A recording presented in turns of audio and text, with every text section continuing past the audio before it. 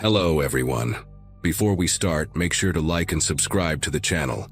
And leave a comment with where you're from and what time you're watching. That way, YouTube will keep showing you stories just like this one. Now, let's begin. I was 24 when it happened. I had just graduated with a degree in marketing and landed what I thought was my dream job at a mid-sized firm in Charlotte. It wasn't huge, but it had a modern office, a casual atmosphere, and most importantly, potential. I didn't know anyone in town, so when Emily, a girl who started the same week I did, offered to split her 2-bedroom apartment, I was beyond relieved. She was cheerful, easy to talk to, and knew the area well. At the time, I thought I'd lucked out.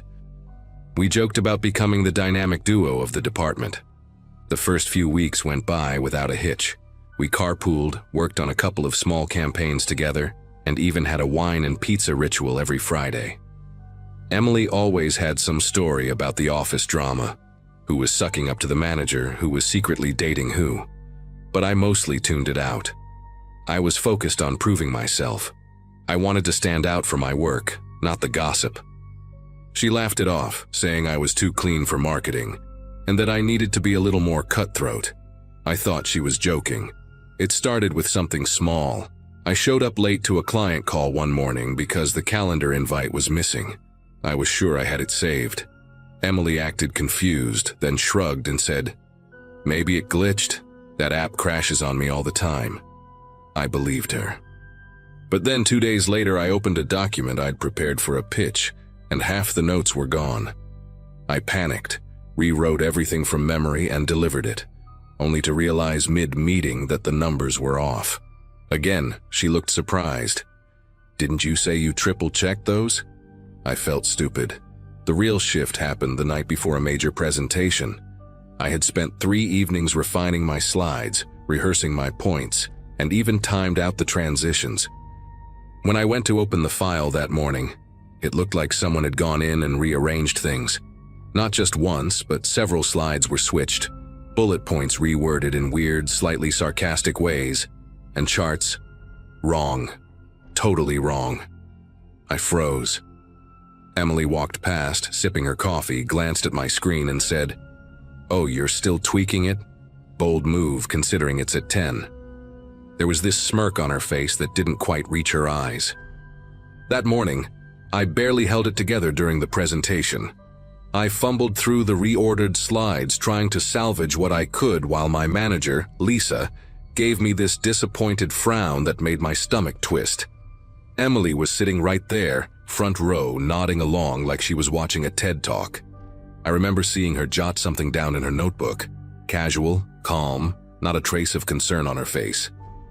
Afterward, she told me not to worry, that everyone messes up sometimes and that Lisa was actually impressed with how I recovered. I wanted to believe her. I needed to. But the more I tried to write it off, the more it happened. Emails I'd swear I sent would vanish from my sent folder. Meeting reminders disappeared off my phone. One time I printed out the wrong campaign mock-up, something I knew I hadn't saved. It was like my work was being quietly sabotaged in little ways I couldn't prove. Meanwhile, Emily was thriving. She started getting compliments in meetings, being asked to help with projects I was already leading. She always made sure to do it with a smile, like she was doing me a favor. I started feeling like I was losing my grip. I even booked an appointment with IT, convinced my email was bugged or my calendar was syncing weird. The guy checked everything. No issues, no trace of edits, no signs of hacking, nothing. I remember sitting on my bed that night staring at the ceiling and thinking, am I going crazy? Emily came home late, tossed her bag on the couch and asked if I wanted Thai food. She was acting normal. Too normal. And that scared me more than anything else. The worst part? I couldn't talk to anyone. Who was I supposed to tell? "Hi, I think my roommate is secretly sabotaging my career." It sounded paranoid, even to me. I started second-guessing everything. I left post-its on my laptop. Took screenshots of my calendar. I even started locking my bedroom door at night, though I never said why. Emily noticed, of course. One morning she laughed and said, "You locking me out now?" Should I be worried? She was joking, but not really. Her smile was too wide, her eyes too flat. Everything came to a head on a Wednesday morning that I'll never forget. I had woken up earlier than usual, around 5:30 a.m. I couldn't sleep. My chest felt tight, like I was bracing for something. I went to make coffee and passed by Emily's door, which was slightly open. I glanced in, just a reflex, I swear, and that's when I saw her screen glowing in the dark. She had my calendar open, not hers, mine. She was typing something quickly. I didn't move, just stood there, barely breathing. Then she turned, and I swear to God, she smiled. Just a flash, like she'd caught me watching and didn't care. I backed away and pretended I hadn't seen anything. My hands were shaking so bad I spilled half the coffee before I even got it into the mug. That same day, I submitted a PTO request and lied that I had a family emergency back home. I packed what I could into my car while she was still at work and left before 5 p.m.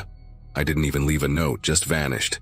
And as I was pulling out of the driveway, I looked in the rearview mirror and saw her standing by the window, just watching me. No expression, no wave, just still. I stayed with a friend in Raleigh for 2 weeks while I looked for a sublet. I filed a quiet request to transfer departments at work, and thankfully they approved it without much questioning. I never told HR what happened. What would I even say? There was no hard evidence, just a string of coincidences in that one moment I caught her red-handed. But deep down, I know what she was doing. It was methodical, quiet, almost surgical. She didn't want to destroy me. She wanted me to fall apart slowly, on my own. To this day, I haven't spoken to her again. She still works at the company, from what I hear. Moved up fast, too. Part of me wonders if she's done it to anyone else. But mostly, I just try not to think about it. I sleep better now, I lock my devices, I keep my professional and personal lives separate. I'm more guarded. And maybe that's the scariest part.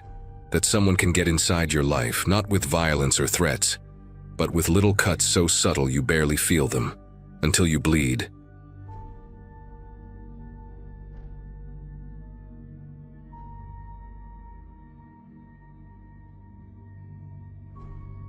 I was a junior at a small university in Oregon when this happened. It was the fall semester, and I had just moved off campus for the first time. I was juggling a part-time job at the student library and a full course load, so I couldn't afford to be picky when it came to housing. I found a listing on a student message board, decent price, close to campus, and the current tenant was looking for someone quiet and respectful. That's how I ended up sharing a 2-bedroom apartment with a guy named Jordan. Jordan was polite but distant, the kind of guy who never left dishes in the sink but also never made small talk. He had this overly neat room. No posters, no clutter, just a bed, desk, and a small bookshelf with nothing but law textbooks and a Bible. He worked evenings at some print shop downtown and mostly kept to himself. We'd exchange hellos in the kitchen, maybe the occasional comment about the weather, but that was about it. I didn't mind. I was tired all the time anyway, and he paid rent on time. That was enough for me. The first few weeks were uneventful. We had a routine. He came in late, I woke up early, and we rarely crossed paths. It wasn't until mid-October that something shifted. I woke up around 3 a.m. one night to this strange feeling, like someone was in the room. You know that sense you get when your body realizes something's off before your brain catches up? I opened my eyes, and there was Jordan, standing at the foot of my bed, just standing there, barefoot, holding something shiny in his right hand. It was a knife. A big kitchen knife, the one with the black handle we usually use to cut chicken or vegetables. He wasn't moving or speaking, just staring down at me like he was sleepwalking or something. I froze. My heart started pounding in my throat, and for a second, I honestly thought this was it. I didn't want to say anything too loud or sudden, so I whispered, "Jordan." And after what felt like forever, he blinked slowly and said, completely flat, "Oh. Sorry, man, I must have been sleepwalking." Then he turned and walked back to his room like it was nothing. I didn't sleep the rest of that night. I just lay there, eyes wide open, trying to process what had just happened. Every time I blinked, I pictured that knife glinting in the dim light. I kept telling myself he was probably telling the truth. Some people really do sleepwalk. But the way he looked at me, it didn't feel like sleep. There was too much awareness in his eyes, like he knew exactly where he was. The next morning I heard him in the kitchen making coffee, totally normal, like nothing had happened. When I came out, he actually smiled at me and asked if I wanted eggs. I didn't bring it up right away. I didn't even know how. What was I supposed to say? Hey, remember how you stood over me with a knife last night? I just mumbled that I had an early class and got out of there. For the next few days, I tried to convince myself it had been a one-time thing. I even Googled sleepwalking with objects. There were a few articles, some Reddit posts, people doing weird stuff in their sleep. But deep down, I wasn't convinced. And I started noticing little things that didn't sit right. Like how he always double-checked the locks 3, sometimes 4 times before bed. Or how I once caught him muttering something to himself in the living room while staring at the blank TV screen. One night, I found all the knives rearranged in the drawer, blades pointing outward, like someone had laid them there on purpose. And then there was the time I came home and my bedroom door was slightly open, even though I always shut and locked it before leaving. Nothing was missing, but I swear my pillows had been moved. I knew because I stacked them in a very specific way for my back. Eventually, I decided to confront him, not in an aggressive way, just carefully. I waited until we were both home on a Sunday afternoon, the only time our schedules overlapped. I brought it up casually, like I was joking. Dude, remember that night you were in my room with the knife? That freaked me out. He didn't laugh. He just stared at me for a few seconds, then said, yeah, my mom said I used to do weird stuff in my sleep. Sometimes I'd scream or hit walls. It's just something I've always had. Then he paused and added, but don't worry, I've got it under control now. That last line didn't sound reassuring. It sounded rehearsed. That night I locked my bedroom door.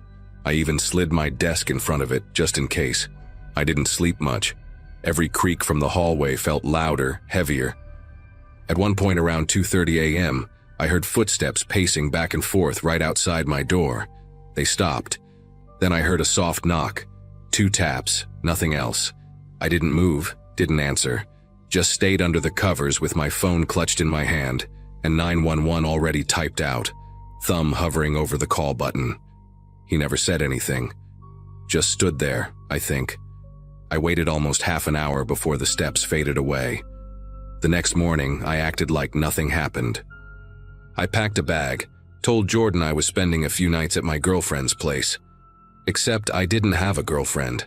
I stayed in a cheap motel just off campus, while I tried to figure out what the hell to do. I couldn't afford to break the lease, and technically Jordan hadn't done anything illegal. But I was constantly on edge and I knew something was off. I started asking around campus very carefully if anyone else knew him from classes or other apartments. That's when things really took a turn. One guy from my psychology lecture, Ben, pulled me aside after class and said, "Wait, you live with Jordan? Dude, you need to be careful." He told me Jordan had been in the dorms 2 years before and had gotten kicked out after several incidents, one involving him screaming in the middle of the night and banging on someone's door with a broom handle. Another where someone claimed he was sitting outside their room for hours.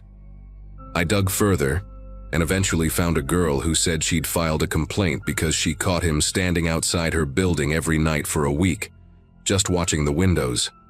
That was it for me. I went back to the apartment while Jordan was at work, packed up everything I could fit in my car, and left. I never even told him. I blocked his number, changed my email, and moved into a studio on the edge of town with paper-thin walls and a broken heater, but I slept better there than I had in weeks. A few months later, I saw a flyer on campus. Jordan was no longer enrolled due to personal reasons. That's all it said. I never found out what exactly was wrong with him. I just know that for weeks I slept across the hall from someone who stood over me with a knife and called it sleepwalking.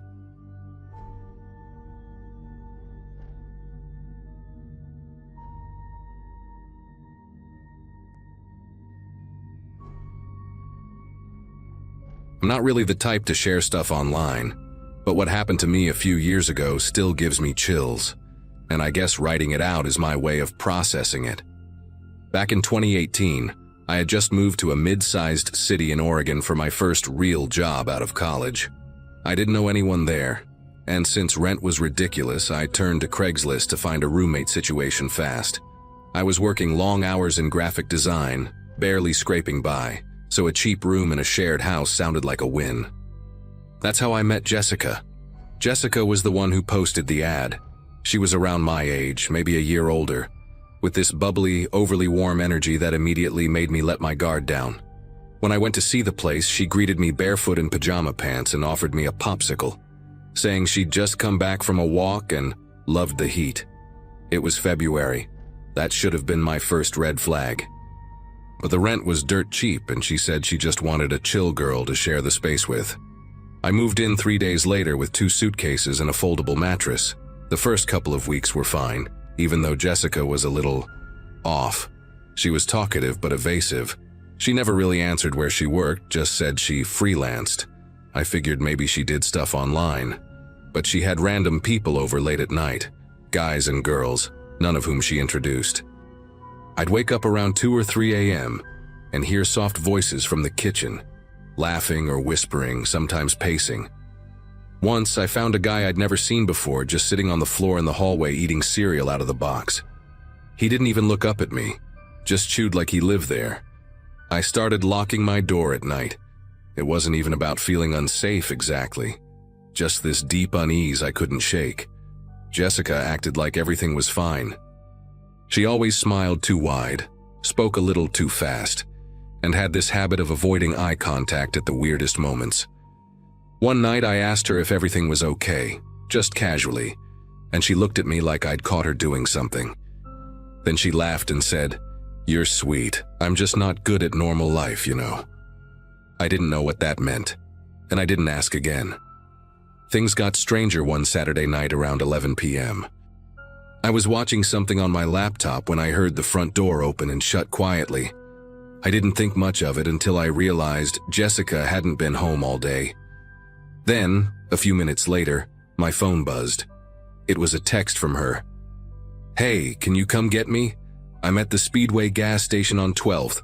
Please, I'm in trouble." Just like that. No punctuation except the period. My stomach twisted.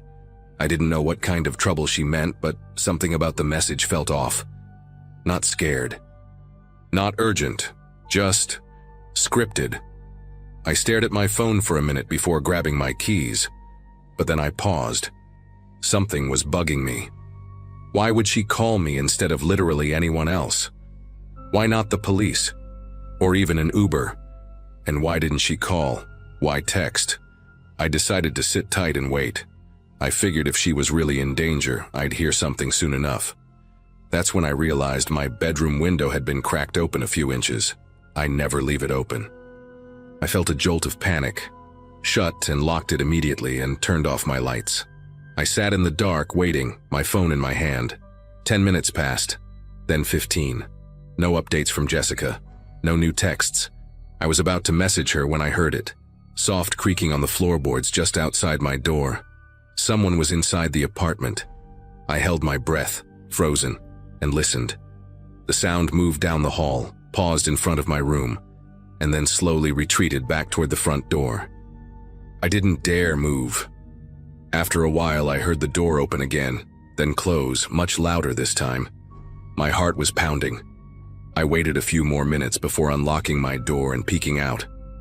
Nothing seemed out of place, except my coat was missing from the hook by the door, and so were my sneakers.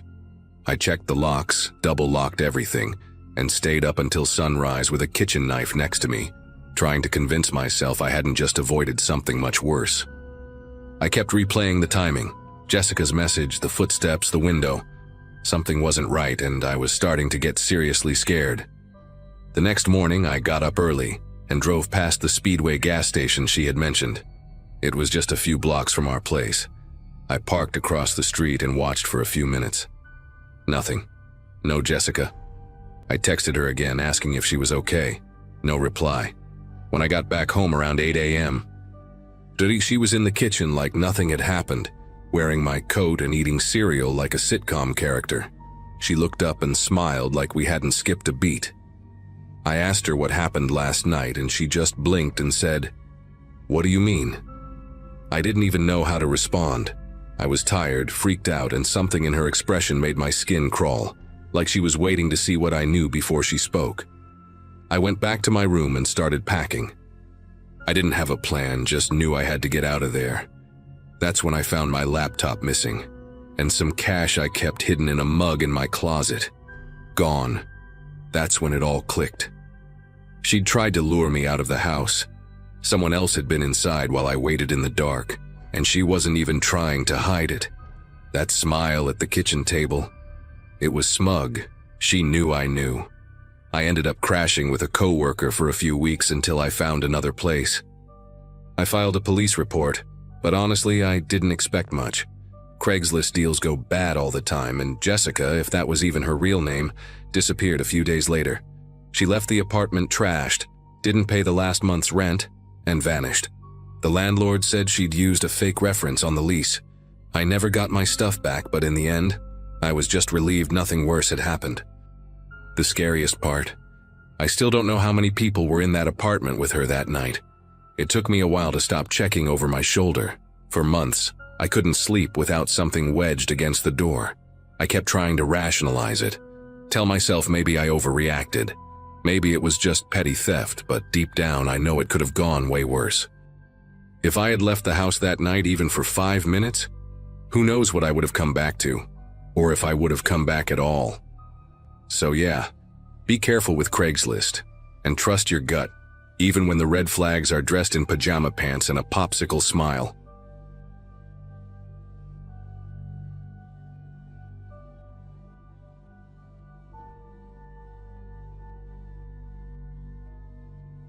I was 19 when it happened, right at the start of my sophomore year at a college in upstate New York. I'd just moved into a small off-campus apartment with a guy named Kyle. We'd been matched through one of those roommate finder apps. Nothing sketchy, just two students trying to save money. At first, Kyle seemed pretty normal. A little quiet maybe, but polite and clean. We didn't hang out much, but we got along fine. He was studying graphic design and had a weird obsession with rearranging furniture. Like every 3 days, the desk or bed would be in a totally new position. I didn't think much of it at the time. I figured it was just his way of coping with stress or boredom. Then out of nowhere, after just 2 weeks of living together, Kyle packed up and left. No warning. I came home from class one afternoon, and his side of the room was completely empty. No note, no text, no explanation. The only thing he left behind was his key on the kitchen counter. I tried reaching out a couple times just to make sure he was okay, but he never responded. Eventually, I assumed he dropped out or transferred, and life moved on. I got a new roommate a month later, but he was rarely around, and I mostly had the place to myself. It felt weird at first, but also kind of nice. It had been almost 5 months since Kyle left when the night everything changed happened. It was early December, cold, quiet, with snow falling outside. I'd gone to bed around 1 a.m. after finishing a paper. I remember that night clearly because I'd fallen asleep with headphones in, playing a white noise app to drown out the wind. Sometime in the middle of the night, though, I woke up with this intense sense that something was off, like someone was in the room. I took out my headphones, and the room was dead silent, except for the slow creaking of wood.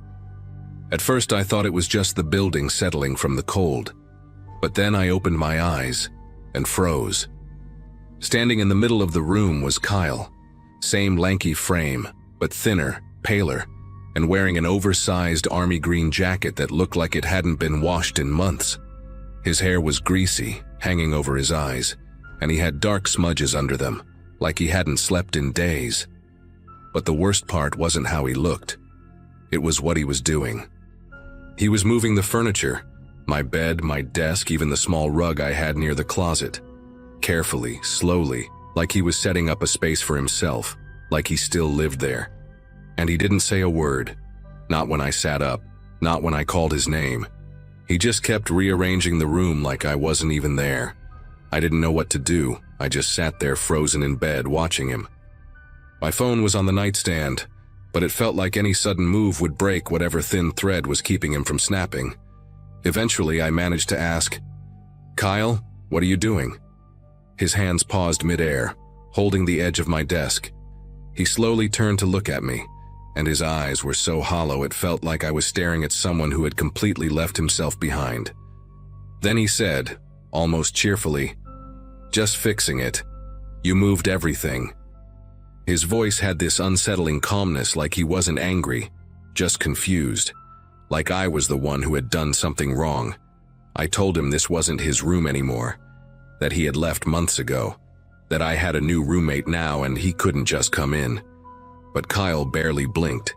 He kept muttering about how he needed the space back the way it was, and that someone messed it up while he was gone. Then he walked into the closet, opened it, and just stood there staring inside for what felt like a full minute. I was about to reach for my phone when he turned around and asked, completely serious, "Where are my sketchbooks?" I told him I didn't have them, that he must have taken them when he moved out. He didn't respond. He just walked to the corner of the room and sat on the floor, hugging his knees, like a child who'd just been told his toys were gone. At that point, I got out of bed, slowly, and grabbed my phone. I stepped into the hallway, closed the door behind me, and called campus security. My hands were shaking so badly I could barely type in the number. While I waited, I kept listening through the door. I couldn't hear him moving anymore, just a low humming sound like he was singing to himself. It wasn't any song I recognized, just this off-key droning that sent chills down my spine. When the security guys finally showed up, they knocked, then entered with me right behind them. But Kyle wasn't sitting in the corner anymore. He was lying in my bed, covers pulled up neatly like he'd tucked himself in, eyes wide open, staring straight at the ceiling. He didn't speak when they asked him his name, didn't react at all when they gently pulled back the blanket, just kept humming that awful tune, softer now, like it was just for himself. When they finally got him up, he went with them quietly. No struggle, no yelling, just this blank look on his face like nothing around him felt real anymore. One of the guards later told me he'd found a folded piece of paper under the pillow. It was a rough pencil sketch of our old room layout, exactly how Kyle had been trying to recreate it. In the corner, written over and over again, was the phrase, "This is where I belong." After that night, I couldn't sleep in that room anymore. I ended up crashing on a friend's couch for the rest of the semester. The university helped me break my lease early, and my new roommate moved out too. He said the whole thing creeped him out too much. Can't really blame him. I kept thinking about the way Kyle looked at me, like I was the one who didn't belong, like I was living in his room, in his reality, and he was just reclaiming it. The thing is, Kyle never contacted me after that. Not a text, not a call, nothing. It was like he just evaporated into the system after campus security took him. A few months later, I ran into one of the RAs who had known Kyle from his freshman year. I asked if anyone knew where he'd ended up. She told me, in a low voice, that he'd been placed in some kind of long-term psychiatric care facility upstate. Apparently, he'd dropped out quietly the first time because he was dealing with something serious, paranoia, disassociation, maybe even early schizophrenia. I don't know for sure. What haunts me, though, is that nobody thought to check in on him after he left. He just fell off the radar until he walked back into my life like nothing had changed. Sometimes, late at night, I still wake up to the sound of wood creaking. I know it's just my brain playing tricks, but for a split second, I always expect to see Kyle standing there again, quietly rearranging furniture. I changed apartments, cities, even transferred to a different school the following year. But that feeling of someone silently rewriting your space, your reality, because they believe it belongs to them, never really left. There's something terrifying about how calm he was. He wasn't violent. He wasn't loud. He just was present, unshakable, like a shadow that believed it had the right to stand in your place. I still keep that sketch they found under my pillow. Don't ask me why. I guess part of me wants proof that it all really happened. It's tucked away in a box with some old textbooks and notes I never finished. On bad nights, I take it out and look at the shaky lines, the obsessive details. It reminds me that people can carry entire worlds in their heads, worlds that make perfect sense to them, but collide violently with ours. Kyle never hurt me, not physically, but he shattered my sense of safety in a way I didn't know was possible. And to this day, I sleep with my door locked. Always.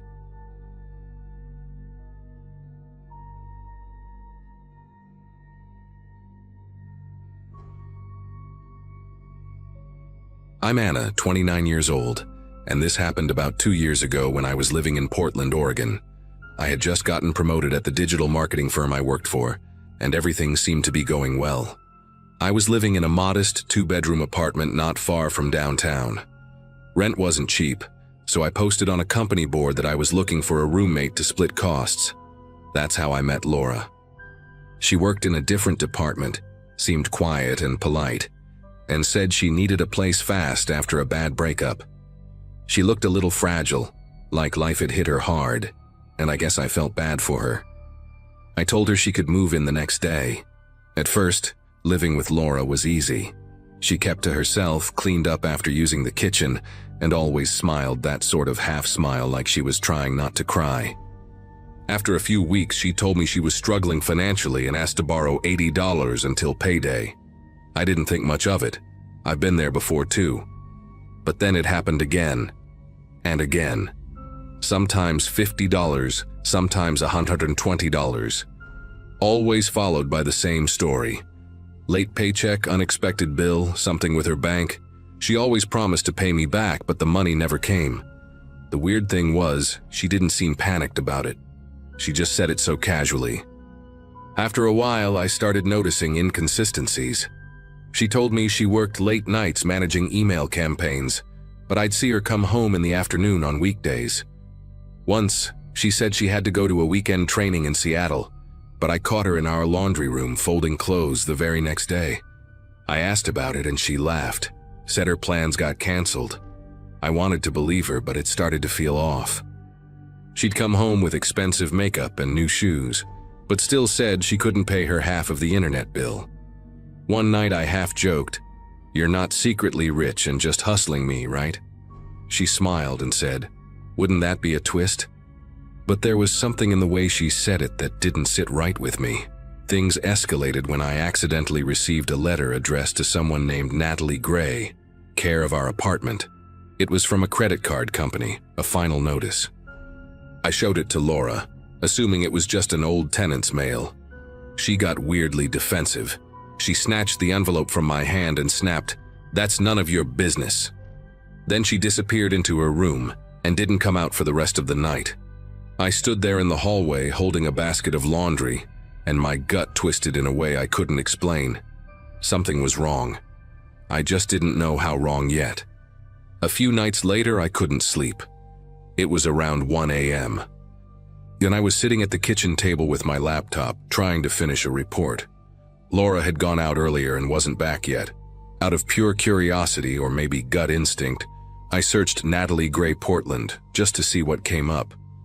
At first there was nothing unusual, but then I stumbled on an old forum thread warning about a woman who scammed roommates. Different cities, different names, but the descriptions matched. Dark blonde hair, soft voice, nervous laugh, always needing a little help until payday. One of the posters mentioned a woman named Natalie who had scammed them in Denver under the name Laura Green. My heart sank. That was my Laura's full name. I reread the thread 3 times, hands trembling. The next day I waited until Laura left for work, if that's even where she was going, and checked her room. I know how bad that sounds, but I wasn't trying to invade her privacy. I was trying to protect myself. The door was unlocked. Inside, everything was oddly neat, almost like a hotel room that no one really lived in. There were only a few clothes, some random makeup, and a laptop on the desk. No photos, no personal items. But in the bottom drawer of her dresser, I found a folder, just a regular manila folder, unmarked. Inside were printed documents, some copies of IDs, one of which had Natalie Gray on it. There were also notes with different addresses, dates, and names I didn't recognize. And the worst part? A printed email conversation between Laura and someone named Jay. They were talking about me. The messages were short, but I'll never forget one of them. It said, "This one's trusting. Already got $500. I'll see how much longer I can stay." I felt like the floor dropped beneath me. I sat there for what felt like hours, trying to understand what I had gotten myself into. This wasn't just someone struggling financially. This was someone with a system, a method. And I was next in a string of victims who probably never saw it coming. My mouth was dry, my heart was racing, and my hands were ice cold. All I could think was, I need to get out. But part of me didn't want to leave without confronting her. I don't know why. Maybe it was pride, or maybe it was fear wrapped in defiance. That night, when she came home, I pretended like everything was normal. I made tea, asked her about her day, even offered her the last cookie we had. She was her usual self, charming, tired, sweet. But now, every word she said felt like a lie, and every smile looked like a mask. I barely slept that night. Every time I heard a creak, I flinched. I locked my bedroom door and pushed my dresser in front of it, just in case. And I started planning exactly how I'd get her out of my life, for good. The next morning, I called out sick from work and headed straight to the leasing office.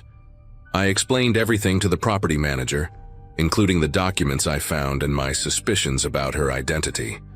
They looked stunned but surprisingly not shocked. Turns out, Laura, or Natalie, or whatever her name was, wasn't even on the lease. I had added her as a sublet informally, thinking I was being helpful. They told me if she wasn't on the lease, I had the right to ask her to leave immediately. That gave me the courage I needed.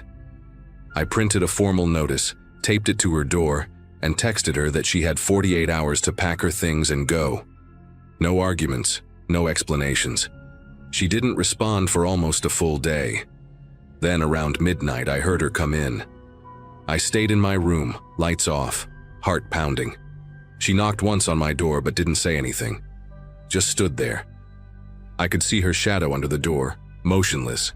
I didn't breathe. After what felt like forever, I heard her slowly walk away. In the morning, she was gone. Her room was empty, completely stripped down to the mattress. The folder was gone, the laptop too. She left no note, no trace, no closure. Just that eerie silence and a deep, unsettling sense that I had let a stranger live right next to me. Over the next few weeks, I kept looking over my shoulder. I changed the locks, warned everyone at work, and reported her to the police. I even posted in that same forum where I first saw her name, hoping someone else might avoid what I went through. But part of me always wondered what would have happened if I hadn't found those documents. Would she have taken more money? Stolen my identity? Hurt me? I'll never know. But I do know that trusting someone just because they seem broken doesn't mean they're harmless. Sometimes the most convincing lies come wrapped in soft voices and kind eyes. It's been 2 years, and I still double-check every roommate I consider. I run background checks now. I learned the hard way that being cautious isn't being paranoid. It's being safe. I don't think I'll ever fully understand who Laura really was or how many people she fooled before me. But I'm glad I got out before she took more than just my money. She almost took my peace of mind. And in some ways, maybe she still did. Because even now, I sometimes wake up in the middle of the night thinking I heard footsteps outside my bedroom door. And for a split second, I wonder if she ever really left.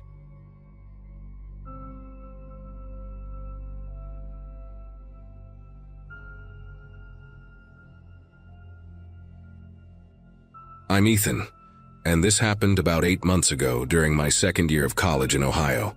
I just moved off campus to a small 2-bedroom rental with my roommate Ben. We weren't best friends, but we got along fine.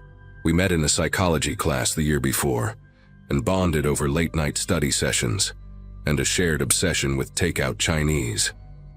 The house was a simple 1-story place with creaky floors, weak Wi-Fi, and a weirdly narrow hallway, but it felt like a huge upgrade from the dorms. For the first couple of weeks, everything was calm.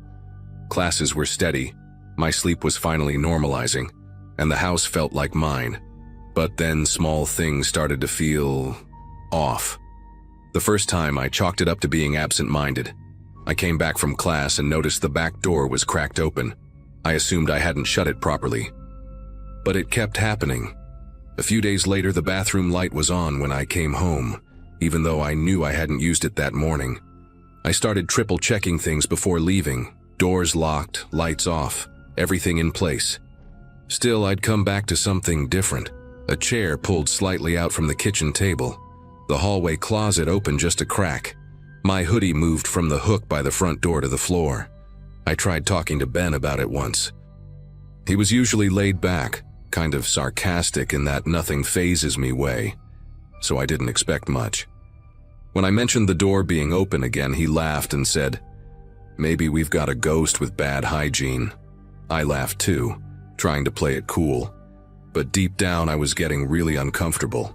He didn't offer any help, didn't even ask questions, just shrugged it off and went back to texting. The weirdest part? He was never home when I noticed the strange stuff. Not once. Always at class or out with his girlfriend, Dana. Then things started escalating. One night I woke up around 3:30 a.m. because I swore I heard footsteps in the hallway. Slow, soft steps on those creaky damn floors. My door was shut, and I lay there frozen, barely breathing, waiting to hear them again. Nothing. I told myself it was just Ben going to the bathroom, but in the morning I asked and he said he'd stayed over at Dana's that night. I laughed it off like it was no big deal, but I didn't sleep right for days. That same week I came home to find the window in my bedroom slightly open, with the screen pushed outward, like someone had tried to climb out or in. I hadn't opened it in over a week. That's when the fear really started sinking in. I wasn't just spooked anymore, I was scared. I finally decided to buy a cheap indoor security camera online, the kind you plug into the wall and control through an app. I set it up on the bookshelf in the living room, angled to catch the hallway and front door. I didn't tell Ben about it. I wasn't even thinking he was involved. I honestly thought someone might have been sneaking into the house. Maybe a neighbor with a key, or someone who used to live there. My mind was spiraling with theories. I couldn't focus on anything else. Every night before bed, I checked every lock twice and made sure the windows were shut tight. Still, I kept waking up with that sick feeling that something wasn't right. The footage didn't show much at first, just normal stuff. Me walking back and forth, Ben coming and going, the lights flicking on and off when expected. But then, one morning, I noticed something that made my stomach drop. It was from the night before, around 2:14 a.m. The camera picked up a faint movement in the hallway, just outside my bedroom door. A figure, tall, hoodie on, just standing there. The face wasn't clear, but the way he stood, so still facing my door, it made my skin crawl. I watched it over and over, trying to convince myself it was just Ben checking on something. But why wouldn't he knock? Why wouldn't he say anything? And why was he watching me sleep? That night, I confronted him. I waited until we were both home and I just asked him directly, "Hey, were you in the hallway last night around 2 a.m.? His reaction was immediate. Wide eyes, then a confused laugh. "What? No, dude, I wasn't even here. I was at Dana's, remember?" He pulled out his phone and showed me a blurry pic of them watching some horror movie. It had a timestamp, but that didn't prove where he was at 2 a.m. He must have noticed how freaked out I looked, because he actually seemed concerned for once. "You okay, man? You're not sleeping well, huh?" I nodded, but didn't say much. I didn't tell him about the camera. Something inside me said not to. I didn't trust him. Not anymore. Over the next few days, the atmosphere in the house changed completely. Ben got quiet. Too quiet. He used to hum while brushing his teeth or leave the TV on too loud in the living room. But suddenly, he moved like a shadow. Silent, careful, watching. I started noticing things that hadn't been there before. My shampoo replaced with a different brand. My toothbrush moved slightly. Even one of my textbooks had pages dog-eared in chapters I hadn't reached yet. None of this made sense. Either I was losing it completely, or someone was actively messing with me. And the worst part? I couldn't shake the feeling that I was being watched, even in my own room. Especially in my own room. I finally hit my breaking point on a Saturday night. I'd gone out to grab dinner and left the house around 7 p.m., making sure, again, that every door and window was locked. When I got back just after 9, the front door was wide open, not cracked, not unlocked. Wide open. I stood there for a good minute just staring at it. My heart was pounding so hard I could hear it in my ears. I called out Ben's name, but there was no answer. I grabbed the heaviest thing I could find, a metal floor lamp, and slowly walked inside. Every room was empty. Nothing seemed stolen, but something was different. My bedroom light was on, and I never leave it on. That's when I remembered the camera. I ran to the app, heart racing, hands shaking. I pulled up the footage and rewound to right after I left. The video started playing, and there he was, Ben, walking around the living room like he was looking for something, then heading into my room. 10 minutes later, he came out, put on a hoodie, and this part made my blood run cold. He crouched in the hallway right outside my bedroom door, just like the figure in that earlier footage. Then he walked calmly to the front door and left it wide open. On purpose. Like he wanted me to think someone broke in. It wasn't some random intruder. It was him. It had been him all along. I didn't sleep that night. I didn't even move. I sat in my locked room with a chair propped against the doorknob, just waiting for morning. As soon as the sun came up, I packed a bag and left. I stayed at a friend's place across town and sent Ben a text saying I knew what he was doing and that I'd be out for good by the end of the week. He didn't even respond. A few days later, while I was grabbing the rest of my stuff, Dana showed up at the house, holding a key. She looked confused when she saw me. "I thought you already moved out," she said. That's when it all clicked. He was trying to scare me into leaving, so she could move in. I still don't understand how he justified it. Like, how do you go from being someone's roommate to plotting psychological warfare just to squeeze your girlfriend into a lease? I never confronted him face to face. I didn't want to give him that satisfaction. I just left. Found a studio apartment closer to campus with a deadbolt and no roommates. I still think about those weeks sometimes. The fear, the confusion, the hallway footsteps at night. But what gets me most is how close I was to believing I was losing my mind, when all along, it was just someone I trusted playing a cruel, manipulative game. I'm okay now, but I double-check my locks every single night.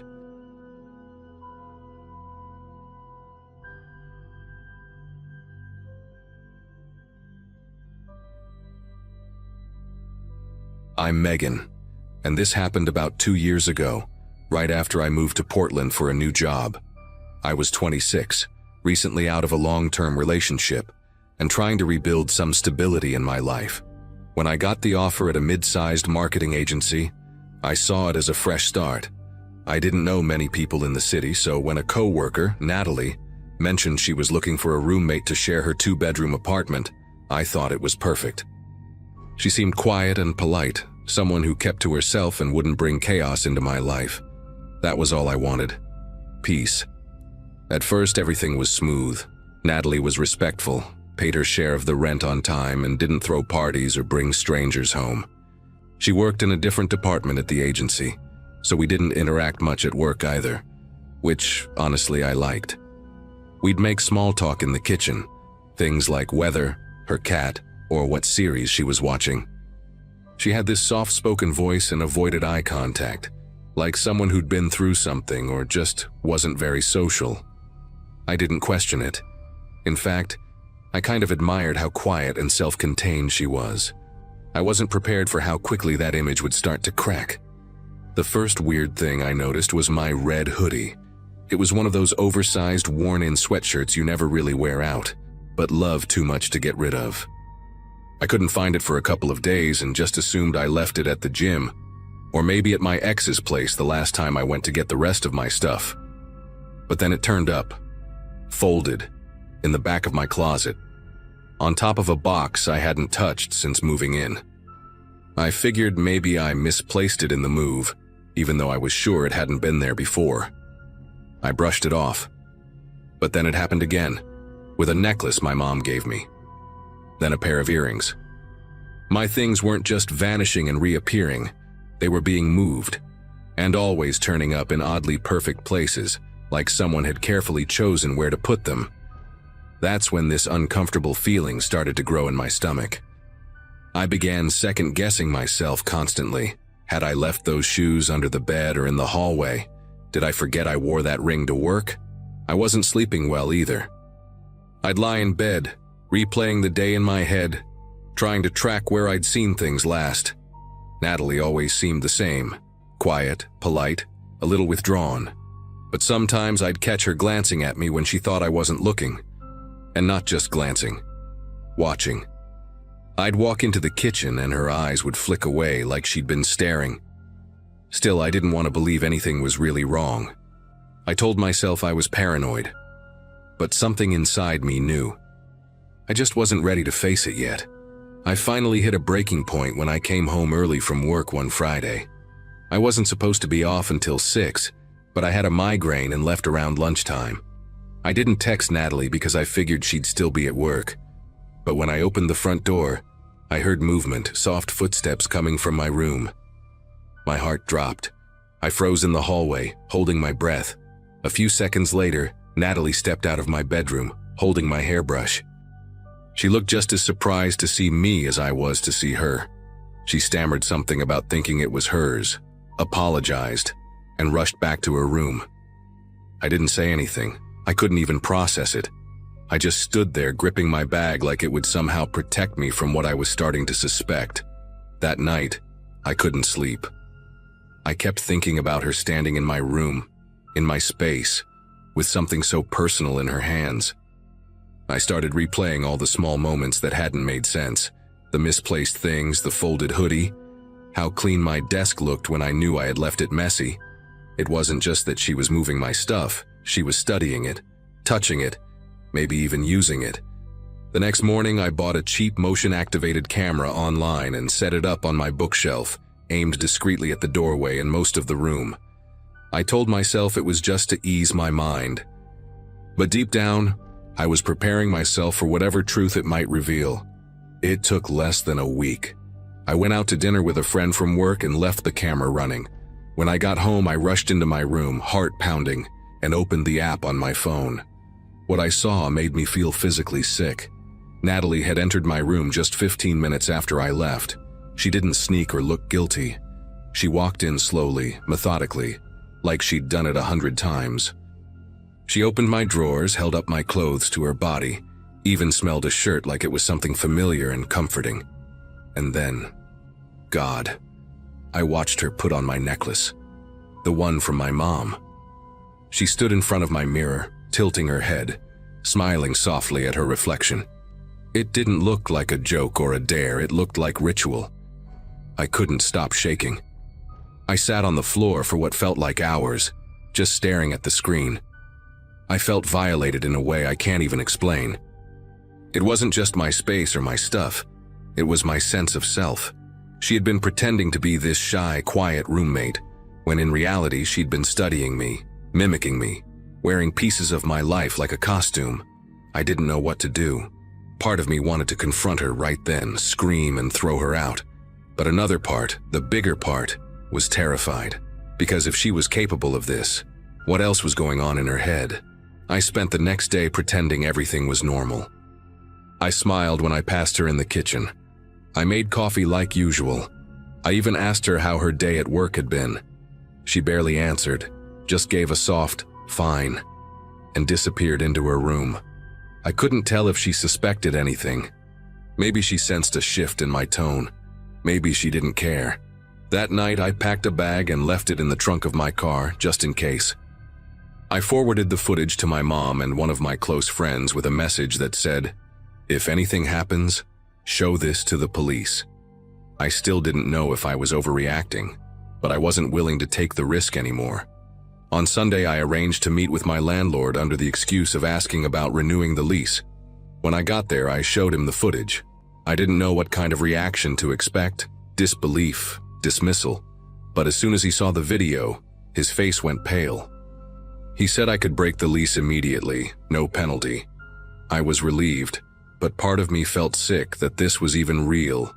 I had to go back and get the rest of my stuff though. So I waited until Natalie was out on Monday. then brought 2 friends with me. We packed everything in under an hour. I never saw her again. She didn't text, didn't ask what happened, just vanished from my life like she had never been there. It's been 2 years and I still can't wear that necklace. I keep it in a box in my closet, buried under scarves. It's not that I think she did something to it.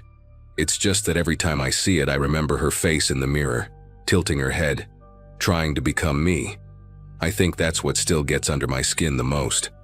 Not that she invaded my space, but that she didn't see me as a person, just a collection of things she wanted to try on. Sometimes I wonder if she's done this before, or if she's doing it again with someone new. I'll never know. What I do know is this: if something feels wrong, pay attention. I ignored every red flag because I didn't want to seem paranoid. I wanted to believe she was just shy, that I was just forgetful. But the truth was always there, sitting quietly across the table, watching me a little too closely.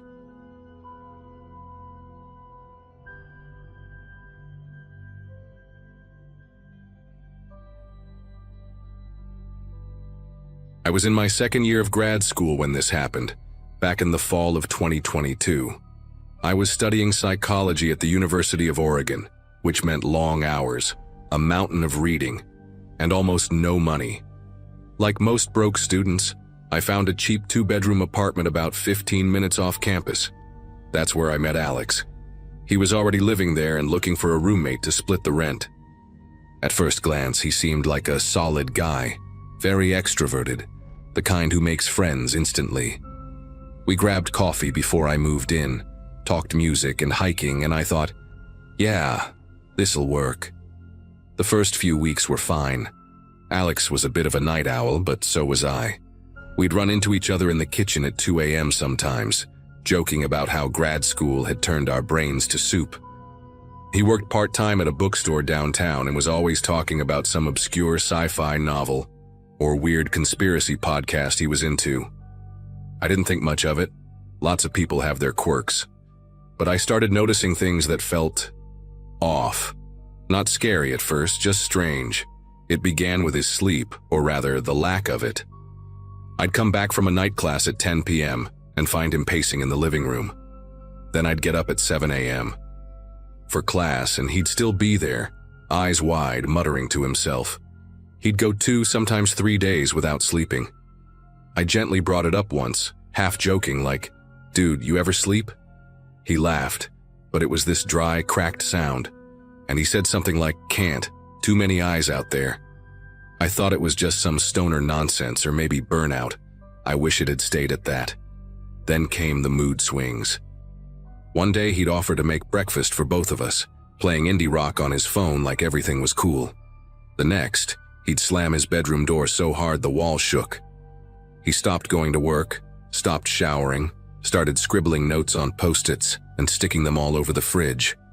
Weird diagrams, numbers, sometimes just phrases like, "Watch the walls," or "It's in the wires." One night he knocked on my door just to ask if I'd been talking about him to the people upstairs.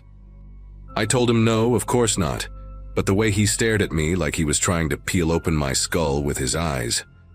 That's when I started locking my bedroom door at night. It got worse fast. I started avoiding the apartment as much as I could, spending extra hours at the library, taking the long way home just to clear my head. But I still had to sleep there, and every night became this slow, creeping dread. I'd lie in bed, listening to him move around. Sometimes he'd pace back and forth for hours, muttering things I couldn't make out. Once, I swear I heard him whispering my name. Not yelling it, whispering, repeating it over and over again like some kind of prayer. I didn't sleep much after that. About a week later, I came home late after a study group. The apartment was completely dark. I thought maybe he'd finally crashed, finally sleeping. I walked into the kitchen to grab a drink, and I stopped cold. The fridge was covered top to bottom in more Post-its, hundreds of them. But now they weren't random words or drawings. They were all messages directed at me. James knows. James is listening. He's not who he says he is. I felt like someone had reached inside my chest and crushed my lungs. I backed out and went straight to my room, locked the door, and didn't come out until morning. After that, I started thinking seriously about moving out. I even talked to my advisor about it, and she offered to connect me with campus housing, but it would take a few weeks. I figured I could handle it for just a bit longer, as long as I kept my door locked. Then one night, around 3 a.m., I woke up to this scratching sound. It wasn't loud, but it was steady. Scratch, scratch, scratch. I turned on my bedside lamp and froze. The sound was coming from the hallway right outside my room. I waited. Then I heard it, Alex's voice. Low, shaky, whispering through the door. "I know what you're doing in there. You think I can't see?" I didn't respond. I didn't move. I just sat there holding my breath for what felt like forever. Eventually, the scratching stopped. His footsteps retreated down the hall and I heard his door creak shut. I didn't sleep at all that night. The next morning, I pretended everything was fine, said good morning, even made coffee like nothing had happened. He stared at me the whole time, eyes bloodshot, jittery, smiling just a little too wide. That was the moment I realized he truly believed something was after him. Not just paranoia. It was like he was at war with an invisible enemy, and somehow I'd become part of it. The breaking point came a few nights later. I was brushing my teeth, getting ready to crash early, when I heard a crash from the living room, like something heavy had been thrown against the wall. I opened my door just a crack and peeked out. Alex was standing there, barefoot, shirtless, holding a kitchen knife. His face was slick with sweat, and his pupils looked huge, like black marbles. He didn't even see me. He was yelling at the air, shouting about people spying on him, how they were crawling through the vents and planting things in his food. Then he turned toward the hallway, toward me. I slammed the door shut and locked it just as he charged. He started banging on it with his fists, screaming that I was one of them, that I'd led them in. I backed into the far corner of the room, grabbed my phone with shaking hands, and dialed 911. The dispatcher could barely hear me over the noise. Alex kept pounding the door, kicking it, saying over and over again, "You betrayed me, you betrayed me, you betrayed me." It was like something had snapped inside him, and all that pressure, all that madness had finally exploded. The police showed up fast. Thank God. I heard the front door bust open, heard the officers shouting, heard Alex screaming something about wires in his teeth and messages in the tap water. They got him on the ground and cuffed him, but he was still yelling as they dragged him out. After that night, I never saw him again. One of the officers told me quietly, while I was giving my statement, that Alex had a history of severe mental illness and had gone off his meds months ago. I didn't even know he'd been prescribed anything. I moved out 2 days later, couldn't stay. Even empty, the place felt poisoned. I still have dreams sometimes. Alex banging on the door, whispering my name. I keep the door to my bedroom locked every night, even now, even though I live alone. I never really figured out what pushed him over the edge, or if I missed something I should have seen. But I do know this. Paranoia isn't just a feeling. Sometimes it's a whole world someone builds, and if you're close enough, they might just drag you into it.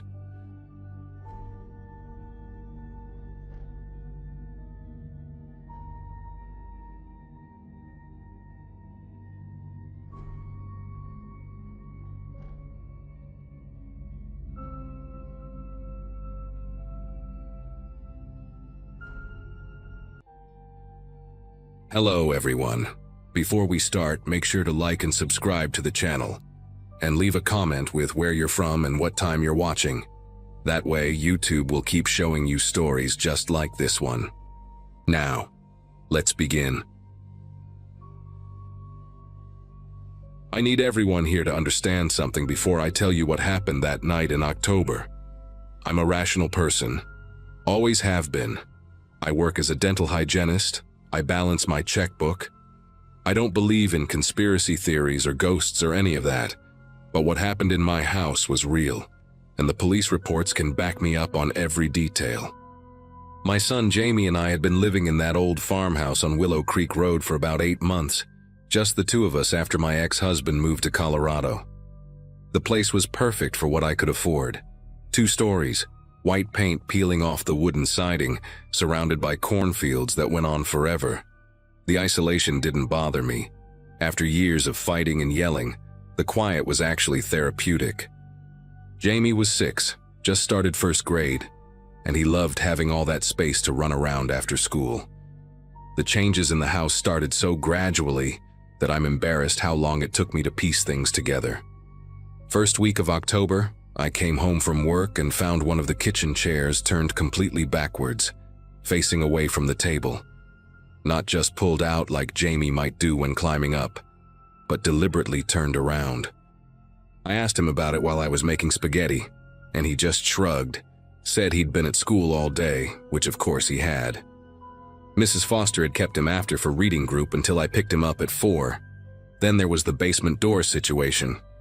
I'm obsessive about keeping it locked because the stairs are steep and there's no railing.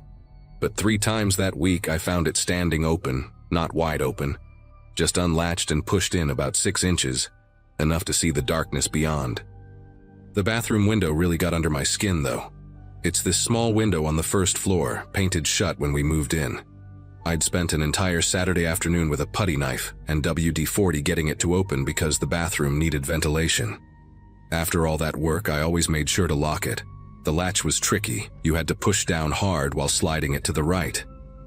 But that Friday, I came home to find it open about 4 inches. The white lace curtain my mother had given me sucked halfway through the gap, fluttering like something trying to escape. Jamie was at his friend Tommy's house that afternoon. I stood there staring at that window for probably 5 minutes, trying to remember if maybe I'd opened it that morning and forgot. But I knew I hadn't. The weather had been cold all week, frost on the grass every morning. I started doing things I'd never done before, checking every lock twice before bed, walking through each room with my phone flashlight even though all the lights worked fine, putting Jamie's baseball bat next to my nightstand. I even called Mr. Garrett down the road, asked if he'd seen anyone around my property. He said no, but mentioned something that made my chest tighten. 2 weeks earlier, he'd seen a beat-up green pickup truck parked at the end of my driveway around noon, just sitting there for maybe 20 minutes before driving off. He figured it was someone lost looking at their phone for directions. The thing is, I'd seen that same truck, or one just like it, parked at the gas station in town when I'd stopped for milk. The driver had been sitting inside, baseball cap pulled low, just watching people come and go. Saturday night was when I knew for certain someone had been in my house. Jamie and I had gone to the fall festival in town, got back around 8:30. He was exhausted, covered in face paint, and clutching a bag of candy corn he'd won at the ring toss.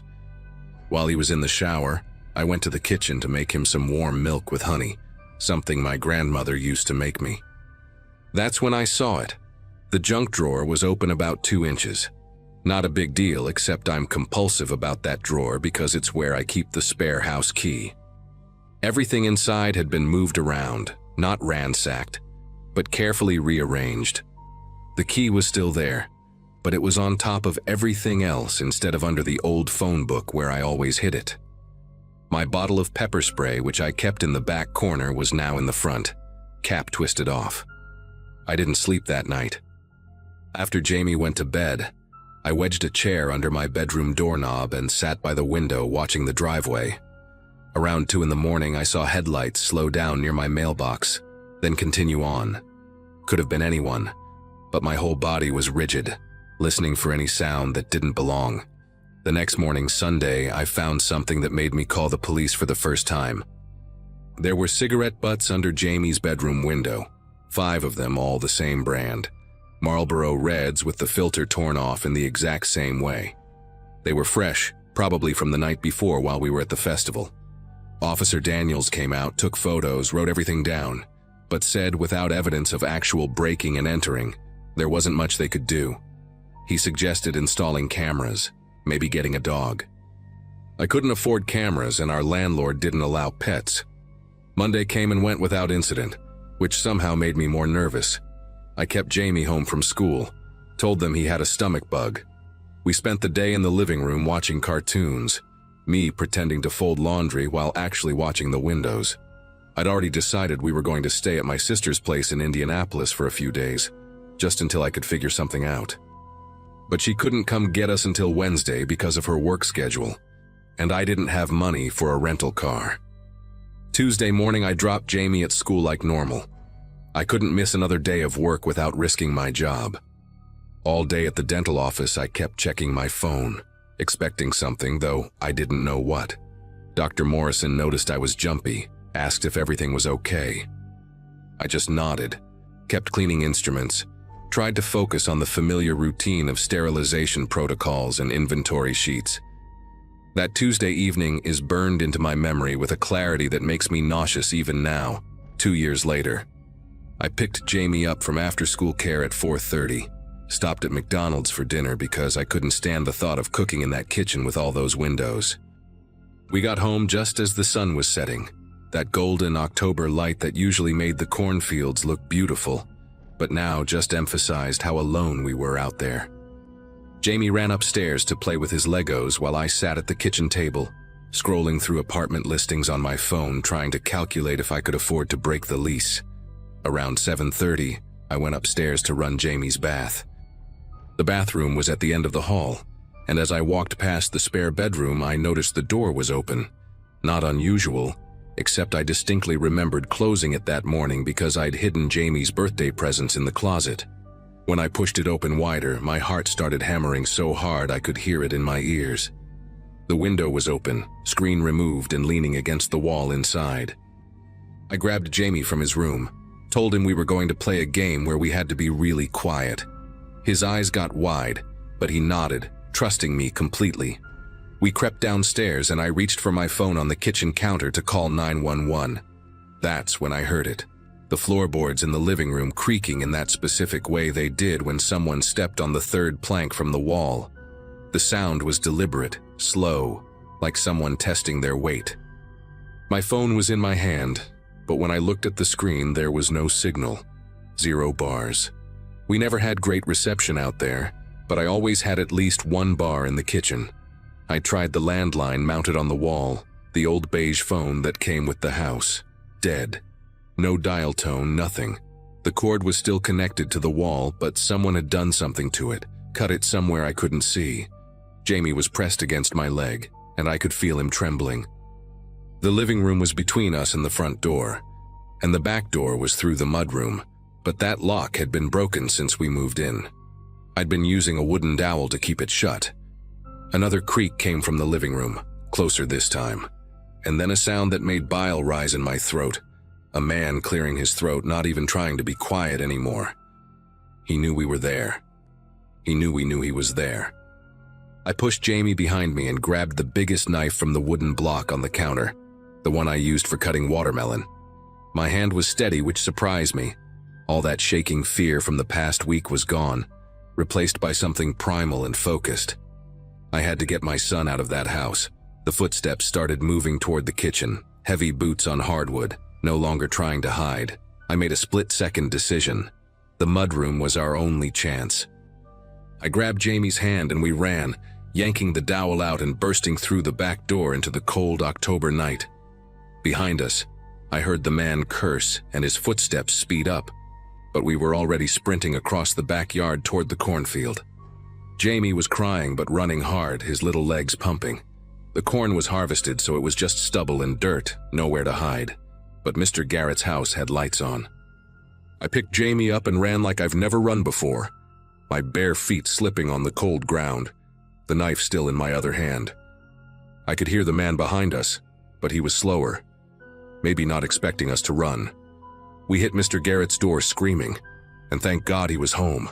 Thank God he had a shotgun. Thank God he believed us immediately and called the police while standing guard at his door. They caught him 40 minutes later, trying to hitchhike on Route 47. Bradley Morse, 38 years old, recently released from prison after serving 5 years for aggravated stalking and attempted kidnapping. He'd been living in his truck, the green pickup, and had been watching us for almost a month. The police found notebooks in his vehicle filled with our schedules, drawings of our house layout, even notes about what Jamie wore to school. He'd been breaking in while we were gone, learning our routines, waiting for the right moment. The prosecutor said he'd cut the phone line that morning after I left for work, planning to trap us that night. If we hadn't run when we did, if I'd tried to negotiate or hide upstairs. I don't let myself finish that thought. We moved in with my sister the next day. Never went back to that house even to get our things. She and her husband drove out later to pack everything up. Jamie had nightmares for months, but he's doing better now. We live in a second-floor apartment in the city with 3 locks on the door and neighbors on all sides. Sometimes I miss the quiet of the country, but I'll never live somewhere isolated again. Never.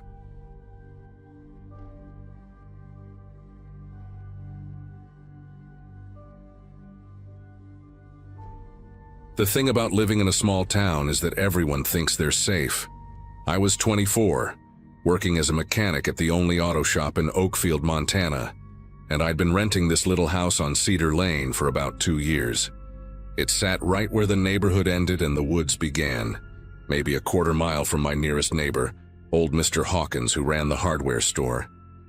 I'd chosen it specifically because after spending all day dealing with customers and their broken-down trucks, I liked coming home to peace and quiet.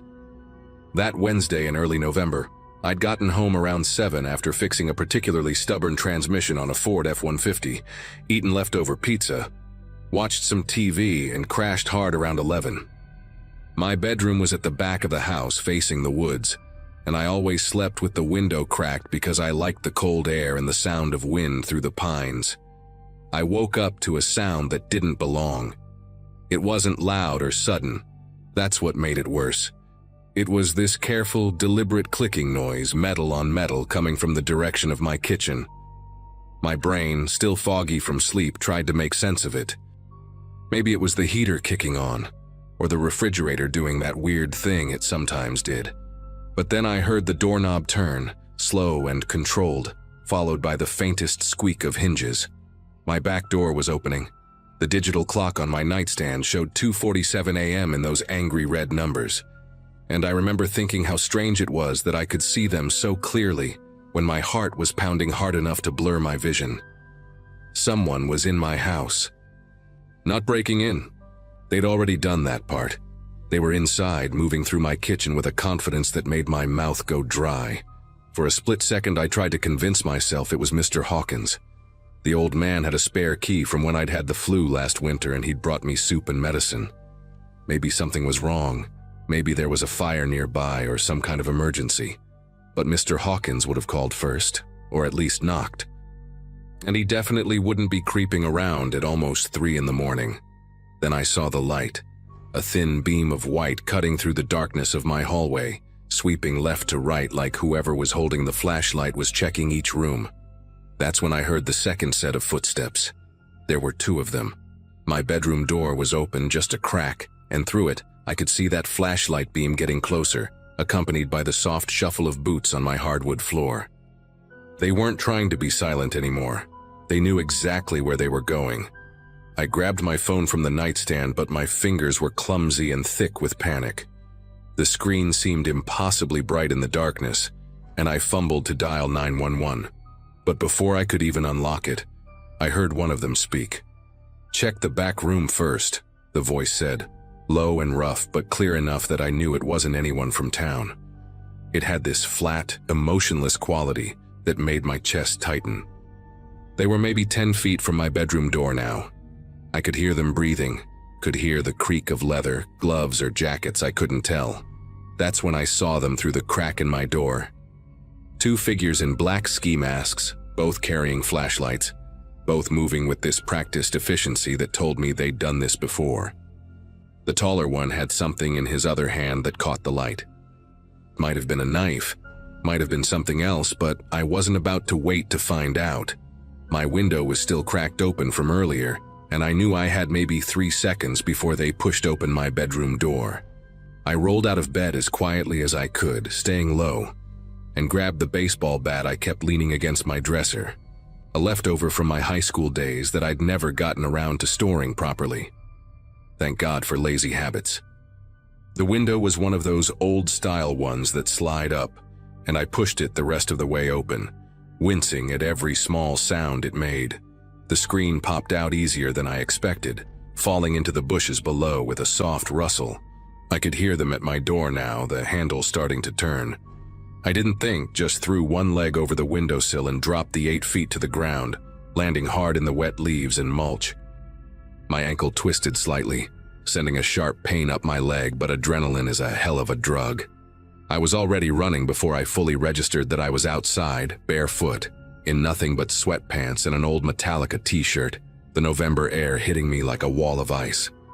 Behind me, I heard shouting from inside my house. They'd found my empty bed. A flashlight beam shot out through my bedroom window, sweeping across the backyard, and I pressed myself against the side of the house, trying to control my breathing. The beam passed over the spot where I'd been standing just seconds before. Then I heard the back door slam open, the same door they'd come through, and boots hitting the wooden deck. "He went out the window," one of them called out, and there was something in his voice that sounded almost amused. "Circle around." He couldn't have gotten far. That's when it hit me. They weren't panicking, they weren't scrambling or arguing about what to do next. They had a plan for this too. These guys had thought through what would happen if I ran, which meant they'd been watching me, studying my routines, knowing I lived alone and that my nearest neighbor was too far away to hear me if I screamed. The woods behind my house suddenly seemed like my only option. I knew those trails better than anyone. I'd been hiking them since I moved in, sometimes taking my morning coffee out there on weekends. But running through them barefoot in the dark was going to be a nightmare. I didn't have a choice. I could hear one of them coming around the left side of the house while the other took the right. They were going to trap me in the backyard if I didn't move now. I sprinted toward the tree line, my feet immediately finding every sharp rock and broken stick in the yard. The second I hit the woods, branches started tearing at my shirt and face. I couldn't use the main trail, too obvious, so I crashed through the underbrush, trying to remember where the old deer path branched off. Behind me, I heard them enter the woods, their flashlights creating crazy shadows through the trees. They were maybe 30 yards back, but they had boots and lights while I was stumbling blind through thorns and fallen branches. That's when I remembered the old hunting blind about a half-mile in. It belonged to whoever owned this land before it got subdivided, and most people didn't even know it existed. If I could make it there, I could hide, maybe wait them out until dawn. But as I changed direction toward where I thought it was, I heard something that made my whole body go cold with a different kind of fear. One of them was talking on a phone. "Yeah, he's heading northeast through the woods," the voice said, casual as if he was giving directions to a pizza delivery guy. "Have them ready at the access road. No, we'll flush him out. Give us 10 minutes. There were more of them. They had people waiting at the road that ran along the far edge of the woods. This wasn't just two guys breaking into my house. This was a whole operation, and I was the target. My mind raced trying to figure out why. I was just a mechanic. I didn't have enemies, didn't owe anyone money, didn't know any secrets worth knowing. Then it clicked, and the realization hit me harder than any branch had. 2 weeks ago, I'd worked on a car that came in late, after hours. The owner had called the shop directly, offered cash, said it was urgent. It was a black SUV with out-of-state plates, and the guy wanted me to fix a damaged undercarriage. Said he'd hit a deer. But when I got under there, I found more than just impact damage. There was blood, human hair caught in the metal, and what looked like fabric from clothing. I should have called the cops right then, but the guy was standing right there watching me work, and something about his dead eyes told me to keep my mouth shut. I fixed it, took the money, and tried to forget about it. But I'd made a copy of his license plate on the work order, following shop protocol. The paperwork was still in my toolbox at the garage. Maybe they knew I had it. Maybe they thought I'd already talked to someone. Either way, they were here to tie up a loose end, and that loose end was me. I could hear them getting closer, their flashlights sweeping methodically through the trees. My feet were bleeding now, leaving a trail they could probably follow even without a bloodhound. The hunting blind was still too far, and with people waiting at the road, I was being herded like an animal. Then I remembered something else. The old storm drain that ran under the woods, part of the town's flood control system from the 60s. The entrance was near here, hidden behind a cluster of fallen trees from a storm last spring. It would be tight, dark, and full of God knows what, but it came out near the elementary school on the other side of town. I changed direction again, trying to move quieter now, using the sound of the wind to mask my footsteps. The drain entrance was right where I remembered, a concrete tunnel mouth about 4 feet high, half hidden by dead branches and leaves. The metal grate that should have covered it had rusted away years ago. I could hear water running inside, probably runoff from the recent rains, but it didn't sound deep. I didn't hesitate. I dropped to my knees and crawled inside, immediately hitting ankle-deep water that was so cold it took my breath away. The concrete was slimy with algae or something worse, and the smell was exactly what you'd expect from decades of stagnant water and dead leaves. But I kept moving, trying not to think about what else might be in here with me. The tunnel was pitch black after the first few feet, and I had to feel my way forward with my hands, touching things I really didn't want to identify. Behind me, I heard muffled voices at the entrance. "The blood trail leads here," someone said. Then a flashlight beam penetrated the darkness, reaching maybe 20 feet into the tunnel before the curve blocked it. "He went into the drain," the voice called out. "No way, you want to follow him in there?" Another voice answered. There was a pause, then, "Call the others. Tell them to watch the outlet by the school. We'll wait here." They thought they had me trapped, but they didn't know about the maintenance junction about 200 yards in where the tunnel split into 3 directions. I kept crawling, my knees scraping against the rough concrete, the water getting deeper as I went. At one point, something brushed against my leg, probably a rat, but I bit down hard to keep from yelling. The junction finally appeared as a slightly less dark space where the tunnels met. I took the left branch, which I was pretty sure led toward Main Street instead of the school. Let them wait at the wrong exit. The left tunnel was older, tighter, and partially collapsed in places where tree roots had broken through the concrete. I had to squeeze through sections on my belly, the water now high enough that I had to keep my chin up to breathe. But after what felt like hours but was probably 20 minutes, I saw light ahead, a storm grate looking up at a street light. I could hear cars passing overhead. I was under Jefferson Avenue, right in the middle of town. I pushed up on the grate with my shoulder and, miracle of miracles, it moved. I shoved it aside and pulled myself up onto the street, probably looking like something from a horror movie myself, soaking wet, covered in mud and blood, clothes torn to shreds. A car swerved to avoid me, horn blaring, and I stumbled toward the 24-hour gas station on the corner. The teenager working the night shift took one look at me and reached for the phone. Within minutes, I was surrounded by cops trying to explain everything while wrapped in a shock blanket in the back of an ambulance. They found my house empty, the back door still open, blood on the ground from my feet. But the men were gone.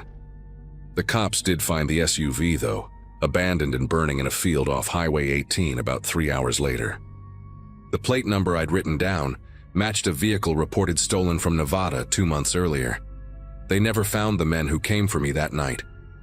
The detective assigned to my case, a woman named Detective Reeves, believed my story. Said the burnt SUV had evidence of the hit and run I'd described, including DNA that matched a missing person from Reno. She arranged for witness protection, helped me relocate to a new state, new name, new everything. Told me I'd done the right thing by surviving, that my testimony could help solve multiple cases once they caught these guys. That was 3 years ago.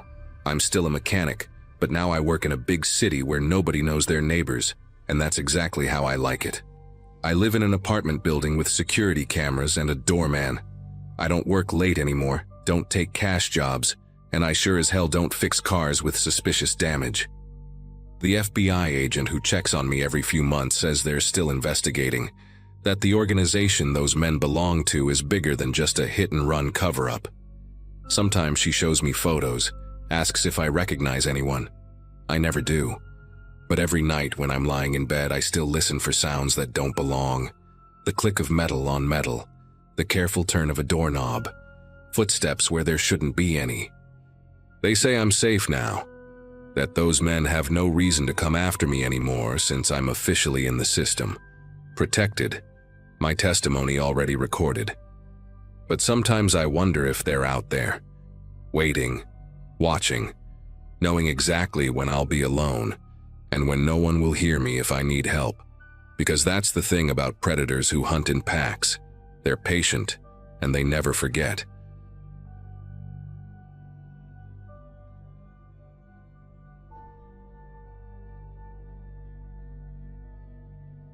Pinewood, Arkansas was the last place I thought I'd find myself in August 2022, especially after swearing 15 years ago that I'd never come back.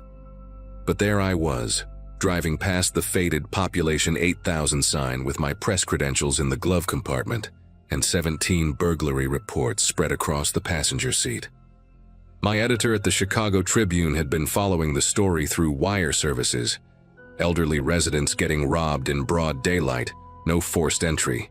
Same pattern every time. The local cops seemed stumped, or at least that's what they kept telling the papers before the coverage mysteriously dried up after the 10th incident. Something about the whole situation stank worse than the paper mill that used to run on the south side of town, and my editor figured a hometown connection might open doors that stayed shut for outside reporters. I pulled into the Sunset Lodge around 4 in the afternoon, the August heat making everything shimmer like a mirage. The place looked exactly how I remembered it. Peeling paint, half-dead neon sign, same cracked asphalt parking lot where teenagers used to drink beer and make bad decisions. Mrs. Colbert was still manning the front desk, though her hair had gone completely gray, and the cigarette between her fingers had been replaced by one of those electronic things that made her look like she was smoking a pen. She recognized me before I even finished signing the register, her eyes narrowing behind those thick glasses she'd worn since the Clinton administration. "Well, well, Tommy's boy finally comes home," she said, sliding the key to room 12 across the counter. "Heard through the grapevine you're poking around about them break-ins. Let me give you some free advice. Sheriff Brennan don't take kindly to outsiders asking questions, and far as he's concerned, you've been an outsider since the day you left." My first stop the next morning was Mrs. Eleanor Hutchinson's house on Dogwood Drive, victim number 14 according to my notes. She lived in one of those ranch-style homes from the 60s, with ceramic gnomes in the garden and a doormat that said, "Bless this mess." She invited me in for sweet tea, her hands trembling slightly as she poured, though I couldn't tell if it was from age or nerves. The living room smelled like potpourri and cat litter, and she had to move a massive orange tabby off the couch so I could sit down. "They took my mother's pearl necklace," she said, dabbing at her eyes with a tissue she pulled from her sleeve. "And about $300 I kept in the coffee can above the refrigerator." But the strangest thing was how they knew exactly where everything was. Didn't touch nothing else, didn't make no mess. Like they'd been in my house before, knew right where to look. I asked her about the police response, and that's when her whole demeanor changed. She glanced toward the window, then leaned forward in her recliner, the leather creaking under her weight. "Sheriff Brennan showed up about 2 hours after I called," she whispered, "even though we were alone in the house except for the cat. 2 hours and the station's only 10 minutes away. When he finally got here, he barely looked around, just took some notes and said they'd investigate. But here's what really got me spooked. When I was describing what was missing, he already knew about the coffee can. I hadn't mentioned it yet, was still talking about the jewelry. He tried to play it off, said all old folks hide money in the kitchen, but I saw that look in his eyes. Same look my husband used to get when I caught him lying about his poker games. Over the next 3 days, I interviewed 6 more victims, and the pattern became impossible to ignore. Every single one mentioned the sheriff arriving between 90 minutes to 2 hours after they called, despite Pinewood being small enough to drive across in 12 minutes. Mrs. Gladys Newcomb on Elm Street said she actually drove to the station herself after waiting an hour, only to find Brennan's patrol car parked out back, while the deputy at the desk insisted he was out on a call. Mr. Arnold Fishman told me Brennan had dirt on his boots when he finally showed up. Fresh red clay, like he'd been walking through the woods behind the old Hutchins property, nowhere near where he claimed to have been checking on a traffic accident. The most disturbing conversation came from Walter Briggs, a Vietnam vet who lived alone in a duplex near the railroad tracks. He pulled out a notebook where he'd been tracking every burglary, marking them on a calendar with red X's. "Notice anything?" he asked, pointing at the dates with a shaky finger. Every single robbery happened on days when Brennan was supposedly working solo patrol, no deputy with him. That evening I stopped by Murphy's Diner for dinner, figuring I might overhear some local gossip about the burglaries. The place was exactly as I remembered: cracked vinyl booths, flickering fluorescent lights, and coffee that could strip paint. I was halfway through my meatloaf when Carl Dobson slid into the booth across from me. Carl had been 2 years ahead of me in high school, still wore his class ring, and now worked at the hardware store. He didn't even bother with small talk, just leaned across the table and spoke in a voice so low I had to strain to hear him over the ancient air conditioner rattling in the window. "You need to leave town," he said, his eyes darting to the door every few seconds. "Tonight. Pack your stuff and go back to Chicago. You're stirring up things that've been buried for a long time. Brennan's got connections you don't know about, people who owe him favors going back decades. My brother-in-law tried to run against him for sheriff back in 2016. Started asking questions about missing evidence from the lockup. His house caught fire 2 weeks later. Electrical problem, they said. He got the message and withdrew from the race. I didn't leave town that night, which might have been the stupidest decision I've ever made, and I've made some real bad ones. Instead, I went back to my motel room and started piecing together everything I'd learned, spreading my notes across the bed like I was trying to solve a puzzle. The robberies, the delayed responses, the fact that Brennan always worked alone on those days. It all pointed to something, but I needed more proof than suspicious timing and red clay on boots. Around 11 o'clock, I heard a car engine outside, that distinctive rumble of a Crown Victoria that every cop car in America seemed to have. I pulled back the curtain just enough to peek out, and there it was. Brennan's patrol car, parked across the street with its lights off, engine running. I could see the outline of someone in the driver's seat, the orange glow of a cigarette occasionally lighting up their face. They sat there for 45 minutes, never moving, never getting out, just watching my room.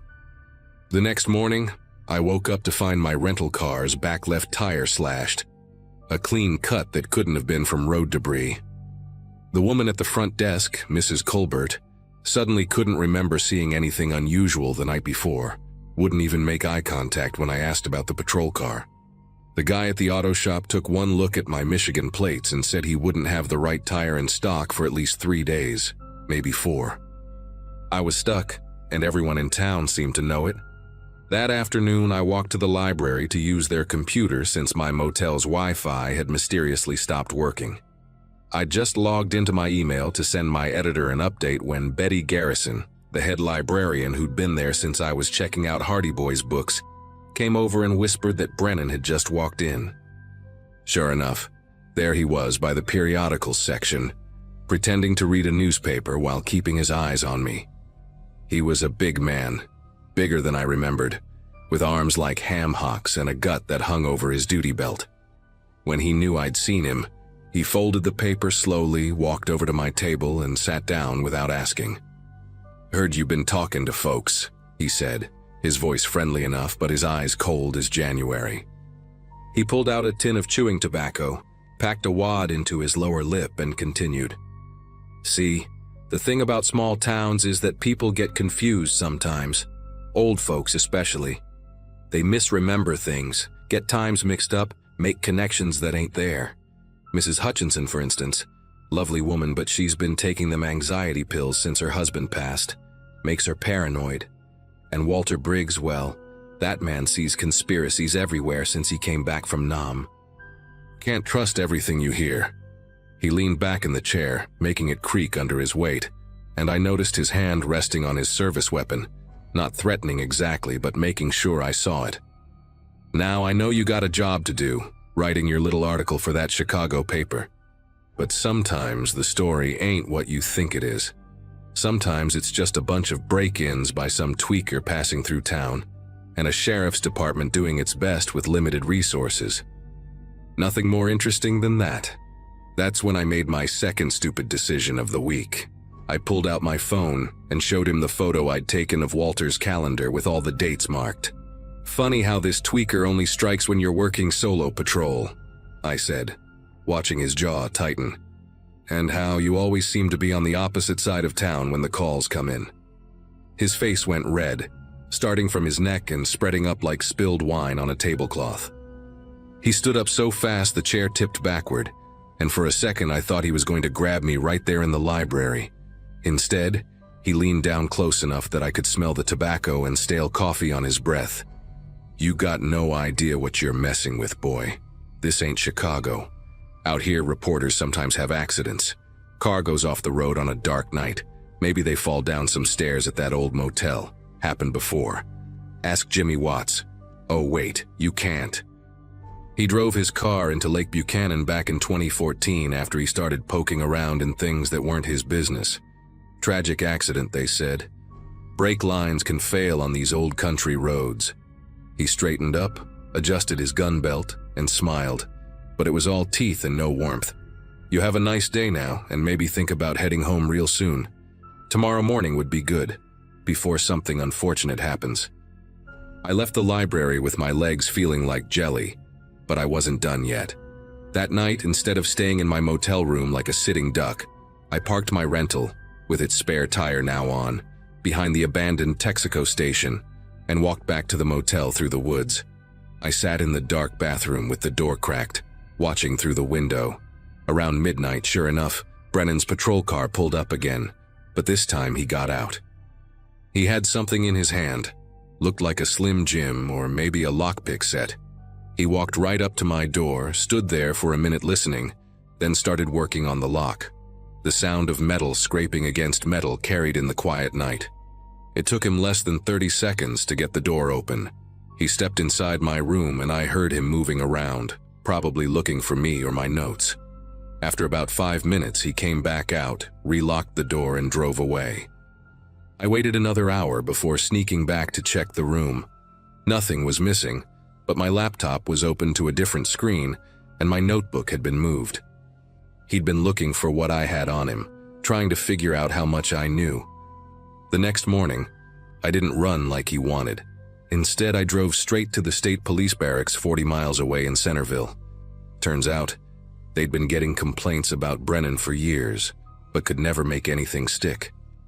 When I showed them Walter's calendar and told them about the pattern, plus Brennan breaking into my room, they finally had enough to start a real investigation.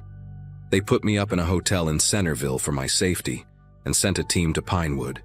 Within a week, they'd cracked it wide open. Brennan had been running the burglaries himself, using his position to case the houses during wellness checks on elderly residents, then hitting them when he knew they'd be at doctor appointments or church. He'd stolen over $200,000 over 2 years. The FBI got involved when they found out he'd been selling some of the stolen items across state lines. Last I heard, he was looking at 15 to 20 years federal time. The part that still makes me sick is that everyone in town knew something was wrong but were too scared to speak up. It took an outsider coming home to finally expose what had been happening in plain sight. I never went back to Pinewood after that, but I heard they elected a new sheriff, a woman from Dallas with no connections to the old guard. Maybe things will be different now, but small towns have long memories, and I'm not eager to test whether they've forgiven me for bringing down their corrupt king.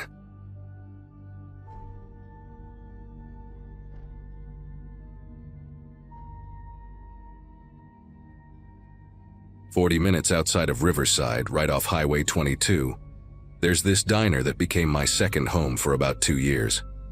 At 23, pulling double shifts most days to save up for nursing school wasn't exactly my dream job, but it paid the bills. Nothing special about the place. Red vinyl booths with duct tape patches, a jukebox that only played half the songs you selected, and coffee that tasted like burnt rubber if you let it sit too long. But the tips were decent, especially from the truckers who rolled through at all hours, and my manager Frank let me study during the dead periods between lunch and dinner. That particular Saturday in early spring, I'd been there since 5 in the morning, and my feet were already screaming in my beat-up sneakers. The breakfast rush had been brutal, with 2 tour buses stopping unexpectedly, and I'd barely had time to grab a piece of toast before the lunch crowd started trickling in. Around 2:30, after the last of the lunch customers had cleared out, Frank told me to take a real break. I grabbed my jacket and headed out back where we parked our cars, desperate for some fresh air and silence. The afternoon sun felt good on my face after being under those harsh fluorescent lights all morning. I decided to drive down to the gas station about a mile up the road to grab an energy drink, something with enough caffeine to push me through the dinner shift. The road between the diner and the gas station was usually empty this time of day, just a straight stretch of asphalt cutting through dead fields and the occasional cluster of pine trees. I had my windows down, letting the cool air whip through my hair, when I saw it happen about 200 yards ahead of me. A woman was jogging along the shoulder of the road, wearing one of those neon yellow vests that practically glowed in the afternoon light. She had earbuds in, her ponytail bouncing with each step, completely focused on her run. Then this truck, a massive Ford F-350, dark blue with those aftermarket chrome bumpers, came flying around the slight curve doing at least 70 in a 45 zone. The driver must have been texting or messing with the radio because the truck drifted right onto the shoulder. The impact was instant and violent. The woman's body flew through the air like a rag doll, landing in the ditch about 30 feet from where she'd been hit. The truck swerved back onto the road, fishtailed for a second, then just kept going. Didn't even tap the brakes. The whole thing happened in maybe 3 seconds, but every detail burned itself into my brain like someone had taken a photograph. My car screeched to a stop and I jumped out, running toward the ditch while fumbling for my phone. The woman was lying at an impossible angle, her left leg bent completely backward, blood pooling beneath her head and soaking into the dry grass. Her eyes were still open, staring at nothing, and I knew before I even reached her that she was gone. But I checked for a pulse anyway, my fingers trembling against her neck, finding nothing but cooling skin. I called 911, barely able to get the words out, telling them about the hit and run, describing the truck in detail, the color, the chrome bumpers, even the Georgia Bulldog sticker I'd noticed on the back window as it sped away. The dispatcher kept me on the line until the ambulance arrived, along with 2 police cruisers. I stood there in that ditch for what felt like hours but was probably only 15 minutes, unable to look away from her face. She looked young, maybe early 30s, with a small scar through her left eyebrow and freckles across her nose. Officer Dunham was the first cop on scene, a guy in his 50s with a thick gray mustache and a belly that hung over his utility belt. He took my statement right there on the side of the road while the paramedics worked around the woman's body, even though we all knew there was nothing they could do. I told him everything, the exact time, the truck's description, how fast it was going, the direction it headed. He nodded along, scribbling in his notepad with a pen that kept skipping, having to go over the same words twice. When I mentioned the Georgia Bulldog sticker, he actually looked up at me for the first time, his expression unreadable behind those aviator sunglasses. "You're sure about that sticker?" he asked, and I told him yes, absolutely certain. He wrote something else down, then told me I'd need to come to the station later to file an official report. Said they'd put out an APB on the truck immediately. I went back to work in a daze, barely able to focus on taking orders or refilling coffee cups. Frank sent me home early when he saw me staring at nothing, my notepad forgotten in my hand while customers waited. That evening, around 7, I drove to the police station on Riverside's main drag, a squat brick building that shared a parking lot with the courthouse. The desk sergeant, a woman with bleached blonde hair and long acrylic nails, directed me to Officer Dunham's desk in the back corner of the main room. He was typing something on an ancient computer, hunting and pecking with 2 fingers, and barely glanced up when I sat down. "Just need to get this statement typed up official," he said, pulling out a form from his desk drawer. We went through everything again, him asking the same questions in the same order, me giving the same answers. But something felt different this time, rushed like he was just going through the motions. When we finished, he had me sign the bottom of the form, then did something that made my chest tighten with unease. He folded the report in half, not once but twice, making it into a small square, and tossed it into his desk drawer like it was a piece of scratch paper. Not in a filing cabinet, not in an inbox for processing, just thrown in with rubber bands and paper clips and old candy wrappers I could see cluttering the drawer. "We'll be in touch if we need anything else," he said, already turning back to his computer screen. I sat there for a moment, confused, waiting for him to say something about the investigation, about finding the truck, about justice for that woman lying dead in a ditch. But he just kept typing, those two fingers clicking away at the keyboard like I wasn't even there anymore. I left feeling like I'd swallowed a rock, this heavy wrongness sitting in my gut. For the next 3 days, I checked the local news obsessively, waiting to see a report about the hit and run, about police searching for a dark blue F-350. Nothing. Not a single mention. I even called the station twice, asking for updates, and both times got transferred around until someone told me Officer Dunham would call me back. He never did. I couldn't stop thinking about that woman's face, those freckles, that scar through her eyebrow. She had to have family, friends, people wondering where she was. On my lunch break that Wednesday, I drove past the spot where it happened, half expecting to see flowers or a cross or something marking where she died. The shoulder was clean, like nothing had ever happened there. Even the blood in the grass was gone. Whether washed away by the rain we'd had or cleaned up by someone, I couldn't tell. Friday afternoon, I had to run to the bank to deposit my tips from the week. The branch was on the other side of town, past the police station, and I took the back route to avoid the lunch traffic on the main road. That's when I saw it. Behind the police station, in that fenced-off area where they keep impounded vehicles and patrol cars waiting for maintenance, sat a dark blue Ford F-350. My heart started pounding so hard I could hear it in my ears. I pulled into the McDonald's parking lot next door to get a better look through the chain-link fence. Same chrome bumpers, same everything. And there, right there on the back window, was the Georgia Bulldog sticker, just like I'd described. But what made me want to throw up was the damage to the front right side. A dent in the bumper, a crack in the headlight, and what looked like dried blood and hair caught in the grill. I sat in my car for 20 minutes trying to make sense of what I was seeing. The truck that killed that woman was sitting behind the police station, had been there for who knows how long, and nobody was doing anything about it. My mind kept racing through possibilities. Maybe they'd found it and were processing it for evidence. Maybe the owner had turned himself in. But then why hadn't there been any news about it? Why hadn't Officer Dunham called me back? Why did he throw my report in that drawer like garbage? I thought about marching into the station right then, demanding answers. But something stopped me. The way Dunham had looked at me when I mentioned the sticker, the way he'd folded that report, the way this truck was just sitting there in plain sight, it all added up to something I didn't want to believe.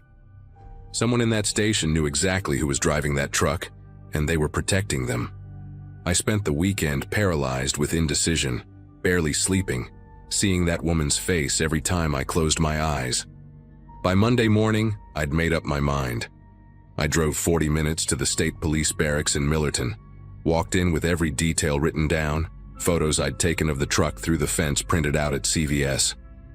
The trooper who took my report, a younger guy named Sergeant Cole, listened to the whole story without interrupting, his face getting more serious with each detail.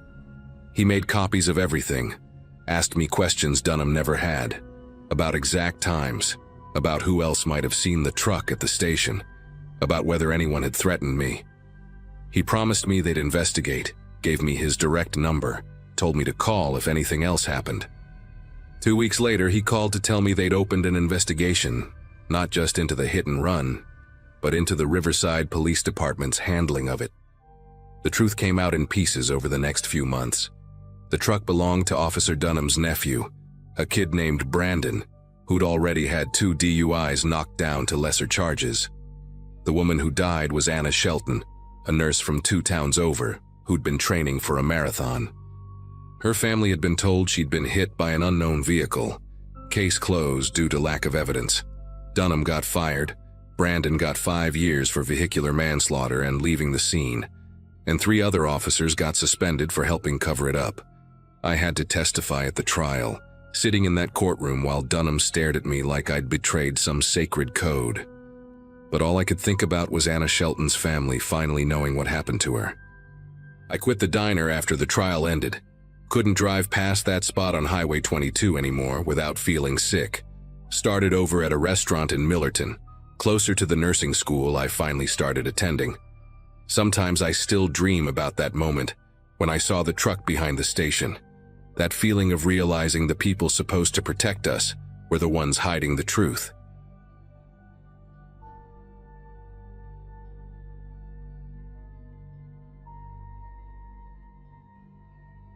I'd been living in that little yellow house for exactly 2 weeks when the Richardsons moved in next door. 24 years old, working from home as a graphic designer, I'd chosen this quiet street in small-town Ohio, specifically because nothing ever happened here, or so I thought. My days were predictable. Wake up at 7, make coffee in my kitchen that was weirdly bigger than the living room, sit at my desk by the window, and design logos for startups that would probably fail within 6 months. The house itself was quirky. Bathroom door that scraped against the toilet, exposed brick in the bedroom, original hardwood floors that announced every step. But for $800 a month, I wasn't complaining. My landlord, Mr. Hoffman, lived somewhere in Florida and had made it clear during our single phone conversation that as long as the rent arrived on time, I was basically invisible to him. The Richardsons arrived at 2 in the morning on a Wednesday, which struck me as bizarre even though I was awake anyway, deep in a project for a client who thought urgent meant due yesterday. Through my office window, I watched their moving truck pull up without any of the usual chaos that comes with relocating. 4 people emerged and began unloading boxes in complete silence. No talking, no sounds of exertion, just this eerie coordination that made the hair on my arms stand up. There was a teenage boy wearing a baseball cap pulled so low his face was completely shadowed, and a younger girl, maybe 12, with hair so pale it appeared almost white under the streetlights. The parents looked like anybody you'd pass at a gas station and immediately forget, except for how they moved together like dancers who'd practiced the same routine 1,000 times, never once getting in each other's way. For the first 3 days after they moved in, I kept waiting for normal neighbor stuff to happen. Someone mowing the lawn, kids playing in the yard, maybe a wave when we both happened to check the mail at the same time. Instead, their house stayed completely still, curtains drawn tight across every single window, no lights visible even when darkness fell. The only sign anyone lived there was their car, a beige sedan that left every morning at exactly 7:15 and returned at 5:45. So precise I could set my watch by it. I started paying attention to details I'd never noticed about anyone else. How their garbage cans appeared at the curb at 3 a.m. on collection day. How packages on their porch vanished within minutes of delivery, even though I never saw anyone open the door. How their grass stayed exactly 2 inches tall without anyone ever cutting it. My home office window faced their second-story window, and even though thick burgundy curtains blocked any view inside, I constantly felt eyes on me while I worked. By the second week, that sensation of being watched had evolved into something heavier, like invisible fingers pressing against my temples whenever I sat at my desk. I'd catch myself glancing up from my computer screen every few minutes, expecting to see those curtains pulled aside, but they never moved, not even a flutter from air conditioning or someone brushing past. One afternoon, while designing a website banner, I decided to test my paranoia by suddenly spinning around in my chair, and I swear I saw those burgundy curtains snap back into place, though it happened so fast I couldn't be certain. That night, I started closing my own blinds while working, but the feeling persisted, crawling across my skin like static electricity, making me jumpy enough that I spilled coffee on my keyboard twice in one day. Everything changed on a Friday in early December when I had to drive to Columbus for a client meeting that ran absurdly late. The presentation went well, but the CEO kept asking for just one more revision until it was past 9 when I finally escaped. The 2-hour drive back had me struggling to stay alert, chugging gas station energy drinks and blasting music with the windows cracked despite the freezing temperature. I pulled into my driveway at 11:47 p.m., exhausted and already dreading the follow-up emails I'd have to send in the morning. The Richardson house sat in complete darkness as always, but something felt different. Their car wasn't in its usual spot, parked instead at an odd angle like someone had abandoned it in a hurry. As I fumbled for my keys at the front door, my fingers numb from the cold, the knob turned easily in my hand. The door was already unlocked. My first thought was that I'd forgotten to lock it in my rush to leave that morning. Except, I distinctly remembered checking it twice because I'd left my laptop on the kitchen table. The house was dark, exactly as I'd left it, but the air felt disturbed, like someone had walked through and stirred up all the settled dust. I flipped on the entrance light, and that's when I saw them. Muddy footprints leading from the door through my living room. Huge prints from boots that must have been at least size 13. They tracked across my hardwood floors in deliberate steps, not wandering or exploring, but moving with purpose straight toward the hallway that led to my bedroom and office. The mud was still wet, glistening under the overhead light, and when I knelt down to look closer, I could see bits of red clay mixed in, the kind that came from the construction site 3 blocks away where they were building new condos. Every instinct screamed at me to run back to my car and call the police from somewhere safe, but something made me follow those footprints deeper into my own house. My phone was already in my hand, 911 typed but not yet dialed, my thumb hovering over the call button as I crept forward. The tracks led to my office, where they stopped abruptly at my desk chair, which had been turned to face the window, the exact window that looked directly at the Richardson house. My computer was still there, untouched, but my notebook where I sometimes sketched design ideas was open to a page I hadn't used yet. Someone had drawn something on it with my own pencil. A detailed floor plan of my house, every room labeled correctly, including notes about things only someone who'd been inside would know. Squeaky floorboard here, bathroom door sticks. Keeps coffee maker on kitchen table. At the bottom, in handwriting so perfect it looked printed, were the words, "You watch us, we watch you." The moment I read those words, I heard it. The faint sound of footsteps above me in my attic, a space I'd never even accessed because the pull-down ladder was painted shut. The ceiling creaked in a rhythm that suggested someone pacing back and forth, waiting, and then suddenly stopped directly over where I stood. My whole body went rigid as I heard the attic access in the hallway begin to scrape open, paint cracking and falling in little white chips onto the carpet below. I didn't wait to see what would come down. I bolted through my front door and ran to my car, calling 911 as I drove away. The dispatcher kept asking me to slow down and explain clearly. But how could I explain that someone had been living in my attic? Someone who knew my house better than I did. Someone who'd been watching me as closely as I'd been watching that darkened house next door. The police found him 40 minutes later.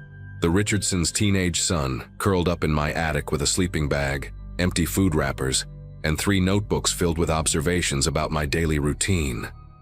He'd been living up there for 2 weeks, since the day I started closing my blinds, accessing the space through a hidden panel in the back of my bedroom closet that I'd never noticed behind my hanging clothes. The officers said he'd created a small hole in the ceiling, positioned perfectly to watch my office through a gap in the insulation, and had been coming down at night while I slept to use my bathroom and take food from my kitchen. The boy, whose name was Nathan, didn't resist or try to run. He just sat there with this blank expression while the officers cuffed him, never saying a word even when they asked him direct questions. His parents arrived within minutes, standing in my front yard without any visible emotion, and his mother said only one thing to me: "He likes to understand how people live." The truth came out in pieces over the following days through police reports and neighborhood gossip. The Richardsons had moved 7 times in 3 years, always after Nathan became too interested in someone nearby. He wasn't violent, the detective assured me, just obsessive about studying people, learning their patterns until he could predict their every move. The family lived in darkness to avoid drawing attention, keeping Nathan calm by removing stimulation, but I'd become his new fixation the moment I'd shown interest in their strange behavior. They'd found similar setups in previous towns, hidden cameras in vents, detailed logs of neighbors' activities, and twice before evidence he'd been living in crawl spaces or attics without anyone knowing. The detective said it was the most sophisticated surveillance by a 17-year-old he'd ever seen. Showed me photos of the notebooks where Nathan had written things like, "Subject orders Thai food when stressed, Tuesday, Thursday," and checks window at 3:17 p.m. daily after coffee break. I couldn't stay in that house another night, so I packed what I could fit in my car and crashed at a motel for 3 days while I processed what had happened. The violation went deeper than just the physical intrusion. This kid had documented my entire life, knew when I cried after phone calls with my ex, knew which mug I used for coffee versus tea, knew that I sang badly to 80s music while doing laundry on Sundays. The Richardsons disappeared before Nathan's court date, leaving the rental next door abandoned with rent still paid through the month, and the prosecutor said this was their pattern. They'd never stayed for legal proceedings, just vanished and started over somewhere else. I broke my lease, took the financial hit, and moved across town to an apartment complex with security cameras and a doorman. But for months afterward, I'd find myself checking closets for hidden panels, running my hands along ceilings for tiny holes, wondering if someone was cataloging my new routines in another notebook somewhere. 6 months later, I got a letter forwarded from my old address with no return label, just my name written in that same perfect handwriting from the note on my desk. Inside was a single sheet of paper with one line: "You were the most interesting one." I turned it over to the police, but they said without a postmark or any identifying information, there was nothing they could do. I've moved twice more since then, changed jobs, even deleted most of my social media. But sometimes I still wake up at night certain I can hear the ceiling creak above me, even though I live on the top floor now. The detective called me last month to say they'd arrested Nathan in Michigan, living in a family's walls this time, with 17 notebooks full of observations.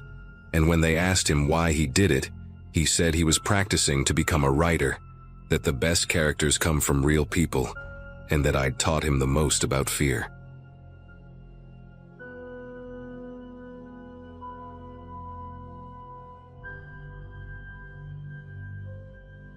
The night everything went sideways was a Wednesday in late September, around 2016. I was teaching sophomore English at Riverside High, one of those small-town schools where everyone knows everyone's business, and I'd just finished grading a mountain of essays about the Great Gatsby. My wife Laura had texted earlier, asking me to pick up milk on the way home, and I remember being annoyed because the nearest grocery store closed at 9, and it was already past 11. The janitor, old Mr. Hutchins, had locked up hours ago, leaving just me and the flickering fluorescent lights in the teacher's lounge. I'd been putting in these late nights for weeks, trying to catch up after taking over Mrs. Coleman's classes when she went on medical leave. My beat-up Ford pickup was the last vehicle in the parking lot, and the engine coughed twice before starting, same as it had done every cold night for the past 3 winters. The route home took me down County Road 74, this narrow 2-lane stretch that cuts through about 15 miles of farmland and scattered woods before hitting the edge of town where I lived. Most nights I'd make that drive on autopilot, windows down, listening to whatever classic rock station came in clear. But that particular night felt different from the moment I turned off the main highway. The moon was new, leaving everything beyond my headlights wrapped in that thick country darkness that seems to swallow sound. About 6 miles in, right past where the Garrett farm used to be before they sold to developers, my headlights caught something metallic gleaming on the shoulder. As I got closer, I could make out a sedan, maybe a Toyota or Honda, dark blue or black, hard to tell in the dark, pulled over with its hazard lights pulsing that urgent amber rhythm. The car was positioned oddly, not quite parallel to the road, like whoever was driving had yanked the wheel hard and fast to get off the asphalt. My first instinct was to keep driving. You hear stories about fake breakdowns, people pretending to need help just to rob whoever stops. But then I thought about my own daughter, Katie, away at college. What if she was stranded somewhere and nobody stopped? The guilt ate at me for about 30 seconds before I slowed down and pulled in behind the sedan, leaving a good 20 feet between us and keeping my engine running. I grabbed the heavy maglite from under my seat, the one Laura always teased me about carrying like I was some kind of cop, and stepped out. The silence hit me immediately. No traffic, no crickets, even the wind had died down to nothing. I called out a "Hello, everything okay?" But my voice seemed to get absorbed by the darkness around us. The sedan's interior light was on, and through the rear window I could see the driver's seat was empty. Both front doors were closed, but the driver's side wasn't completely latched, like someone had gotten out in a hurry and didn't push it all the way shut. I approached slowly, sweeping the maglite beam across the tall grass on both sides of the road, checking for any sign of the driver. Maybe they'd walked to find cell service or had a medical emergency and someone already picked them up. The car was a 2014 Nissan Altima. I could see the model badge now that I was closer, and the license plate was local, one of those specialty ones with the lighthouse from Port Haven on it. When I reached the driver's door, I used the flashlight to peer inside without touching anything. That's when my chest got tight. There was a wallet splayed open on the driver's seat, credit cards still tucked in their slots, and an iPhone face down on the passenger seat with the screen still lit up showing missed calls. A half-empty coffee cup sat in the holder, steam still faintly rising from it, and the keys dangled from the ignition. The radio was on but turned down low, barely audible, playing some talk show about local politics. I pulled out my phone to call 911, but the screen showed no bars. Dead zone, which wasn't unusual for this stretch of road. The smart thing would have been to drive to where I had signal and report it, but something made me walk around the car first, checking for any signs of an accident or struggle. The grass beside the passenger side was flattened in a weird pattern, not like someone had walked through it, more like something heavy had been dragged. The trail led about 10 feet into the field before disappearing where the grass grew taller. I followed it with my flashlight, calling out again, "Hey, anyone out there? I'm here to help." The beam caught something white against the dark earth. A shoe, a woman's sneaker, size 7 or 8, lying on its side with the laces still tied. My mouth went dry. I picked it up, and that's when I noticed the foot impression in the mud next to it, perfectly preserved, like whoever lost the shoe had stepped right out of it while running. The rational part of my brain kept saying there had to be a logical explanation. Maybe the driver had a mental health episode, got confused, wandered off. Maybe they were diabetic, had low blood sugar, got disoriented. But the scene didn't add up. Why leave the wallet and phone? Why only one shoe? I walked back to my truck and grabbed the emergency kit from behind the seat, then returned to the Altima. Using my sleeve to avoid leaving fingerprints, I carefully opened the driver's door wider. The wallet belonged to someone named Melissa Vaughn, 32 years old according to her license, lived over in Riverside Heights, about 40 minutes away. Her face in the photo looked tired but kind, the sort of person who probably worked 2 jobs and still volunteered at her kids' school. There were photos tucked behind the license, 2 young boys in baseball uniforms, a golden retriever, what looked like a family barbecue. Normal life stuff that made my stomach knot up even tighter. The phone on the passenger seat kept lighting up with notifications, missed calls from Hub and texts asking, "Where are you?" And kids are asking about dinner. I knew I shouldn't touch it, but I needed to call for help somehow. I leaned across and pressed the home button with my knuckle. The lock screen showed 11:47 p.m. and 17 missed calls. The most recent text, from just 3 minutes ago, read, "Mel, I'm getting worried. Your location sharing shows you stopped on County Road, please call me." That meant her husband could see where the car was. I memorized his number from the screen, planning to call him from my phone once I got signal. But then I heard something that made every muscle in my body tense up. A car engine in the distance getting closer. Out here, maybe 3 cars passed by on a typical night, and it was almost midnight on a Wednesday. I turned toward the sound and saw headlights coming from the direction of town, moving slower than normal, like they were searching for something. The vehicle, a white panel van with no windows in the back, crept along at maybe 15 miles per hour. When it got close enough for the driver to see my truck and the Altima, it stopped completely, sitting there in the middle of the road for what felt like forever but was probably only 10 seconds. I raised my hand in a wave, trying to look friendly and normal, but the van didn't move. I couldn't see through the windshield with their headlights blazing, but I had the distinct feeling I was being studied, evaluated. Then, without warning, the van's engine revved and it sped past us, accelerating hard enough that I heard the tires squeal slightly on the asphalt. I watched the taillights disappear around the bend, and that's when I noticed something that made my scalp prickle.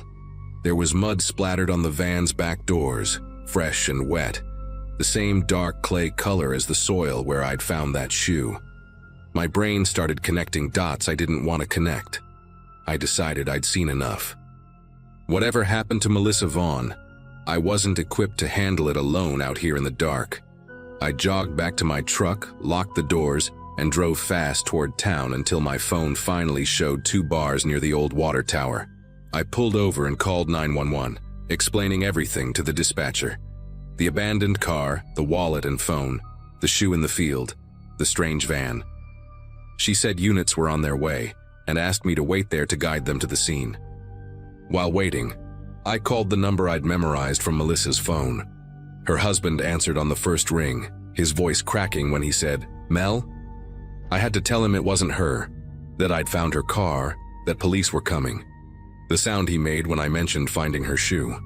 It wasn't quite a sob, more like all the air leaving his body at once. He kept asking if there was blood, if I'd seen any blood, and I told him no, which was true. But somehow that didn't seem to comfort either of us. 2 sheriff's deputies arrived about 20 minutes later, and I led them back to the scene. Except when we got to the spot where the Altima had been, where I knew with absolute certainty it had been parked, there was nothing. No car, no tire tracks on the shoulder, no flattened grass where I'd walked. Even the shoe I'd stupidly left sitting on the hood of the car was gone. The deputies looked at me like I was drunk or crazy, shining their flashlights around while I insisted this was the exact location. I knew this road like the back of my hand, right past the old Whitman property. There's the crooked fence post I'd noted as a landmark. One deputy asked if maybe I'd gotten confused in the dark, suggested maybe it was further up the road. But I knew. This was the spot. The other deputy called dispatch to verify my 911 call, and while he did, his partner found something. A single tire track in the soft shoulder, fresh, like something heavy had recently pulled over. But that was it. No other evidence that anything I'd described had happened. The deputies took my statement, wrote everything down, but I could tell they thought I'd either imagined it or was leaving something out. They said they'd check with the Vaughn family, run the plate number I'd remembered, but their tone suggested they were humoring me. I drove home in a daze, walked into my house at almost 2 a.m. to find Laura asleep on the couch with the TV still on. I didn't wake her. Instead, I sat at the kitchen table with a beer and tried to make sense of what I'd seen. The next morning, I called in sick to work, something I never did, and drove back out to County Road 74 in broad daylight. The spot looked different in the sun. Ordinary, just a stretch of road between fields. I parked and searched the grass where I'd found the shoe, but there was nothing, not even the drag marks I'd seen so clearly the night before. The earth looked undisturbed, like it had been smoothed over. I drove into town and stopped at the sheriff's office, but the deputy at the desk said there was no missing person report for anyone named Melissa Vaughn, no abandoned vehicle report, nothing in the system at all from the night before except my call. That evening, I couldn't stop myself from driving to Riverside Heights, to the address I'd seen on Melissa's license. The house was there, a modest 2-story with a worn basketball hoop in the driveway, and those same 2 boys from the wallet photos playing in the front yard.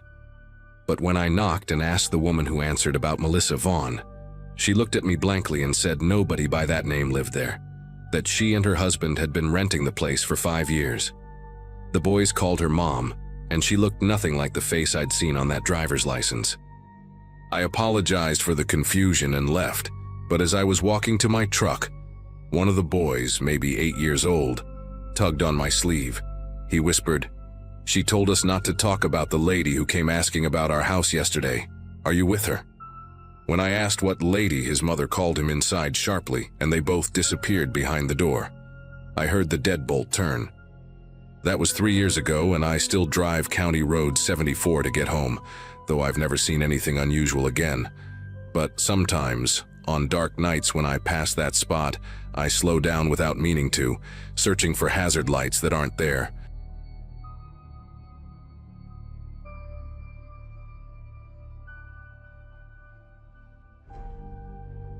I remember that night clearly because it was supposed to be simple, almost comforting. Our little town doesn't host big events, so the annual fair was something people actually looked forward to. I had gone after work, still in my uniform, mostly just to grab a funnel cake and walk around under the string lights. I wasn't there long, maybe an hour or so, before heading back to my car. It had been parked on a side street, a block away from the main lot where most people gathered. When I reached the car, the windshield looked strange under the streetlight. There was a piece of paper tucked beneath the wiper blade, folded once down the middle. My first thought was that it was a church pamphlet or some coupon for a local business. I didn't think much of it until I slid into the driver's seat, set it on the passenger side, and actually opened it. It wasn't a flyer for anything. No logo, no design. Just a list written in neat, blocky handwriting. Each line was a date followed by a time, all spaced out like someone had copied them from a planner. At first, I didn't connect the dots. I thought maybe it was some random schedule someone dropped, and it ended up under my wiper by mistake. But then I saw the exact shift I had worked 2 nights earlier, right down to the time I clocked out. I skimmed down the page, and it wasn't just 1 or 2 matches. It was every single day that week, with the hours I came and went. My chest tightened as it hit me. This wasn't random at all. At the bottom of the page, written slightly larger than the rest, was a short message. See you soon. That's when the fun, easy glow of the fair turned sour in my mind. I had been walking through crowds, standing in line for snacks and weaving between strangers. At some point during all that, someone who knew my schedule close enough to trace it had slipped this onto my car. And the thought that they had been watching me that carefully made me feel suddenly exposed in a way I'd never experienced before. I sat in the car with the engine off for a good minute, reading the list again and again. My first instinct was to check the sidewalks around me, scanning the people drifting back from the fair. None of them were looking my way, but I couldn't shake the idea that whoever had written this might still be close enough to see my reaction. The paper felt heavier in my hands than it should have, like it carried more weight than just ink on a page. Driving home was a blur. Every pair of headlights behind me seemed to linger too long, and I caught myself checking the rearview mirror more than the road ahead. The flyer stayed on the passenger seat, and I couldn't bring myself to toss it out the window or crumple it. Part of me wanted to keep it as proof, in case I had to show someone, but part of me hated having it so close, like it was some kind of open channel between me and whoever had written it. When I got back to my apartment, I went straight to my laptop and pulled up the flyer again under the desk lamp. The handwriting wasn't messy, but it wasn't formal either, just blocky with strange consistency, like the person had taken their time to make sure it was legible. The dates were in order, perfectly matched with the times I'd arrived and left work, even the shift I had traded with a coworker at the last minute. That detail is what made my stomach twist the hardest. Whoever tracked me hadn't just been guessing. They knew my movements as if they had been there every step of the way. I thought about calling someone, maybe my manager, maybe even the police, but what would I even say? Someone left a paper on my car that shows they've been following me. It felt flimsy, like they'd brush it off unless something worse happened. Still, the words, "See you soon," circled in my head like a warning I didn't know how to answer. I ended up shoving the paper into a drawer, but sleep never came easy that night. Every creak in the walls, every sound of a car pulling away outside, left me wondering if I had already been marked for whatever soon was supposed to mean. The following day, I couldn't shake the paranoia. I parked farther from the store, checked around my car before unlocking it, and even asked a coworker to walk with me to the lot after closing. Nothing unusual happened, but that flyer never left my mind. By the time my shift ended, the lot was nearly empty. I forced myself to look at every vehicle around me, memorizing their plates and shapes like I'd have to identify them later. On the 3rd day, I finally brought the flyer to the local police station. The officer at the desk read it twice, his expression tightening in small ways he probably didn't realize I noticed. He asked if I had any recent conflicts or if someone might be holding a grudge. I told him no, and that the detail about my traded shift meant the person wasn't just guessing. He took the paper, said they'd keep it on file, but I could tell they weren't planning to launch an investigation unless something escalated. For weeks, I kept waiting for the next move. Every knock at my door made me tense. Every phone notification made me glance twice. I changed up my parking spots, varied my routes to work, even stayed with my sister a few nights just to feel less alone. But nothing else ever came. No more flyers, no strange calls, no obvious signs of someone tailing me. It was like whoever left that note wanted me to know they'd been close, then vanished once the fear had sunk in deep enough. To this day, I still don't know what their goal was. Maybe it was meant as a threat, or maybe just a twisted way to get inside my head. Either way, it worked. I never went back to the town fair again, and I still glance at my windshield every time I return to my car. That single piece of paper changed the way I move through my life, reminding me that someone, somewhere, had mapped out my routine without me ever noticing, until they decided to sign it with, "See you soon."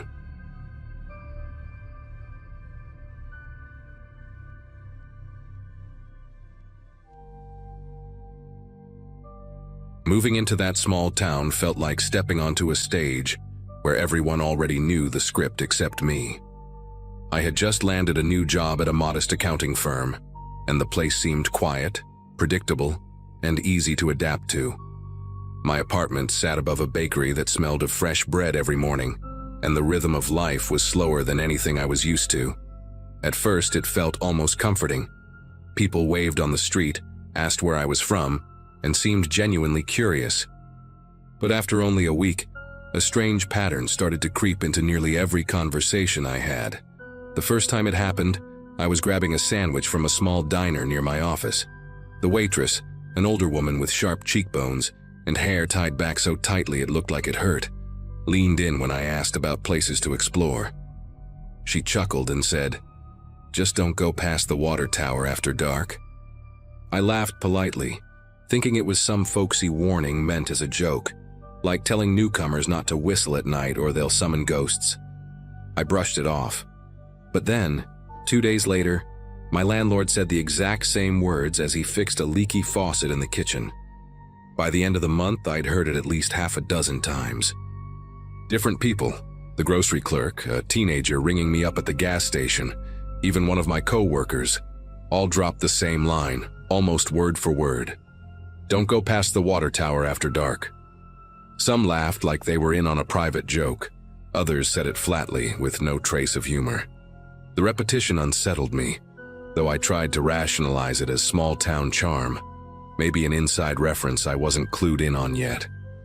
Still, I couldn't shake the feeling that I was being tested, like the whole town wanted to see how I'd react. Curiosity got the better of me, and one evening I walked out toward the tower just before sunset. The structure stood at the edge of town, rust streaking down its sides, its frame surrounded by dry weeds and a chain-link fence with holes patched badly with wire.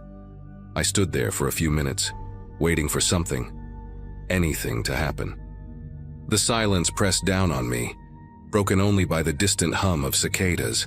Nothing unusual happened that night, but the way every passerby glanced at me when I walked back through town, as if I had crossed some invisible line, made my skin prickle with unease. A few nights later, I decided to ask one of my co-workers about it. His name was Mark, a quiet guy who rarely joined in on office chatter but always stayed late. I casually brought it up while we were leaving together, joking about how everyone seemed to recycle the same line.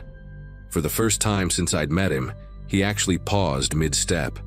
He didn't laugh or smile, he just said, "Some things are better left alone," and then walked off toward his truck without another word. That response lodged itself in my mind, replaying whenever I passed the tower on my commute. My curiosity turned into something heavier, not just interest, but this nagging need to understand. One Saturday, I went to the small public library downtown. The building smelled like dust and old carpet, the kind of place where time felt thicker. I dug into archived newspapers, flipping through local sections that barely covered more than bake sales and high school football games. There was nothing about the tower, not even a passing mention. But then, tucked inside a box labeled miscellaneous, I found photocopies of police incident summaries. The strange part was that none of them carried official stamps or case numbers. The reports described people, locals, drifters, even a traveling salesman, who had gone missing near the old tower over the span of nearly 3 decades. The wording was eerily similar in each one, as though whoever wrote them had copied from a template. Some included notes in the margins. Family insists last seen by tower, or patrol car reported lights near structure. It was all informal, scribbled like reminders, not formal documentation. My pulse quickened as I realized these were never filed as official cases. It felt like stumbling across something I wasn't supposed to read. When I left the library that evening, the town looked different. The streets were emptier than usual, and I noticed how the tower loomed from nearly every angle, like it had been waiting for me to notice it properly. I drove home with the windows up, glancing at the structure whenever it broke the horizon. That night, I couldn't sleep. The creaks of my apartment felt louder, and every time headlights swept across my blinds, I expected them to stop, to park outside. I kept hearing that same line echoing in my mind, except now it didn't feel like a joke anymore. It felt like a warning. The next evening, I drove out toward the tower again, this time after dark. The road leading there was barely lit, cracked asphalt swallowed by weeds. When I parked near the fence, the air felt heavier, like the stillness itself had weight. I switched off the engine and sat for a minute, the metal frame of the tower creaking faintly in the night air. I thought about the reports, about the people who never made it back. My gut told me to leave, but something deeper told me I had already gone too far to just turn around. As I stepped closer, I noticed faint markings on the fence, carved into the metal posts. Initials, dates, crude symbols. Some looked fresh, others rusted over with time. I pressed my hand against the cold wire, and for a split second, I could have sworn I heard movement beyond the tower, like footsteps in gravel. But the lot was empty, and when I turned my flashlight that way, nothing reflected back except weeds and dirt. Still, the sound lingered in my ears long after it had gone. I went home shaken, but determined to put this obsession to rest. The following day, I visited the sheriff's office under the pretense of asking about neighborhood safety. The deputy at the front desk, a man with tired eyes and a thick mustache, gave me a long look when I casually mentioned the tower. He leaned forward and said quietly, "If you want to keep your job here, don't dig into things that don't concern you." Then he slid a stack of unrelated brochures toward me and walked away. That was the only answer I ever got from law enforcement in that town. From that point on, I stopped asking questions. I never went back to the tower, never even drove near it again. People still made the same joke. Don't go past the water tower after dark. But I learned to smile and nod, pretending it didn't bother me. Inside, though, I carried the weight of those reports and the silence that surrounded them. I don't know if the warnings were superstition, ritual, or something darker, but I know one thing. I listened. And maybe that's why I'm still here to tell the story.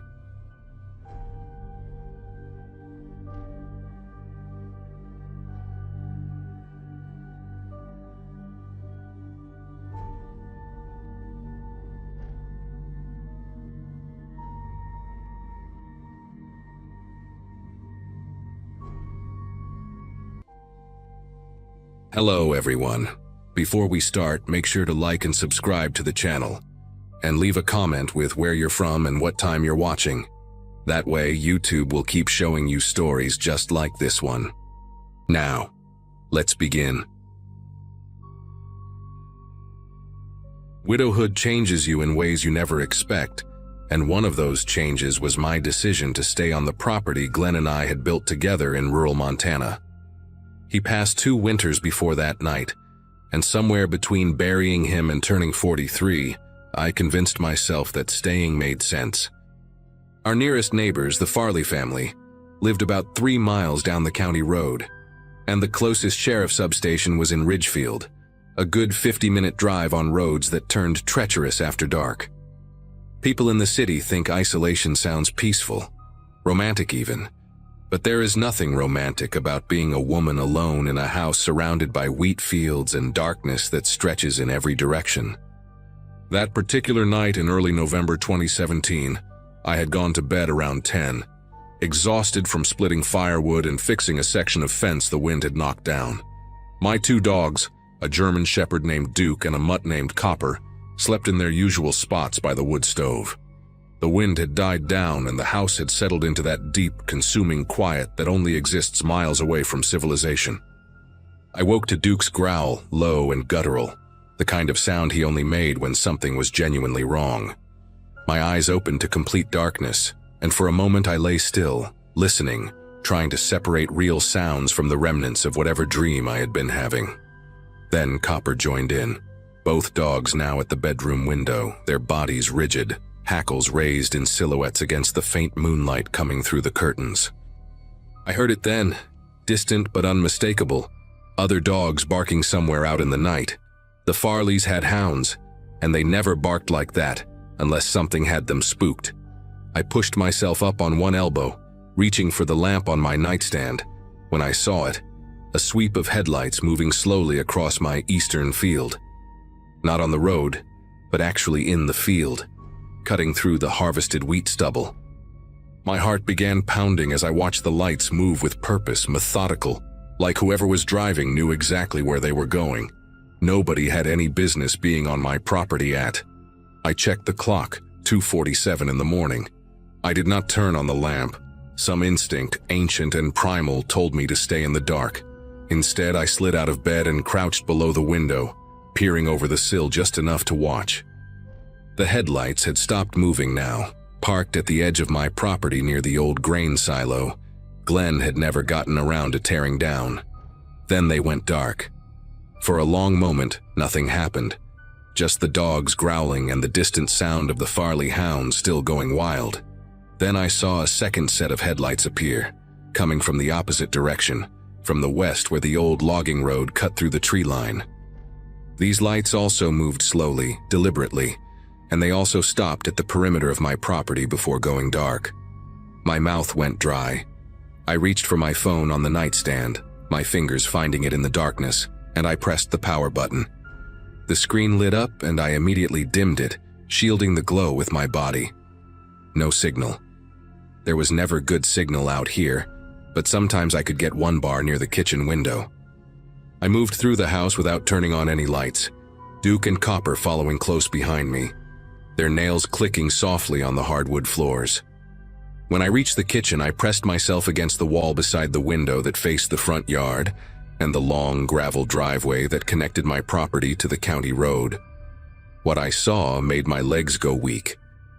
A third vehicle was parked at the end of my driveway, its headlights also off, just a dark shape against the slightly lighter darkness of the sky.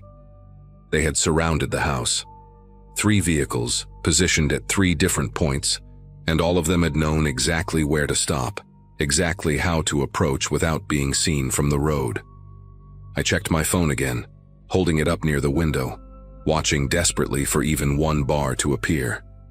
Nothing. I thought about the landline in the living room, the old rotary phone Glenn had insisted on keeping because cell service was so unreliable. I started moving toward it, staying low, when I heard something that stopped me cold, the distinct sound of a radio crackling somewhere outside, followed by a man's voice too quiet to make out the words, but close enough to hear the tone. I crawled to the living room, my knees scraping against the rug Glenn's mother had given us as a wedding gift. The rotary phone sat on the small table by the couch, and I lifted the receiver as quietly as I could, pressing it to my ear. Dead silence. No dial tone. Nothing. They had cut the line. These were not drunk teenagers or lost hunters. These were people who had planned this, who knew that cutting the phone line would leave me stranded, who understood that by the time anyone realized something was wrong, it would be far too late. I set the receiver down and pressed my back against the couch, trying to think. Glenn's shotgun was in the bedroom closet, a 12-gauge Remington he had taught me to use for coyotes that sometimes went after the chickens. I had not fired it since he died, but I knew it was loaded, knew there was a box of shells on the top shelf beside it. I needed to get back to the bedroom without being seen through any of the windows. Duke suddenly let out a sharp bark, and I grabbed his collar, pulling him close, whispering for him to be quiet. Through the living room window, I saw a beam of light sweep across the front porch. A flashlight. Someone was on my porch, right outside the front door, maybe 15 feet from where I was crouched in the darkness. I heard footsteps on the wooden boards, slow and deliberate, and then the light paused at the window. I pressed myself flat against the floor, my cheek against the cold hardwood, holding both dogs by their collars as they trembled and growled.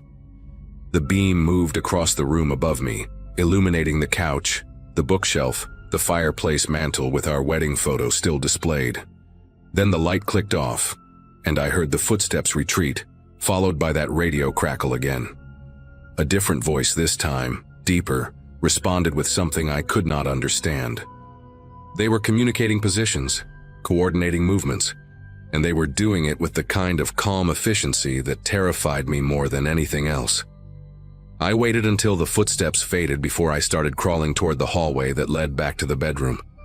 Every creak of the floorboard sounded impossibly loud, and I kept expecting a window to shatter or a door to burst open at any moment.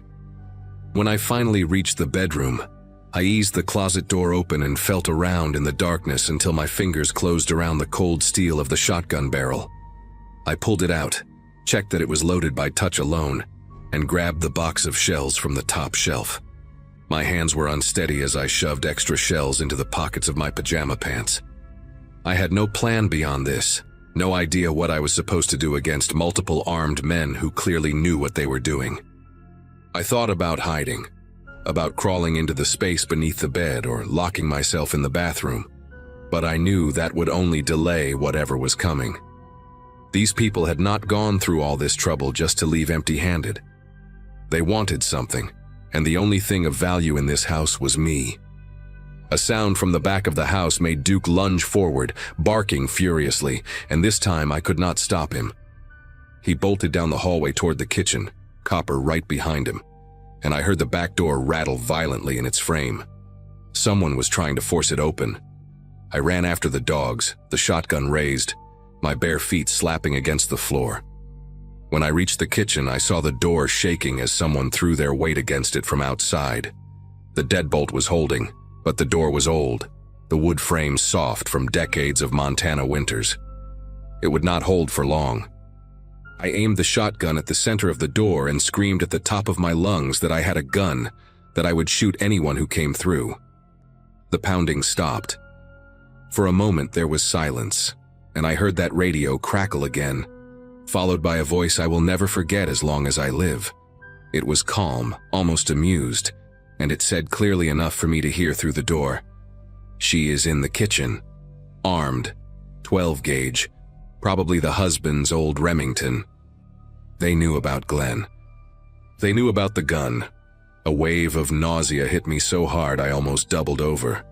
These were not strangers who had randomly chosen my house. These were people who had watched me, studied me, learned my routines and my vulnerabilities. I thought about all the times I had gone into town for groceries, all the conversations I had at the feed store or the gas station, mentioning that I lived alone now, that Glenn was gone, that the property was too big for one person, but I could not bring myself to sell. I had told strangers my entire situation without ever thinking twice. The voice outside spoke again, this time directed at me. "Mrs. Hartley, we know you are alone. We know the nearest deputy is 47 minutes away on a good night, and the roads are icy. We know your cell phone does not work out here. We have done this before, and it always goes easier when people cooperate." The casual way he listed these facts, like he was reading from a checklist, made me realize how carefully they had planned everything. They had probably watched the house for weeks, maybe months, noting when I went to bed, when I woke up, which lights I turned on and when I turned them off. I backed away from the door, the shotgun still raised, my mind racing through options that all seemed hopeless. The windows were old single-pane glass, easy to break. The doors were solid, but the frames were weak. Even if I shot one of them, there were others, and they would be through the house before I could reload. Then I remembered something, the root cellar. Glenn had dug it himself the second year we lived here. an underground space beneath the kitchen accessible through a trap door hidden under the rug by the pantry. He had installed a heavy steel door at the bottom of the stairs, paranoid about tornadoes even though they were rare this far north. The cellar had supplies, canned food, water, a battery-powered radio, and most importantly, it had a lock that could only be opened from the inside. If I could get down there with the dogs, I could wait them out. Eventually, someone would notice I was missing. Eventually, help would come. It was not a good plan, but it was the only plan I had, and I was running out of time. I moved quickly, pulling back the rug with one hand while keeping the shotgun ready with the other. The trapdoor was right where it had always been, the iron ring handle cold against my palm. I yanked it open and whistled for the dogs, and Duke understood immediately, bounding down the wooden stairs into the darkness below. Copper hesitated, confused, and I had to grab him by the collar and practically shove him through the opening. I was halfway down the stairs myself when I heard glass shatter somewhere in the house, followed by heavy footsteps and voices calling out to each other. They were inside. I pulled the trapdoor shut above me, fumbling in the darkness for the steel door at the bottom of the stairs. My fingers found the handle, and I pulled it closed just as I heard footsteps in the kitchen directly above me. The lock was a heavy deadbolt, the kind you would find on a commercial door, and it slid into place with a solid thunk that echoed in the small concrete room. I pressed my back against the cold wall, both dogs huddled against my legs, and I listened to the sounds of my home being torn apart above me. Cabinets slamming, furniture being overturned, and then footsteps directly over the trapdoor, followed by the sound of someone pulling at the handle. A voice, the same calm voice from before, called down through the floor. "Mrs. Hartley, that is a very old door. We have tools, we have time. The choice is yours." I did not answer. I sat in the darkness with my shotgun aimed at the steel door. My dogs pressed against me, and I waited. I heard drilling, prying, the sound of metal scraping against metal. It went on for what felt like hours, but was probably only 40 minutes. Then, suddenly, it stopped. I heard voices arguing, urgent now, the calm tone gone. A vehicle engine started somewhere outside, then another. Through the concrete walls, I heard tires on gravel moving fast, moving away. I did not move from that cellar until sunlight began to creep through the small ventilation grate near the ceiling. When I finally climbed out, my house was destroyed. Every drawer emptied, every closet ransacked, furniture overturned and broken. But I was alive.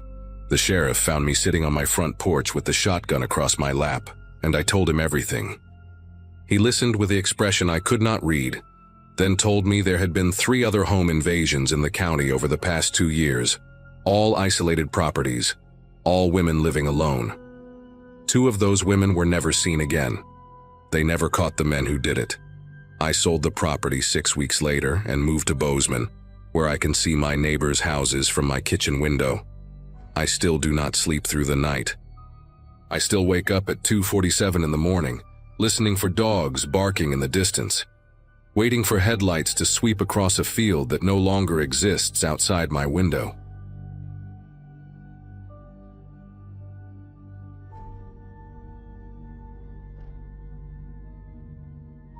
Ridgefield, Montana is the kind of place that does not show up on most maps. Population 200 and something, depending on who had moved away or passed on that year. My best friend Haley and I were sent there every summer to stay with my grandparents while our parents worked. And by the time we finished 6th grade, we knew that dirt road to Perkins General Store better than we knew our own backyards. 4 miles of packed earth cutting through wheat fields and abandoned farmland, with nothing but fence posts and the occasional rusted tractor to break up the endless gold horizon.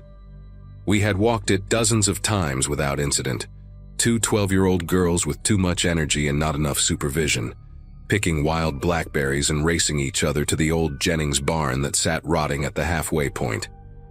Our grandparents never worried about us making that trip alone, because nothing ever happened in Ridgefield. That was the whole point of the place, the safety of isolation, the comfort of knowing every single face in town.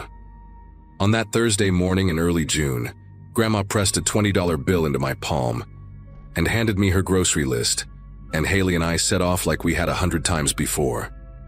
The heat hit us the moment we stepped off the porch, that dry Montana summer heat that makes the air shimmer above the road like a mirage. Haley complained about the dust getting into her sandals, and I told her she should have worn sneakers like I did, and we bickered about nothing as we walked. We were roughly 2 miles in when I heard the engine approaching from behind, which meant nothing at first because farmers drove that road constantly. But this vehicle slowed down in a way that made me turn around and look. A dark green pickup truck with a dented front bumper and mud splattered across the wheel wells pulled up alongside us, keeping pace with our walking speed. The driver leaned across the passenger seat and rolled down the window, and I got my first clear look at his face.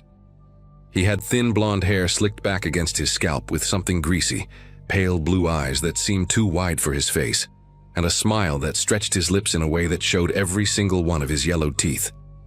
When he spoke, his voice came out warm and friendly, the kind of voice adults use when they want children to trust them immediately. "You girls must be the Whitaker grandkids," he said, nodding like he already knew the answer. "Heading to Perkins, I bet. Your grandma send you for groceries?" I remember feeling a small wave of relief at that moment, because he knew our family name, which meant he had to be a local, someone safe. Haley relaxed a little beside me too, her shoulders dropping from their tense position. The man kept talking, explaining that he worked on one of the farms further out past the county line and came through Ridgefield every few weeks for supplies. He said his name was Gene, or maybe it was Dean, something short and plain that I cannot remember clearly anymore because everything that came after erased those small details from my mind. What I do remember is what he said next, leaning further toward the open window with that strange wide smile still plastered across his face. He told us there had been coyote attacks on the road up ahead, that a pack had gotten bold and gone after a couple of dogs just yesterday, and it was not safe for 2 young girls to be walking alone. Haley looked at me with uncertainty in her eyes, and I could tell she was trying to decide whether to believe him. The thing was, coyote problems were not unusual in that area, and we had been warned about them before by our grandfather, who kept a rifle by the back door for that exact reason. So the story made sense, and the man seemed to know that it would. He offered us a ride the rest of the way to the store, saying it would only take a few minutes, and he was heading that direction anyway. I hesitated, feeling something heavy settle in my chest that I could not explain, a reluctance that had no logical source. But Haley was already moving toward the truck, and I did not want to seem like a scared little kid in front of her. I climbed into the cab after her, settling onto the cracked leather bench seat that smelled like cigarettes and something else, something sour and faintly chemical that I could not identify. The man pulled back onto the road, and for a minute everything seemed normal. Just the rumble of the engine and the dust billowing behind us through the rear window. Then I noticed we were not going the right way. The road to Perkins continued straight for another 2 miles before curving slightly east toward the village center. But this man had turned left onto a narrow side path that led into the overgrown Jennings property. I knew that land well because Haley and I had explored the edges of it many times, daring each other to get closer to the collapsing barn with its dark windows that looked like empty eye sockets. The truck bounced over ruts and potholes as the main road disappeared behind a wall of tall wild grass, and my heart began to pound so hard I could feel it in my throat. I asked him where we were going, trying to keep my voice steady, and he said this was a shortcut that would get us to the store faster. But that was a lie, and I knew it was a lie, because this road led nowhere except deeper into abandoned farmland. Haley grabbed my hand and squeezed it tight, her palm slick with sweat. I looked at her face and saw my own fear reflected back at me, her eyes wide and her lips pressed together in a thin line. The man kept talking in that same cheerful tone, telling us about the weather and the wheat harvest and other things that meant nothing, filling the air with words so we would not have time to think. But I was thinking, and what I was thinking was that nobody knew where we were. Our grandparents expected us to be gone for at least 2 hours, and if we disappeared into these fields, no one would even start looking for us until lunchtime. The truck slowed down as we approached the old Jennings barn, and I saw that someone had been here recently because there were fresh tire tracks in the mud. and the padlock on the barn door had been replaced with a shiny new one. The man pulled the truck to a stop and turned off the engine, and in that sudden silence I could hear birds singing somewhere far away and the tick of the cooling motor. He turned to look at us with that same terrible smile, and he said we should wait here for just a minute while he checked on something inside the barn. That was when Haley screamed. It was not a word or a call for help, just a raw animal sound of pure terror that seemed to unlock something in both of us. She yanked the door handle and threw herself out of the truck before I even understood what was happening, and I followed her a half second later, my feet hitting the ground hard enough to send a jolt of pain up through my ankles. The man shouted something behind us, his friendly voice gone sharp and ugly, but I did not turn around to see if he was chasing us. We ran into the tall grass, pushing through stalks that whipped against our faces and arms, our breath coming in ragged gasps. I could hear Haley somewhere to my left, crashing through the vegetation, and I angled toward the sound of her footsteps. The grass was so high that I could not see more than a few feet in any direction, and I kept expecting to feel a hand close around my arm or my hair at any moment. My lungs burned and my legs ached, but I did not slow down, could not slow down, because somewhere behind us was a man who had taken us to an abandoned barn in the middle of nowhere, and I knew with absolute certainty what that meant. We ran until the grass thinned out and gave way to a plowed field, the dirt soft and uneven beneath our feet. I stumbled twice and caught myself with my hands, scraping my palms raw against rocks and dry clods of earth. Haley was crying now, loud hiccuping sobs that she could not control, and I grabbed her wrist and pulled her along because we could not stop yet. In the distance, I could see a farmhouse with a red roof and a weather vane shaped like a rooster, and I pointed toward it and told Haley to keep going. My whole body was shaking, not just my hands but my legs and my jaw and something deep inside my chest that would not stop trembling no matter how hard I tried to control it. We crossed what felt like miles of open field, exposed and vulnerable under that bright blue sky, before we finally reached the farmhouse and I started pounding on the door with both fists. A woman in her 60s opened it, flour on her apron and confusion on her face, and I tried to explain what had happened, but the words came out jumbled and desperate, and I could see that she did not understand. Her name was Loretta Grimes, and she sat us down at her kitchen table and gave us glasses of water while she called our grandparents. Haley could not stop crying, her whole body shaking with sobs that seemed to come from somewhere deep inside her, and I held her hand across the table while I tried to answer Loretta's questions. I told her about the man in the green truck, about the lie he told us about coyotes, about the turn onto the side road and the barn with the new padlock. Loretta's face went pale as I spoke, and she picked up the phone again to call the sheriff's office in the next town over. My grandfather arrived 20 minutes later, his face a mask of fear and fury that I had never seen before, and he wrapped both of us in his arms so tight I could barely breathe. The sheriff's deputy showed up an hour after that, a young man with a notepad who wrote down everything I said and nodded seriously but did not seem particularly alarmed. He told us the description matched several trucks in the county and that without a license plate number, there was not much they could do. My grandmother kept saying we should never have been walking alone, that it was her fault for sending us, and the guilt in her voice made me feel worse than anything else that had happened that day. The following weeks were strange and uncomfortable in ways I did not expect. Word spread through Ridgefield quickly, as it does in small towns, but the reaction was not what I thought it would be. Some people believed us completely and praised us for being smart enough to run, but others, including people I had known my whole life, suggested that we had misunderstood the situation. Maybe the man really was just trying to help, they said. Maybe we panicked for no reason and made a nice farmer look like a criminal. One older man at the general store told my grandfather that city kids were always too suspicious, too dramatic, and that we probably scared a good Samaritan half to death by jumping out of his truck like that. The doubt hurt almost as much as the memory of that day, and Haley and I stopped talking about what happened because it seemed like nobody wanted to hear it. We finished out the summer at our grandparents' house, but we never walked to the store alone again, and we never explored the old Jennings property, and we slept in the same bed every night because neither of us could stand to be alone in the dark. 6 weeks after that Thursday morning, my mother called with news that made her voice crack and tremble through the phone line.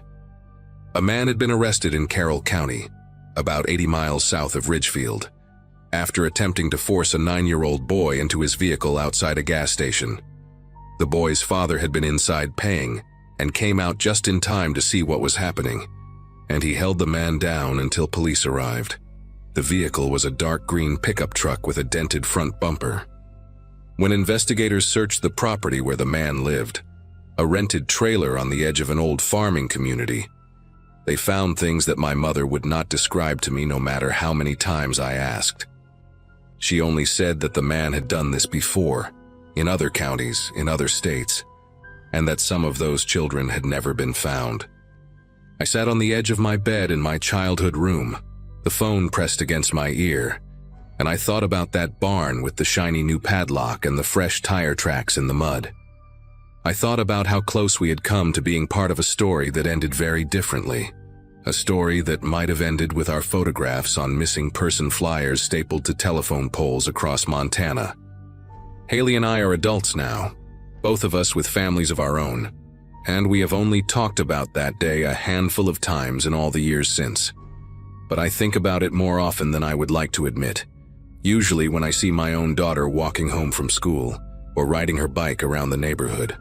I taught her early about strangers and cars and the lies that dangerous people tell, and I made sure she understood that politeness is never more important than survival. She knows that if something feels wrong, she should run first and explain later, and she knows that I will always believe her no matter what anyone else says. The man who drove that green truck is serving multiple life sentences now, locked away in a place where he cannot hurt anyone else. But sometimes late at night when sleep will not come, I still see his face through that rolled down window. I still see those yellowed teeth stretched into that wide, unnatural smile. And I still hear his friendly voice, asking if we were the Whitaker grandkids heading to the store. And I wonder how many other children heard that same voice, saw that same smile, and were not lucky enough or fast enough to escape into the tall grass before it was too late.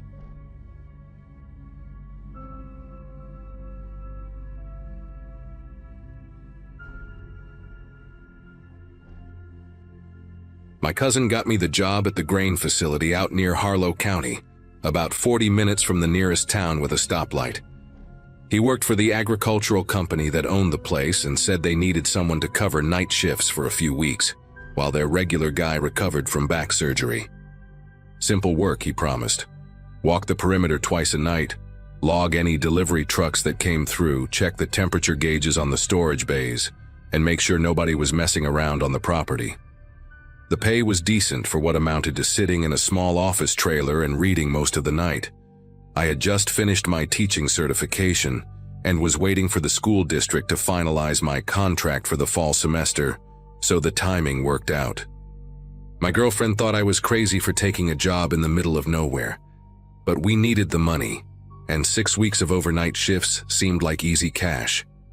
The facility itself sat on about 15 acres of flat land surrounded by cornfields on 3 sides and a county road on the 4th.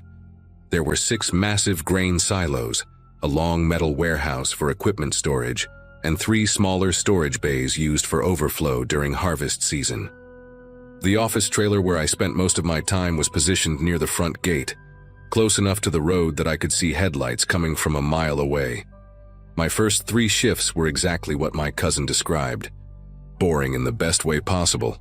I did my rounds at midnight and again at 4 in the morning, wrote down a whole lot of nothing in the logbook, and spent the rest of my time grading practice tests I had created for the class I would be teaching in September. The only company I had was the security cameras, 8 of them total, feeding grainy black and white footage to a monitor that looked like it belonged in the 90s. The night sounds out there took some getting used to. The grain settling in the silos made these deep groaning noises, and the wind coming across the fields would rattle the metal siding on the warehouse something fierce. It was my 4th shift when I noticed the first thing that seemed wrong. During my midnight round, I walked past Storage Bay 2, one of the smaller units used for equipment and spare parts, and saw fresh tire tracks in the gravel leading up to the roll-up door. Now that door was supposed to stay locked, and according to the schedule my cousin had given me, no deliveries were expected until the following Tuesday. I checked the lock and it was secure, so I figured maybe someone from the day crew had pulled up there earlier and I just had not noticed the tracks before. I wrote it down in the logbook anyway, the way I was supposed to, and finished my round without thinking much more about it. But when I came back around at 4 in the morning, I noticed something else.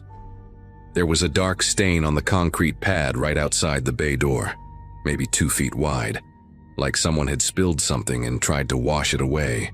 The edges were still wet. I crouched down and touched it, and my fingers came up with this faint pinkish color. Looked diluted, like whatever it was had been hosed down but not completely cleaned. I stood there for a while trying to come up with an explanation that made sense. Maybe one of the day workers had cut himself and cleaned it up. Maybe someone hit a deer on the road and pulled in to check their vehicle. I almost convinced myself it was nothing, but something kept nagging at me. Why would anyone wash down a spill at a grain facility in the middle of the night? I took a few pictures with my phone, just in case, and went back to the trailer. I thought about calling my cousin, but it was almost 5 in the morning and I did not want to wake him up over what was probably nothing. The rest of that shift, I kept looking at those pictures, zooming in like I was going to find some answer hidden in the pixels. When the day supervisor showed up at 6 to relieve me, I mentioned the tire tracks and the stain. He was this older guy named Dwight, been working there for 15 years, and he just shrugged and said it was probably hydraulic fluid from one of the tractors. He did not seem concerned at all, so I let it go, but I saved those pictures anyway. 2 nights later, I found the tools. I was doing my 4 in the morning round, walking along the back side of the warehouse where the security cameras did not reach. There was a dead zone back there, maybe 60 feet of space between the building and the fence line that nobody had bothered to cover. I almost tripped over a canvas bag sitting in the weeds near the drainage ditch. It was heavy, and when I opened it, I found a set of bolt cutters, a crowbar, a roll of duct tape, and a box of latex gloves. None of it belonged to the facility. I knew every piece of equipment in that warehouse because I had walked through it during my orientation, and this stuff was not on any inventory list. The bolt cutters still had price tags on them from a hardware store I did not recognize. I stood there holding that bag, my heart going a mile a minute, trying to figure out what the hell I was looking at. Part of me wanted to believe it was just some random stuff that blew in or got dumped by kids messing around. But bolt cutters and duct tape do not just appear together by accident. I put everything back exactly how I found it, marked the spot in my head, and walked back to the trailer as fast as I could without running. I called my cousin that morning after my shift ended. Told him everything, the tire tracks, the stain, the bag of tools. He got quiet for a long time, which was not like him at all. Finally, he said I should keep my head down and not mention any of this to Dwight or anyone else at the facility. He said he would make some calls and figure out what was going on, but in the meantime, I should just do my job and stay in the trailer as much as possible. That advice did not sit right with me. I asked him what he thought was happening, and he just said some of the storage bays got leased out to third parties, and he did not always know what they were being used for. The way he said it made me feel like he knew more than he was telling me. I barely slept that day. I lay in bed at my apartment staring at the ceiling, running through every possible scenario. Drug storage maybe, stolen merchandise. I even thought about human trafficking, but that seemed too extreme. Too much like something from a documentary. By the time I drove back out to the facility that evening for my next shift, I had almost talked myself into quitting. But I needed that money, and I kept telling myself I was probably overreacting to a bunch of coincidences. That night changed everything. I got to the facility around 9, same as always, and Dwight handed off the keys without much conversation. He seemed tired, distracted, and he left quicker than usual. I settled into the trailer, made some coffee, and started going through my lesson plans. Around 11, I noticed headlights on the security monitor, a truck coming down the access road from the back of the property, not from the main county road where deliveries usually came. That road was supposed to be gated and locked, only used during harvest season when they needed extra access for the big equipment. I watched the truck pull around behind storage bay 2, the same bay where I had found the tire tracks. It sat there for about 10 minutes with its lights off, and then it left the same way it came. No one got out that I could see. No one approached the trailer or checked in with me. According to every protocol I had been given, any vehicle on the property at night was supposed to log in with the night watchman. That was literally my entire job. I wrote down the time and a description of the truck: white full-size pickup, no visible plates from the camera angle, and I sat there wondering if I should go check the bay or just pretend I had not seen anything. I waited about an hour before I worked up the nerve to walk out there. The night was warm and still, no wind for once, and the silence felt heavier than usual. I took my flashlight and walked the long way around, staying close to the silos where I could duck out of sight if I needed to. When I got to storage bay 2, I noticed the padlock was different.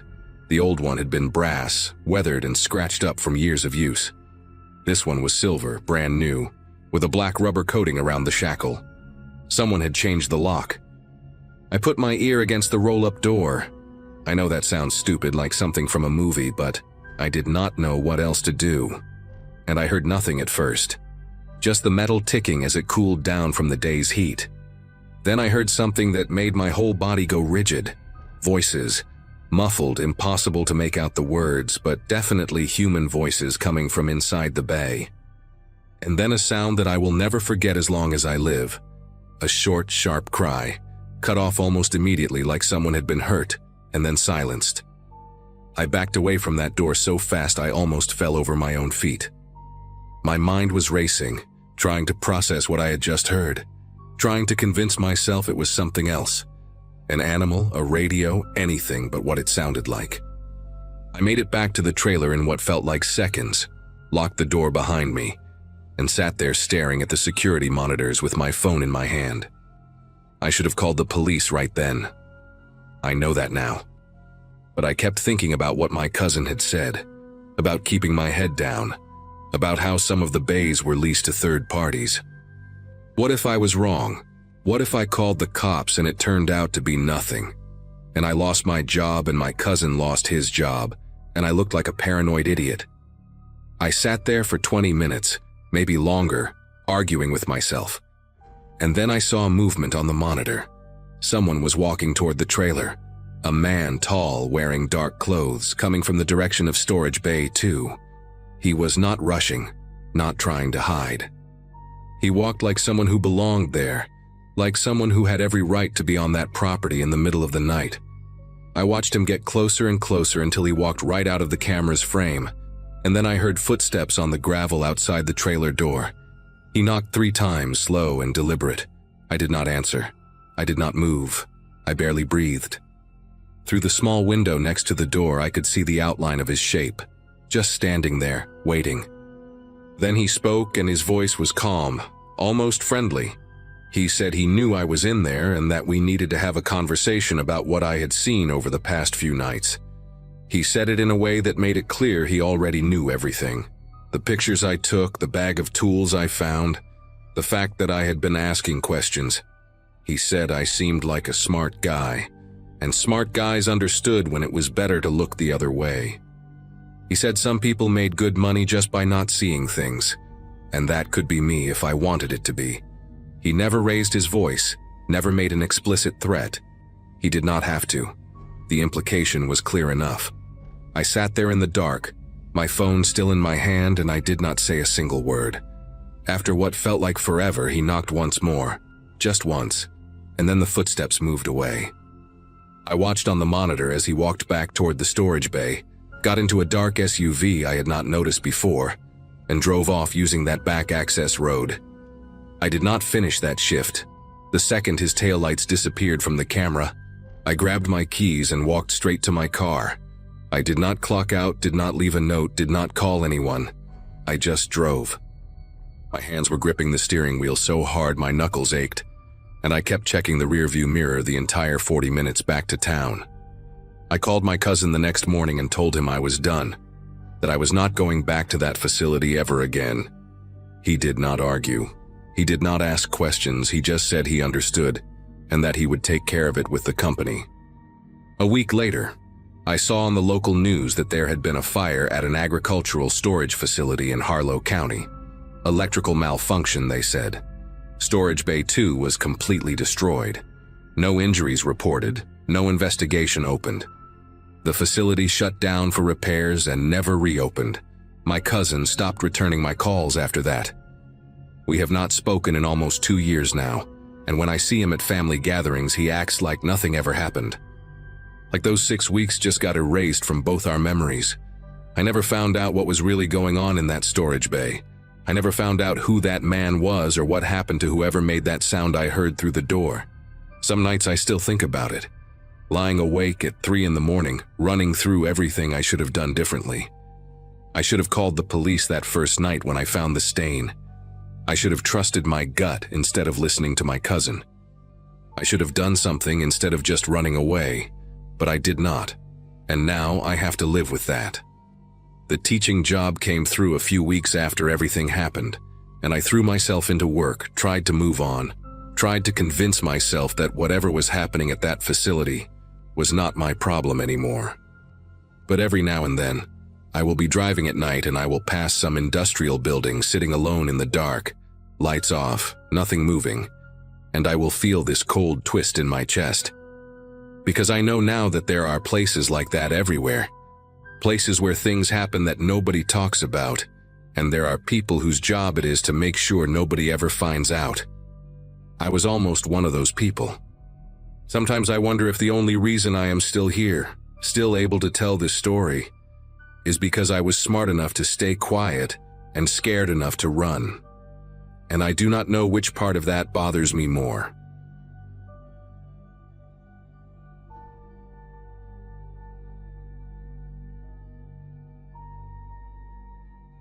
Rural Kansas has a way of making you feel both free and completely exposed at the same time. When my dad passed in 2017, he left me 47 acres of farmland that had been in our family since my great-grandfather bought it dirt cheap during the Depression. My wife Sheila and I had been renting a cramped apartment in Denver for 6 years by then, and with our twin daughters about to start kindergarten, the timing felt right. We moved in that September, right around my high school reunion, which made me realize how much time had slipped by since I left that small town as a kid, dreaming of city life. The property sat at the end of a long dirt road, almost a mile from the county route, surrounded by nothing but wheat fields and a few scattered oak trees that had been there longer than anyone could remember. The previous tenant, a guy named Jerry Mullins who helped my dad maintain the place after his stroke, had moved out 3 months before we arrived. The house needed work, but it was ours, and for the first time in my adult life, I felt like I could breathe. The trouble started in late October, maybe 6 weeks after we settled in. We had been dealing with the usual rural annoyances: hunters cutting across the back acres without permission, teenagers using the empty barn for weekend parties, that kind of thing. Sheila found beer cans and cigarette butts near the old grain silo one morning, and that was the final straw for her. She wanted a gate, something solid with a good lock, to keep people from just driving onto our land whenever they felt like it. I agreed, mostly to ease her mind, and spent a whole Saturday installing a heavy steel gate at the entrance where our dirt road met the county route. I bought a thick padlock from the hardware store in town, one of those hardened steel ones that cost almost $40. We each kept a key, and I hid a spare inside the hollow fence post nearby, just in case. That first night with the gate locked, I remember Sheila squeezing my hand at dinner and saying she finally felt safe out here. I believed her when she said it, and I believed it myself. 3 days later, I woke up around 5 in the morning to let the dog out and noticed the gate was wide open. Not broken, not forced, just open, swinging gently in the November wind like someone had casually unlocked it and forgotten to close it behind them. I walked the whole length of that dirt road in my bathrobe and boots, flashlight in hand, looking for any sign of what happened. Nothing. No trash, no footprints that I could make out in the dark, no indication that anyone had even been there. I told myself I must have forgotten to lock it properly, even though I could picture myself clicking that padlock shut and tugging it twice to make sure. Sheila gave me a look when I came back inside, the kind of look that said she was trusting me to keep us safe out here. I promised her it would not happen again, and I meant it. That evening, I checked the lock 3 separate times before coming inside for dinner, but it did happen again. The following Monday morning, Sheila was the one who found it. Gate wide open, padlock hanging loose on the chain like it had been gently placed there by someone with all the time in the world. This time I noticed something that made my chest tighten. Fresh tire tracks in the dirt, deep grooves from a heavy vehicle that had driven right up our road sometime during the night. I followed those tracks almost halfway to the house before they curved off toward the old barn and disappeared into the harder ground near the equipment shed. I searched that barn top to bottom, checked every stall, climbed up into the hayloft where dust hung thick in the morning light. Nothing was missing, nothing was disturbed, but someone had definitely been on our property. Someone with a key. I called the sheriff that afternoon, and Deputy Nolan came out to take a report, but he seemed almost bored by the whole thing. "Probably just kids," he said. "Probably someone messing with you." I wanted to believe him, but those tire tracks told a different story. I replaced the lock that same week, drove 30 miles to a different hardware store because I did not want to buy from the same place, thinking maybe somehow someone had gotten a duplicate made. This new padlock was even heavier, a different brand with keys that had a unique pattern cut into them. I threw away the old lock entirely and made sure only Sheila and I had copies this time. No spare hidden in the fence post, nothing. For about 10 days, everything seemed normal. The gate stayed locked, the road stayed empty, and I started to convince myself that Deputy Nolan had been right after all. Maybe it really was just some kids playing a prank, and once they realized we were serious about security, they moved on to easier targets. Sheila stopped checking the windows every night before bed. The girls started playing outside again without one of us hovering nearby. I let my guard down, and that was exactly when things got worse. It was a Saturday morning in mid-November when I walked out to check the gate and found something that made me stop dead in the middle of the road. The gate was locked, completely secure, chain wrapped tight, padlock clicked shut just like I had left it. But it was not my padlock. The one hanging there was silver instead of black, a completely different brand, with a keyhole that my keys would never fit. Someone had come onto our property during the night, removed my lock entirely, and replaced it with their own. I stood there for a long time, just staring at it, trying to make sense of what I was seeing. This was not a prank. This was not teenagers looking for a place to drink beer. Whoever was doing this wanted me to know they could come and go whenever they pleased, that no lock I bought would keep them out. They were sending a message, and the message was clear. This property belonged to them as much as it belonged to me. I cut that lock off with bolt cutters and bought a third one that afternoon, but my hands were unsteady the whole drive home. Sheila wanted to move. She said it plainly over dinner that night, the girls already in bed, her voice low and controlled in a way that scared me more than yelling would have. She said she did not feel safe anymore, that whoever was doing this knew too much about our routines, about when we were asleep, about how to get in without leaving a trace. I tried to calm her down, told her we would figure it out. But the truth was I did not have answers. I called Deputy Nolan again the next morning, and he came out to look at the new lock I had cut off, turning it over in his hands like it was a curiosity rather than evidence. He said there was not much he could do without catching someone in the act. No crime had technically been committed, no theft, no property damage beyond the locks themselves. He suggested we install cameras, maybe motion lights, something to discourage whoever was doing this. It felt like being told to solve my own problem, but I did not know what else to do. That night I ordered 2 trail cameras online, the kind hunters use to photograph deer, and paid extra for overnight shipping. The cameras arrived on a Wednesday, and I spent most of that afternoon mounting them. One pointed directly at the gate, hidden inside a wooden birdhouse I nailed to a tree about 20 feet back, and another aimed at the dirt road from the corner of our front porch. They were motion activated, designed to capture clear images even in total darkness using infrared. I tested them a dozen times, walking back and forth in front of each one until I was satisfied they were working perfectly. Sheila watched me from the kitchen window the whole time, and when I came inside, she hugged me longer than usual. We both knew that whatever those cameras captured might change everything. That night I barely slept, checking my phone every hour to see if the motion alerts had triggered. Nothing happened. The next night was the same, quiet, still. The gate locked tight every morning when I walked out to check.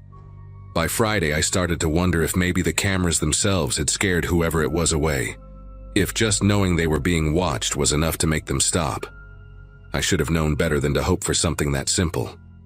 Saturday morning, I woke up to 3 motion alerts on my phone, all time-stamped between 2 and 3 in the morning. My mouth went dry before I even opened the app. The first image showed headlights approaching the gate from the county route, just 2 bright circles floating in the darkness. The second image was clearer. A pickup truck, dark-colored, maybe blue or green, parked right in front of the gate with its engine still running. I could see exhaust rising in the cold air, caught by the infrared flash. The third image is the one that made me sit down on the edge of the bed and stay there for a long time. A man stood at the gate, his back to the camera, wearing a heavy work jacket and a baseball cap pulled low. He was not cutting the lock. He was not forcing anything. He had a key in his hand, and he was unlocking my gate the same way I did every single day, with the easy confidence of someone who had done it 100 times before. The camera caught him mid-motion, his arm extended, the lock already open in his other hand. He looked comfortable. He looked like he belonged there. I showed Sheila the photos and watched her face go pale. She asked me if I recognized the truck, and I told her I did not. But something about it nagged at me. The shape of it, the way the tailgate sat slightly crooked like it had been bent in an accident years ago. I spent the next hour going through every image the cameras had captured, frame by frame, looking for anything that might help identify this person. The camera near the house had triggered too, showing the same truck driving slowly up our road, headlights off now, moving like a shadow through the darkness toward the barn. There were 6 images total of the vehicle parked behind the equipment shed, sitting there for almost 40 minutes before it turned around and left the same way it came. 40 minutes. This person had been on our property for 40 minutes while my wife and daughters slept in their beds, while I lay dreaming not 200 yards away. I called Deputy Nolan again, and this time he actually sounded interested. He asked me to email him the photos, said he would run the truck through some databases, see if anything came up. But I was done waiting for the sheriff to solve this. I needed to find out who this was myself. The next morning I drove into town and stopped at the diner where most of the old-timers gathered for breakfast. I figured if anyone knew about a dark pickup truck with a crooked tailgate, it would be someone who had lived in this county their whole life. I sat at the counter and ordered coffee, then started asking questions as casually as I could. Mentioned I was looking for someone who might do some work on my property, someone who knew the area well. A woman named Betty who worked the register overheard me and asked which property I was talking about. When I told her, she got quiet for a second before saying I should talk to Jerry Mullins. The name hit me like a punch to the chest. Jerry Mullins, the same man who had worked for my father, who had lived on our property as a caretaker for almost 3 years before we moved in.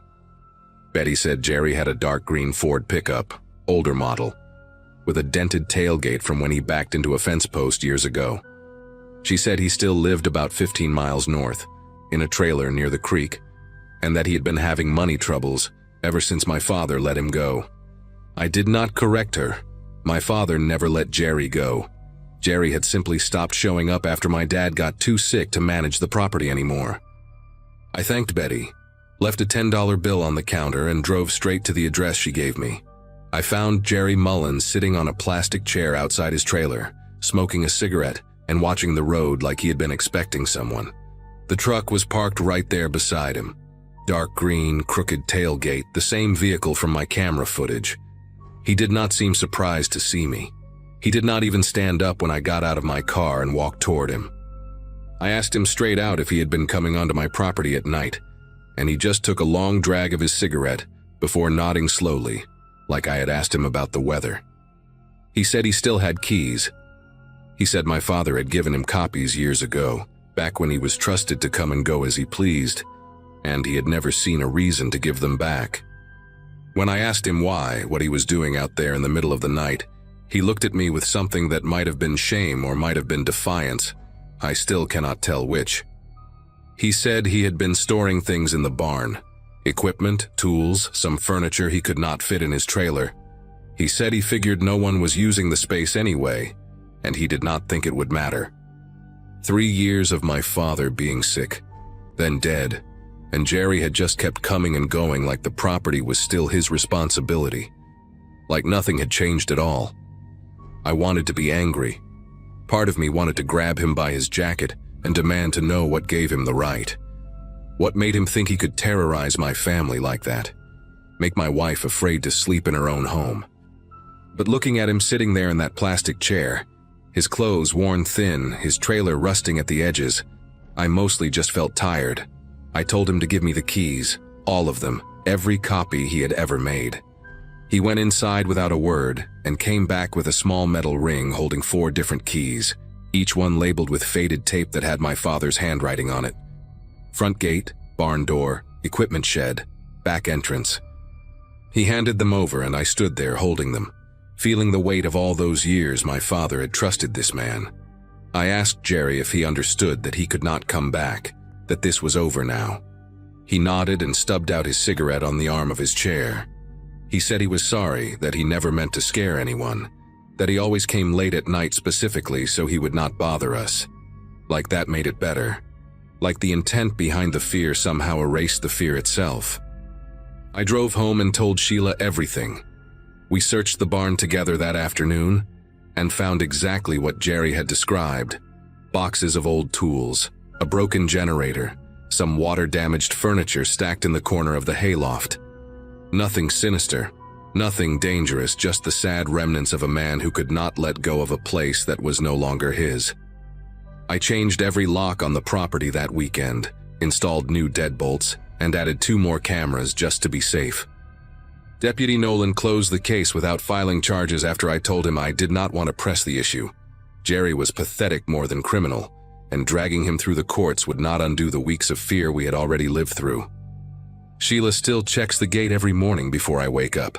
Sometimes I catch her standing at the window late at night, watching the road, waiting for headlights that I pray will never come again.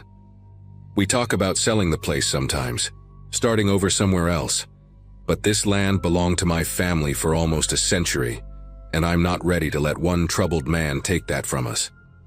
The locks are changed, the cameras are watching, and Jerry Mullins has not come back. But I still keep those 4 keys he gave me, tucked in a drawer beside my bed, where I can look at them whenever I need to remind myself that the thing I feared most was not a monster or a ghost. It was just a man with a key and nowhere else to go.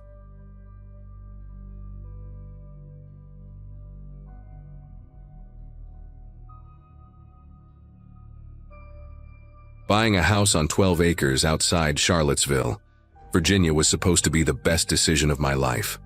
I had spent my 20s bouncing between cramped apartments in Richmond, sharing walls with people who screamed at each other at all hours, and when my grandmother passed and left me enough for a down payment, I did not hesitate. The farmhouse was old, built in the 1940s according to the county records, with a sagging porch, outdated kitchen cabinets, and a well pump that groaned every morning like it was in pain. But it sat at the end of a long gravel driveway, surrounded by woods on 3 sides, and for the first time in my adult life, I could not hear a single neighbor. I worked from home as a medical transcriptionist, typing up doctor notes in my pajamas, so the isolation suited me perfectly. My closest neighbor was Harold Jennings, an 80-something widower who lived about a mile down the road. We had a deal where I checked on him twice a week and he kept an eye on my property when I was away. By June, I had been living there for 8 months, and I finally felt like I belonged somewhere. That Saturday started like any other weekend. I woke up around 9, made coffee, and spent most of the day at my desk finishing a backlog of transcription files. For dinner, I made spaghetti, and watched a couple episodes of a true crime show on Netflix. Ironic, considering what happened later. Around 11, I took my dog Pepper outside for her last bathroom break of the night. She was a 6-year-old shelter mutt, brown and white patches with one floppy ear that never quite stood upright. The air outside was thick and humid, typical for early June in Virginia, the kind of warmth that clings to your skin. I stood on the porch watching Pepper sniff around the yard, looking up at the stars scattered across the sky, in a way you never see in the city.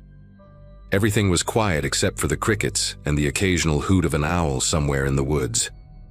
Pepper finished her business, trotted back inside, and I locked the front door behind us. Checked the back door out of habit. Went to bed around midnight feeling completely safe. I do not know how long I had been asleep when Pepper started growling. It was not her normal growl, the one she did when she saw a squirrel through the window or heard a car drive by on the main road. This was low and sustained, coming from deep in her chest, and she was standing at my bedroom door facing the hallway. I grabbed my phone from the nightstand and checked the time, 1:47 a.m. For a few seconds, I just lay there, listening, trying to figure out what had set her off. Then I heard it. 3 knocks on the front door. Not loud, not aggressive. Just 3 steady knocks like someone was being polite about it. My first thought was that something had happened to Harold. Maybe he had fallen. Maybe he had walked over in some kind of confused state. He was getting up there in age, and I worried about him. I got out of bed and walked quietly to the living room, Pepper staying right at my heels, still growling that low rumble. The front door had a small window at the top, but it was dark outside and I could not see much. I also had a window to the left of the door that looked out onto the porch, covered by thin curtains. I did not turn on any lights. Something told me not to, some instinct I cannot really explain. So I just stood there in the dark, trying to see through the curtain. Then came another knock, and a voice, a man's voice, calm and friendly. He said his car had broken down about half a mile up the road, and his phone was dead. He asked if he could use my phone to call someone for help. It sounded reasonable. It sounded like the kind of thing that could happen to anyone on these back roads where cell service was spotty at best. But it was almost 2 in the morning, and I was a woman alone, and something about the situation made every muscle in my body tighten. I moved closer to the window and pulled the curtain back just an inch to get a better look at who was standing on my porch. He looked normal. That was the thing that made it so hard to know what to do. He was maybe 40, wearing jeans and a plain dark t-shirt, average build, short brown hair. He had his hands in his pockets and he was standing a few feet back from the door, not pressed up against it like someone desperate or aggressive would be. He looked like a regular guy who had car trouble. I almost convinced myself I was being paranoid, that I was letting all those crime documentaries get to my head. But Pepper was still growling, her hackles raised all the way down her spine, and that dog had never been wrong about people. I had seen her wag her tail at complete strangers, and I had seen her bark at men who later turned out to be bad news. She had instincts I had learned to trust. So instead of opening the door, I spoke through it. I told him I could call someone for him, asked what number he needed. He said he appreciated that, gave me a name, said his brother lived about 20 miles away and could come pick him up. He even gave me a phone number. It all sounded so normal, so reasonable. I had my phone in my hand, ready to dial, when I glanced out the side window again. The porch light was off, and the only illumination came from a half moon. But my eyes had adjusted to the darkness by then. The man was still standing there, patient, waiting. And that is when I saw movement near the tree line at the edge of my property, maybe 50 yards from the house. At first I thought it was a deer, we had plenty of those around. But the shape was wrong. It was upright. It was a person, moving slowly along the edge of the woods, heading toward the back of my house. My heart started pounding so hard I could feel it in my throat. I looked back at the man on the porch, and he was still standing there with that same calm expression, like he had all the time in the world. He had no idea I had seen the other one. Or maybe he knew exactly what was happening and this whole thing was part of a plan. I stepped back from the window, trying not to make any sudden movements, trying to think. My mind was racing through options. I could call 911, but the nearest sheriff's station was at least 25 minutes away, and I had no idea how much time I had. I could call Harold, but what was an 80-year-old man going to do? I thought about the back door, wondered if it was really locked, wondered if that second person was already testing it. The man on the porch knocked again, a little louder this time, and asked if everything was okay. His voice was still friendly, but there was something underneath it now, a hint of impatience. I told him through the door that I was calling his brother right now, that help would be on the way soon. I was stalling, buying myself time to figure out what to do. I moved quickly and quietly through the dark house to the kitchen, where I could see the backyard through the window above the sink. The second figure was closer now, maybe 30 yards from the house, and I could see it was a man, bigger than the one on the porch, wearing dark clothes and some kind of cap. He was not even trying to hide anymore. He was just walking toward my back door like he belonged there. I grabbed the biggest knife from the block on the counter. It was not much, but it was something. Then I went back to the front of the house and told the man on the porch that I was not going to open the door. I said I had called 911 and the police were on their way. It was a lie. I had not called yet, but I needed him to believe it. There was a long pause. I could not see his face from where I was standing, but I could feel the shift in the air, like the whole situation had changed in that moment. When he spoke again, his voice was different. The friendliness was gone. He said something like, "Come on, I just need to use your phone. Why are you making this difficult?" But it was not a question. It was a statement. And then I heard the back door handle rattle. Not a knock, not a polite request. Someone was trying to open it, testing to see if it was locked. Pepper went absolutely crazy, barking and snarling and throwing herself toward the back of the house. The man on the porch started pounding on the front door now. Not knocking anymore, pounding, and he was saying something, but I could not hear it over Pepper and the blood rushing in my ears. I finally called 911. My fingers were trembling so badly I almost dropped the phone twice. The dispatcher answered, and I started talking fast, too fast, trying to explain that two men were trying to break into my house, that I was alone, that I needed help right now. She asked for my address and I gave it to her, and she told me to stay on the line, that she was sending units my way. But I knew how far away they were. I knew I was on my own for at least 20 minutes, probably more. The pounding on the front door stopped suddenly, and that silence was almost worse than the noise. I stood in the hallway between the front and back of the house, knife in one hand, phone in the other. Pepper pressed against my leg, still growling. I could hear footsteps on the porch, then nothing. Then I heard glass break somewhere at the back of the house. Not the door, one of the windows. The one in the small laundry room that I always meant to put a better lock on but never did. Pepper bolted toward the sound, barking so loud it hurt my ears, and I heard a man curse, and then more glass breaking as he tried to clear the frame. I ran to the laundry room doorway and saw a dark shape halfway through the window, one leg already inside. I did not think. I just reacted. I screamed at him, something I do not even remember, and I swung that knife at his arm. I felt it connect, felt resistance, and he yelled and pulled back out the window so fast he cut himself more on the broken glass. There was blood on my kitchen knife and blood on the window frame, and I was shaking so hard I thought I might collapse. The dispatcher was still on the line asking what was happening, and I was trying to tell her, but the words were not coming out right. I backed away from the window, expecting him to come through again or expecting the other one to try the front, but for a moment, everything went quiet.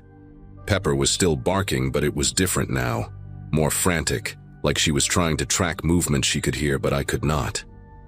I kept switching my attention between the front door and the broken window, waiting for someone to come through, knowing I could not defend both at the same time.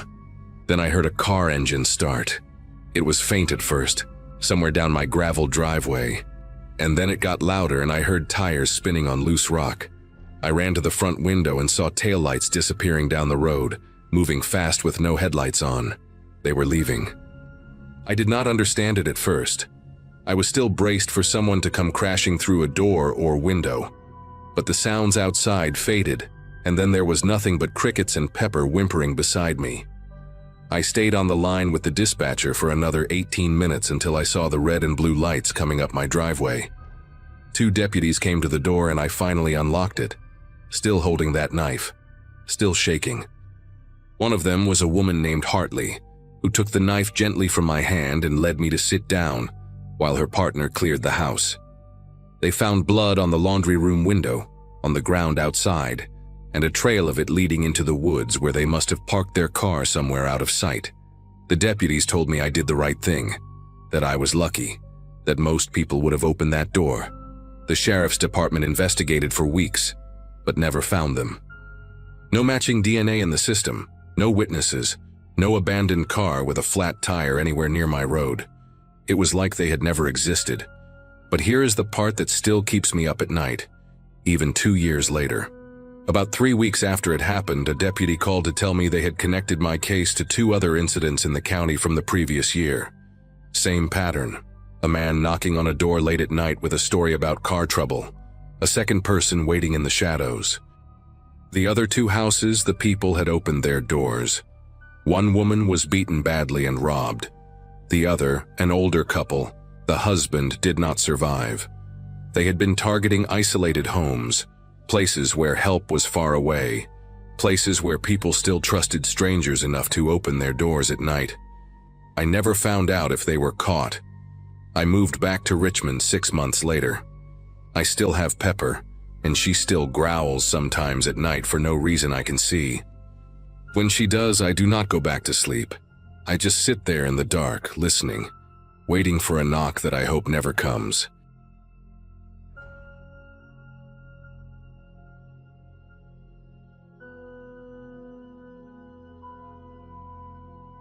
"14 years of warehouse work in New Jersey had left me burned out in ways I did not fully understand, until I quit.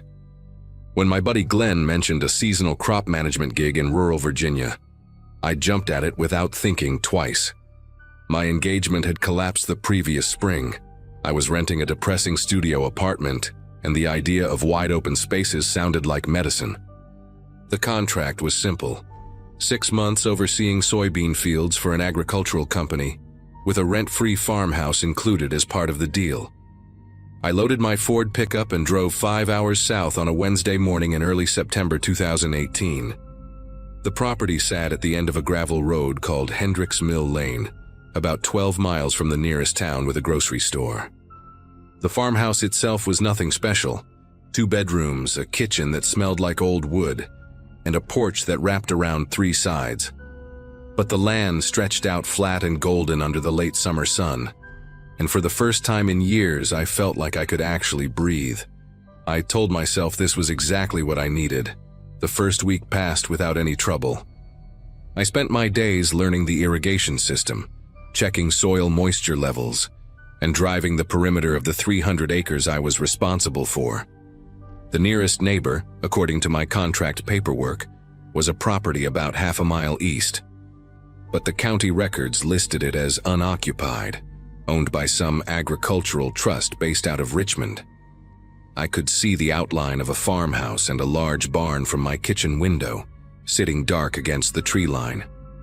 No cars in the driveway, no movement, no signs of life whatsoever. The isolation took some getting used to, especially at night when the silence became so complete I could hear my own heartbeat in bed. But I kept busy, called my mom every few days, and started settling into a routine that felt almost peaceful. It was on the 8th night, a Tuesday, when I first noticed the lights.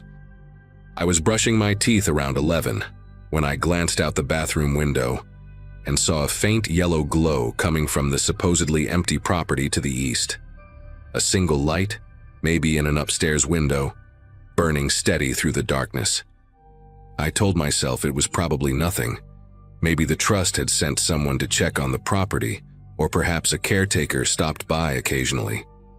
I finished brushing my teeth and went to bed, but I kept thinking about that light. The next morning, I drove the perimeter as usual and slowed down when I passed the eastern boundary. From the road, the neighboring farmhouse looked exactly as abandoned as before, peeling white paint, overgrown grass pushing up through cracks in the driveway, a rusted mailbox leaning at a 45-degree angle. No vehicles anywhere. I parked my truck and walked closer to the fence line, trying to see if there were any fresh tire tracks or footprints. Nothing. The place looked like it had been empty for years. I even checked my phone to confirm what I remembered from the county records, and there it was in black and white. Property owned by Shenandoah Valley Agricultural Trust. Status unoccupied, last recorded activity dated back to 2014. I drove back to my farmhouse feeling stupid for even worrying about it. Old houses have electrical quirks, timers on lights, all kinds of explanations. But then it happened again that same night. This time I was sitting on the back porch around 10, drinking a beer and listening to the crickets, when I saw not one but 3 lights come on in sequence across the neighboring property. First the upstairs window, then something on the ground floor, then a light inside the barn. They stayed on for maybe 20 minutes, then went dark one by one in reverse order. I sat there with my beer getting warm in my hand, watching that dark silhouette against the tree line, waiting for something else to happen. It did not. The property just sat there, black and silent, like it had been abandoned all along. I went inside and locked every door, which felt ridiculous given that I had not locked anything since arriving. That night I slept poorly, waking up twice to sounds I could not identify. A low rumble that might have been a vehicle on a distant road, a rhythmic creaking that was probably just the house settling. In the morning I found myself checking the windows before I even made coffee, scanning the tree line for any sign of movement. The following Saturday I drove into town to pick up supplies and decided to ask around about the neighboring property. The town was called Burkeville, a small cluster of buildings centered around a gas station, a hardware store, and a diner called Maxine's that seemed to serve as the local gathering spot. I grabbed a seat at the counter and ordered coffee and eggs from a woman in her 60s with gray hair pinned up in a bun. Her name tag said Darlene. When she brought my food, I mentioned I was working the Henderson contract out on Hendricks Mill Lane, and she nodded like she already knew. Small towns are like that. I asked her about the property to the east of mine, the one owned by some agricultural trust, and her expression changed in a way I cannot quite describe. Not fear exactly, more like caution. She said she did not know much about it, that properties changed hands a lot around here, and then she moved down the counter to refill someone else's coffee. I tried asking the guy sitting 2 stools over, a heavy-set man in a John Deere cap who had been eating pancakes in silence. He looked at me for a long moment, syrup still dripping from his fork, and said something I will never forget. Best not to get involved in other people's boundaries out here. I pressed him on what that meant, but he just shook his head and went back to his pancakes. The whole diner had gone quiet, and I became aware that several people were watching me with expressions that ranged from pity to something harder, something like warning. I finished my eggs without tasting them and left a bigger tip than usual, hoping that might loosen someone up. It did not. Outside, I ran into an older man loading bags of fertilizer into a pickup truck, and I tried one more time. I told him I was new to the area, just trying to understand the lay of the land, and asked if he knew anything about the property east of my place. He stopped loading and looked at me with pale blue eyes that had probably seen 70 winters or more. He said the land out there had history, that people who owned it tended to keep to themselves, and that I should do the same. When I asked what kind of history, he just climbed into his truck and drove away without another word. I stood there in the parking lot feeling like I had walked into the middle of a conversation that had been going on for decades, speaking a language everyone understood but me. That night, everything changed. I was lying in bed around 1 in the morning, not quite asleep but drifting in that halfway state, when I heard the sound of tires on gravel. Slow, deliberate, crunching along at maybe 5 miles per hour. I got up and moved to the window without turning on any lights, keeping myself pressed against the wall so I could see out without being seen. A vehicle was rolling past my property on Hendricks Mill Lane. A large pickup truck or maybe an SUV, I could not tell for certain because it had no headlights on. Just a dark shape moving through the darker night, engine barely above idle.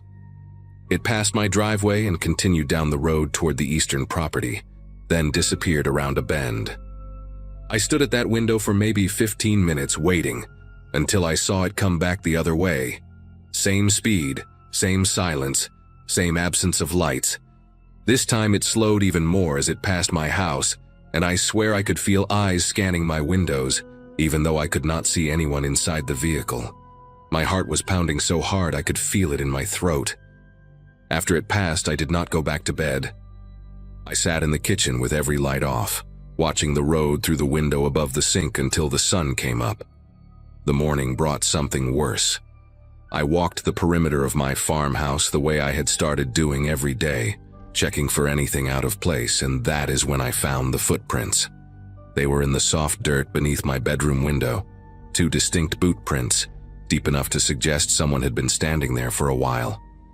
The window itself was about 5 feet off the ground, too high to see in without effort, but if someone stood on their toes or brought something to stand on, they would have had a clear view of my bed. I crouched down and studied those prints, trying to memorize every detail.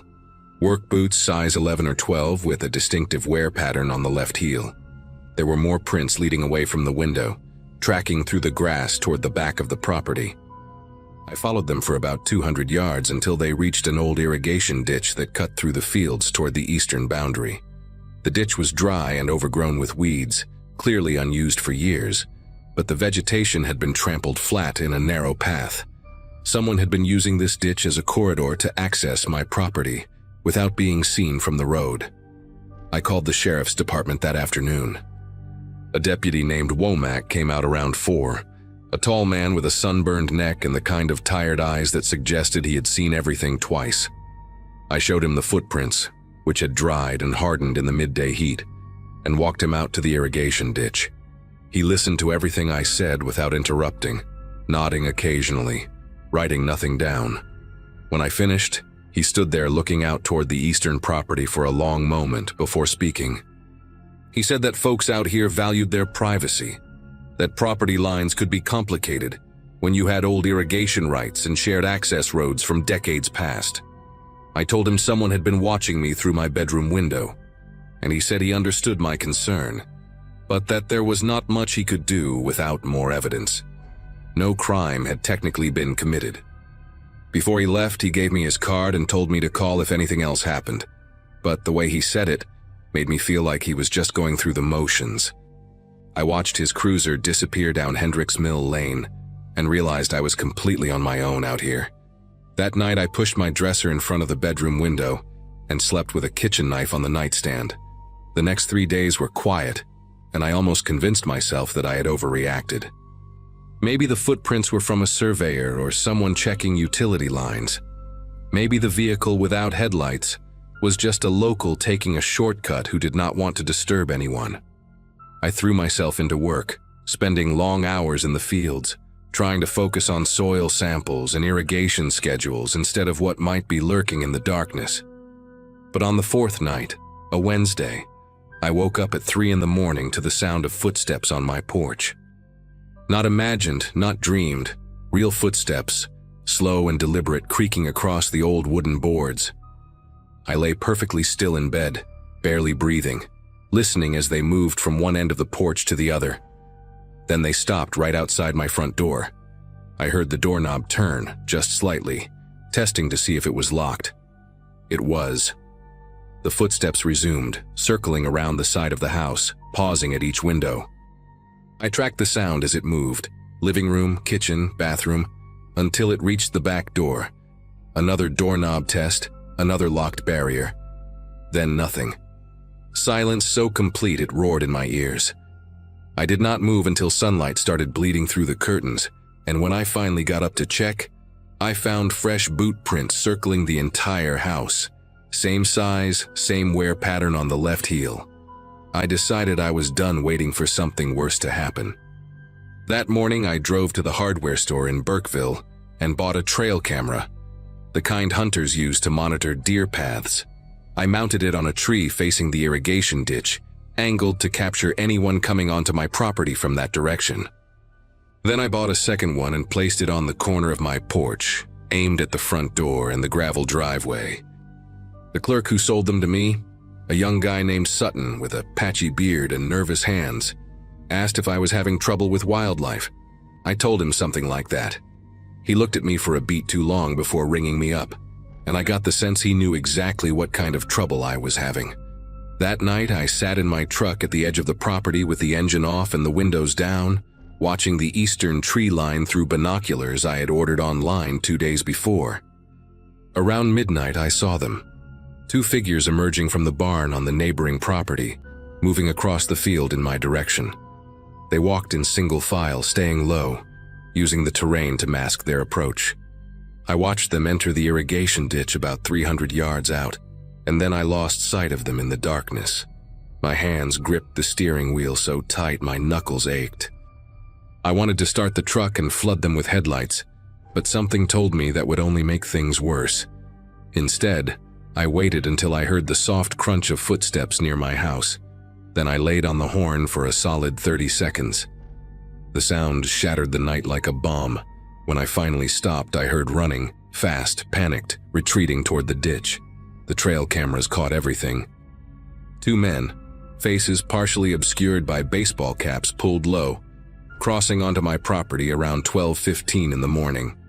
The footage was grainy, but clear enough to see they were carrying something, a duffel bag, maybe tools.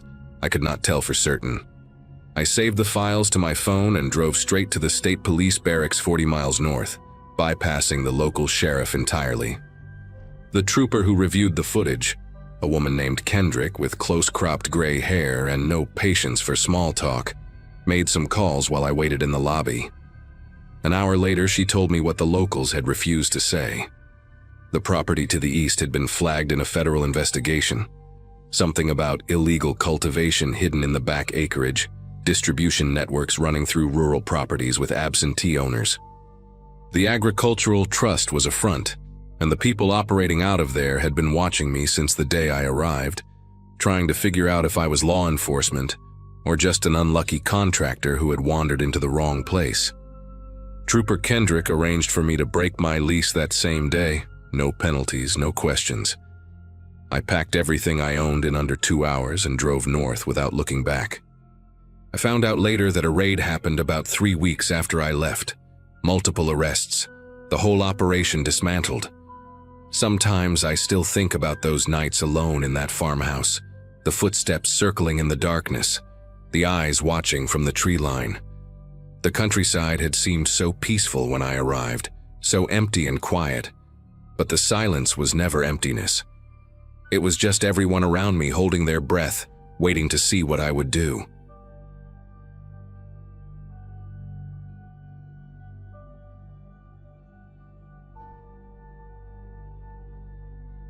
At the time, my life felt small and quiet in a way I actually needed. I'd rented a lonely countryside house tucked between fields and looping back roads that only tractors and grain trucks seemed to know by heart. I worked remotely, kept odd hours, and barely saw another person once the sun went down. The house itself was old but solid, with thick doors, narrow windows, and a long gravel driveway that disappeared into darkness at night. Most evenings were spent with a lamp on, the wind moving the trees and the distant hum of insects. I liked how cut off it felt, like the world had decided to leave me alone for a while. That sense of isolation was the whole reason I chose the place. It never occurred to me that someone else might notice how alone I was. The first thing that caught my attention happened late at night, when I was rinsing a mug at the sink and the room briefly brightened. Headlights slid across the far wall, slow and deliberate, not like a car passing through. I stepped closer to the window and watched the beams creep along the edge of the property, then disappear just beyond the trees. It didn't bother me much at first. Farm vehicles move strangely, and the roads around there twisted in ways that didn't make sense unless you drove them daily. Still, it kept happening, always after midnight, always slow. Sometimes the lights would pause, idling somewhere I couldn't see, engine low and patient. When they finally moved on, the darkness felt heavier than before. A couple weeks later, new sounds joined the routine. Early mornings, just before the sky started to lighten, faint clicks and soft pressure came from the front door. It wasn't violent or rushed, more like someone checking a locked car in a parking lot. One morning it was the back door, another time a window frame near the laundry room. Whoever it was never stayed long, and nothing was damaged. I walked the house afterward, heart thumping, finding everything exactly as I'd left it. That somehow made it worse. Locks untouched meant the person testing them knew they could wait. The storm arrived without much warning, rolling in heavy and loud, flattening the fields with rain, and bending the trees until they groaned. The power cut out first, then the cell signal dropped to nothing, leaving the house humming with rain and silence. Candles barely pushed back the dark, and the wind kept hitting the walls like it was trying to listen through them. That was when the headlights came back, brighter this time, stopping so close the glow leaked under the curtains. I stood there realizing something with a clarity that made my chest ache. Whoever was outside hadn't been trying to get in before. They'd been learning the house, learning me, and waiting for the moment when no one could hear me call for help. I stayed still, listening, counting the seconds between gusts of wind and the soft idle of an engine somewhere beyond the trees. The rain masked smaller sounds, but not all of them. Gravel shifted, slow footsteps pressing into wet ground, careful enough not to splash. A shadow moved past one of the side windows, tall and narrow, pausing where the glass met the frame. There was no rush in the movement, no panic. It felt practiced, like someone following steps they'd rehearsed in their head many times. I backed away from the window, keeping to the darker part of the room, trying to control my breathing as the house creaked around me. The first real contact came at the back door. Not a knock, not a bang, just the gentle turn of the handle testing the resistance. Metal whispered against metal. It stopped, then tried again, slower, as if whoever was outside wanted to feel exactly how much pressure it took. I moved through the hallway on bare feet, each board threatening to betray me with noise. The flashlight in my hand shook enough that the beam bounced along the walls. When I reached the kitchen, the handle stopped moving, replaced by a long, thoughtful silence. I imagined someone standing there in the rain, hand resting on the door, deciding what came next. Minutes stretched until time lost its shape. The storm howled, thunder rolling so close it rattled the cabinets. Then the testing began again, this time at a window near the living room. Fingers brushed the glass, slow and deliberate, tracing the edge like they were memorizing it. I crouched behind the couch, phone useless in my hand, and realized how completely cut off I was. No lights from neighbors, no passing cars, nothing but fields and dark. That was when it hit me. This wasn't about breaking in fast. It was about waiting me out, seeing how long fear could do the work instead. Eventually, the sounds stopped. The headlights stayed for a while longer, washing the side of the house in white, then finally pulled away. I didn't sleep. At first light, I packed what I could carry and left the house unlocked behind me, gravel crunching too loud under my tires as I drove away. Later, a local deputy walked the property and found nothing but deep footprints pressed into the mud near every door and window. No sign of forced entry.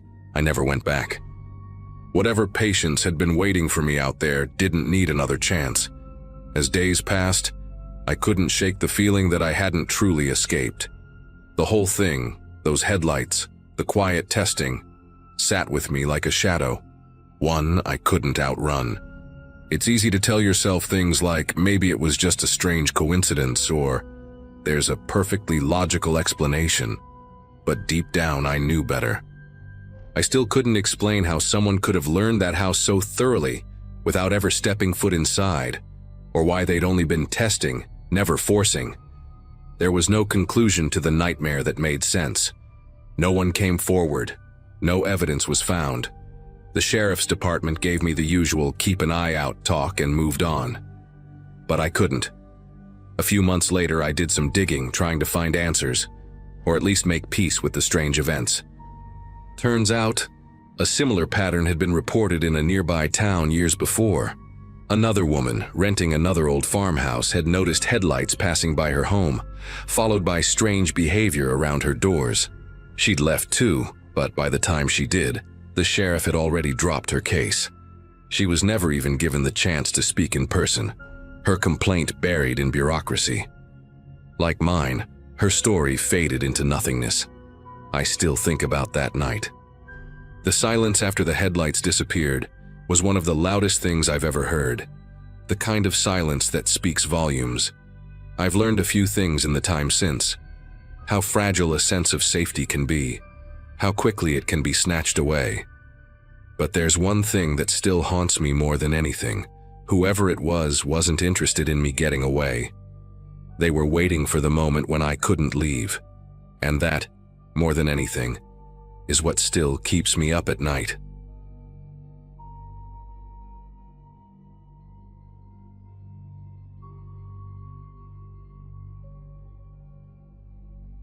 Posting this here feels strange, but the memory still sits heavy with me, and maybe someone out there will recognize pieces of it. At the time, my life was simple and a little worn around the edges, the kind of phase where quiet feels like a solution to everything. I had just bought a neglected rural farm through a county auction, drawn in by the low price and the promise of isolation.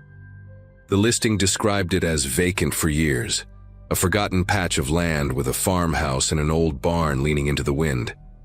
I imagined slow mornings, manual work, and the kind of silence you can't buy in town. Friends thought it was impulsive, but impulsive felt better than stagnant. The drive out there was long and empty, gravel roads stretching farther than expected. By the time I unlocked the farmhouse door, the sun was already low, turning the fields dull and flat. The first hours were spent opening windows and pushing stale air out of the rooms. Dust coated every surface, but not in the uniform way abandoned places usually collect it. Inside a bedroom closet, shirts still hung on mismatched hangers, sleeves stiff but not decayed. In the kitchen, canned food lined a shelf, labels faded but intact, some arranged with a care that didn't match abandonment. A notebook sat on the table, pages filled with cramped handwriting, dates from only a few months earlier. That detail caught my attention more than anything else, because the auction paperwork claimed no one had lived there in years. I walked room to room, noticing small things that felt paused rather than left behind. A chair angled toward a window, a pair of work boots by the door, a half-used bar of soap. None of it fit the story I had been sold. As evening settled in, the property took on a different tone. Sounds carried farther than expected, each creak of wood snapping sharp in the open air.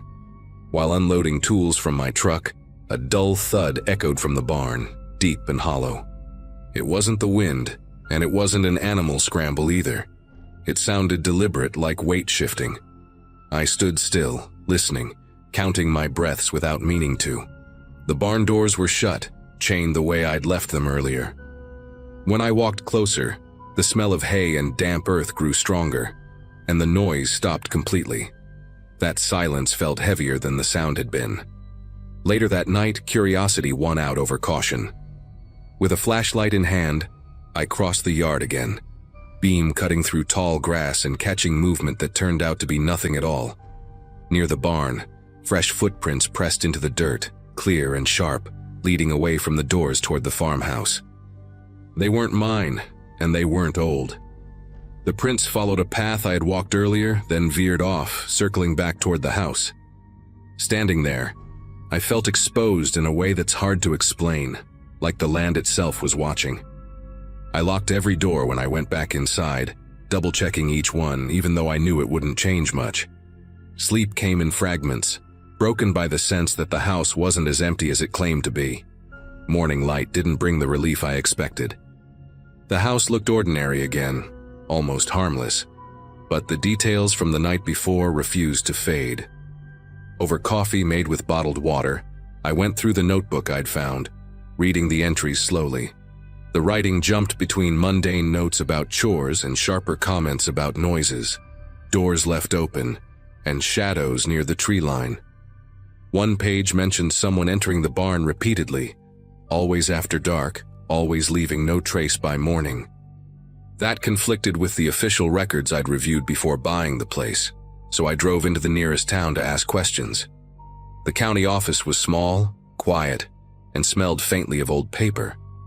When I mentioned the farm, the clerk paused longer than necessary before answering. According to public records, the previous owners had left abruptly, citing safety concerns that never made it into formal complaints. No police reports, no inspections, no follow-up visits. It was treated like a quiet relocation, the kind rural families make without explanation. An older man waiting behind me leaned in and said he remembered lights moving across that land late at night, long after it was supposed to be empty. He shrugged it off as trespassers or kids looking for trouble, but his voice lacked conviction. Driving back, I noticed tire tracks near the fence line that hadn't been there the day before. They stopped short of the road as if someone preferred not to be seen coming or going. By the time I reached the house, the sense of being observed had returned.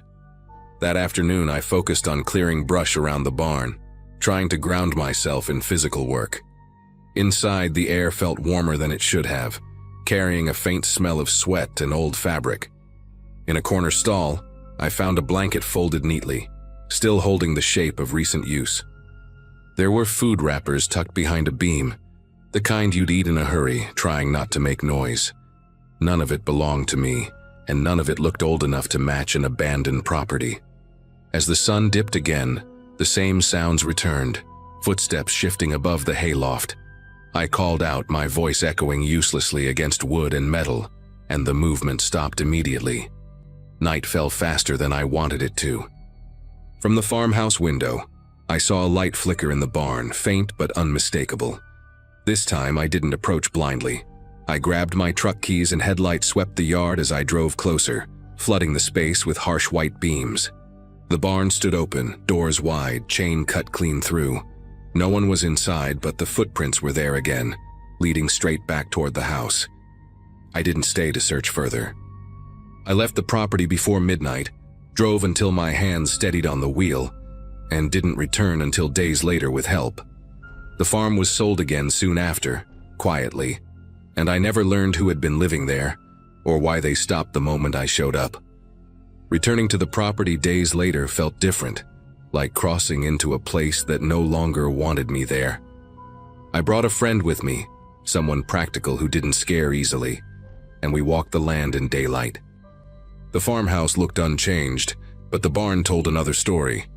Inside, the blanket was gone, the wrappers vanished, and the loft was swept clean as if someone had taken care to erase themselves. Even the footprints had been smoothed out, dirt dragged flat with something heavy. My friend tried to laugh it off, suggested squatters who got nervous once the place sold. The explanation sounded thin even as he said it. Nothing about the cleanup felt rushed or careless. We spent hours checking every structure, every shed, every line of fence. Near the far edge of the property, hidden behind tall weeds, we found a narrow footpath leading into the woods. It wasn't marked on any map, worn down just enough to suggest repeated use. Along the trail were small signs of life: a crushed soda can, a scrap of fabric snagged on a branch, boot marks half filled with dirt. Whoever used it knew how to move without leaving much behind. Standing there, I realized how easy it would be to watch the house from that spot, to wait until lights went out. The isolation I had wanted suddenly felt like exposure instead. That night I stayed in a motel in town instead of the farmhouse. Sleep came easier there, but my thoughts kept circling back to the notebook and those recent dates. The idea that someone had been living alongside the myth of abandonment unsettled me more than any noise. It wasn't a ghost story or some dramatic confrontation. It was quieter than that. Someone had been there, close enough to hear footsteps, close enough to know routines, and careful enough to vanish when attention arrived. The county never followed up, and no one seemed interested in reopening the past. Silence, I learned, can be a form of protection in small places. In the end, I made a practical choice. I listed the farm and sold it without ever spending another night there. I never mentioned the belongings or the footprints, just said the land wasn't the right fit. Sometimes I still think about whoever lived in those shadows and why they stopped when I appeared. Maybe they moved on to another forgotten place, or maybe they learned to stay hidden better. I don't know, and that's the part that lingers.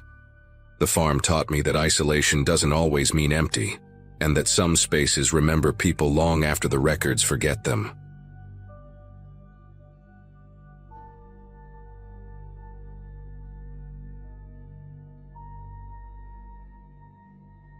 Moving into that house marked the start of a quieter chapter of my life, or at least that's what I believed at the time.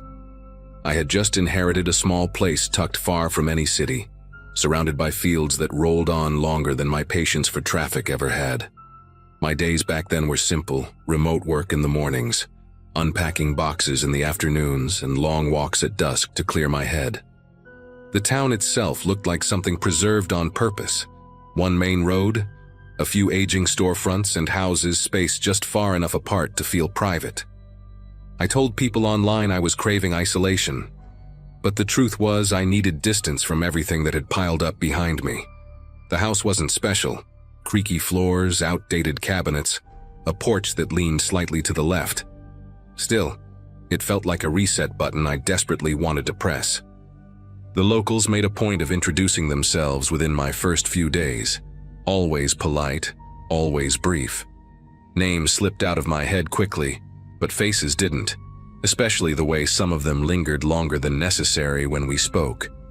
Conversations followed the same pattern: questions about how long I planned to stay, whether I worked from home, and what time I usually turned in at night. At first, I chalked it up to small-town curiosity, the kind people warn you about but never really explain. Every wave from across the road felt practiced, synchronized even. One woman, Rachel, who lived 2 houses down, casually mentioned she noticed my porch light stayed on late. She said it with a laugh, but it landed heavier than she probably intended. It didn't take long before people started commenting on my movements before I ever brought them up. Someone at the general store asked if my morning walks helped with sleep, even though I hadn't mentioned them to anyone. Another neighbor suggested I avoid certain back roads once the sun dipped too low, offering no reason beyond a shrug and a vague warning tone.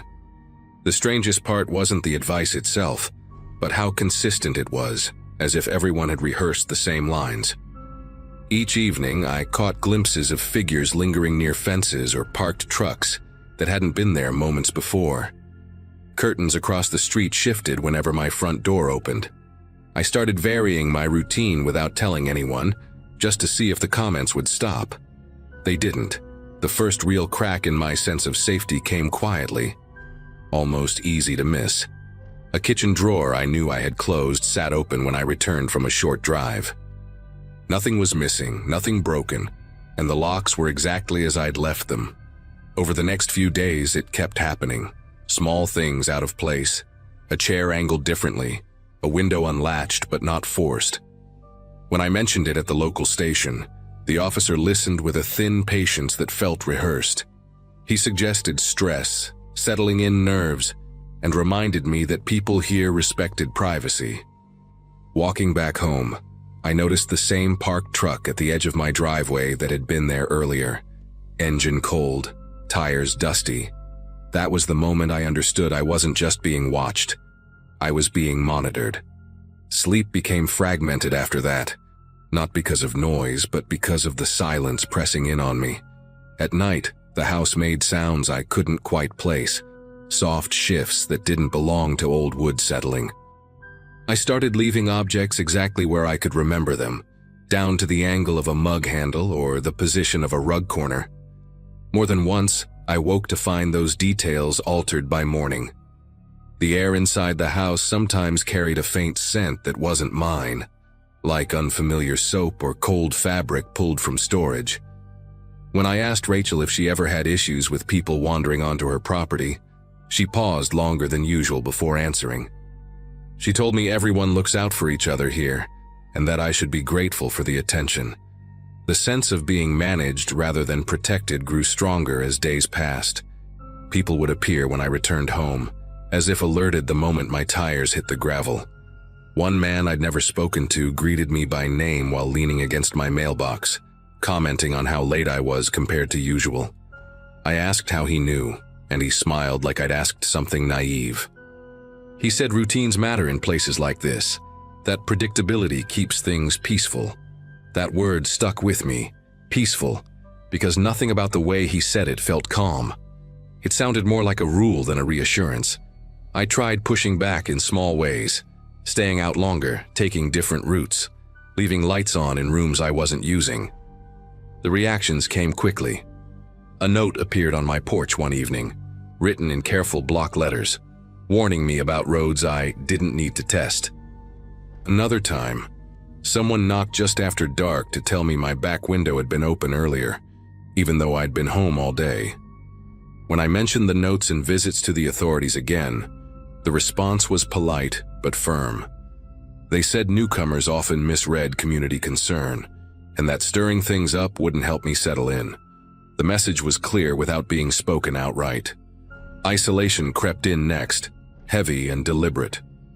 Phone calls dropped unexpectedly, internet outages became frequent, and my requests for repairs were delayed without explanation. I stopped receiving mail altogether for a stretch, even though I saw the delivery truck pass by. The house felt smaller with each passing night, like the walls were inching closer in agreement with the town. I realized then that leaving wasn't just discouraged, it was expected if I couldn't adapt. Outsiders didn't challenge the rhythm here. They either learned it or disappeared from it, and for the first time since arriving I understood that the house wasn't the thing I'd inherited. It was the test. The turning point came late in the afternoon, when I returned from a supply run and found the front door unlocked. I stood there longer than I should have, staring at the handle, replaying every movement of my hands before I'd left. Inside, nothing looked disturbed at first glance, but the house carried that same unfamiliar scent again, stronger this time. On the kitchen table sat a folded piece of paper I knew hadn't been there before. It wasn't threatening, not directly. It simply listed times, my usual departure, my return when lights went out. At the bottom, one sentence was written smaller than the rest, reminding me that life runs smoother when everyone agrees on the order of things. I didn't bother calling the authorities again. Instead, I packed a bag with only what I could carry: clothes, documents, my laptop, and a few personal items that still felt like mine. As dusk settled in, cars passed my house slower than usual, headlights lingering on the windows. Someone knocked once, firm but unhurried, then walked away when I didn't answer. I stayed still on the living room floor, breathing shallow, listening to footsteps circle the house without ever rushing. It wasn't fear that pinned me there. It was clarity. This place wasn't dangerous in the way people expect. It was organized, and I wasn't part of the system. When night fully set in, I slipped out through the back, walking across the fields instead of using the driveway. The land dipped and rose in uneven waves, my shoes soaking through with dew. Behind me, I could hear distant engines starting, doors closing, but no one shouted or chased. They didn't need to. By the time I reached the main road, my legs burned and my phone had no signal, but the silence finally felt empty instead of watched.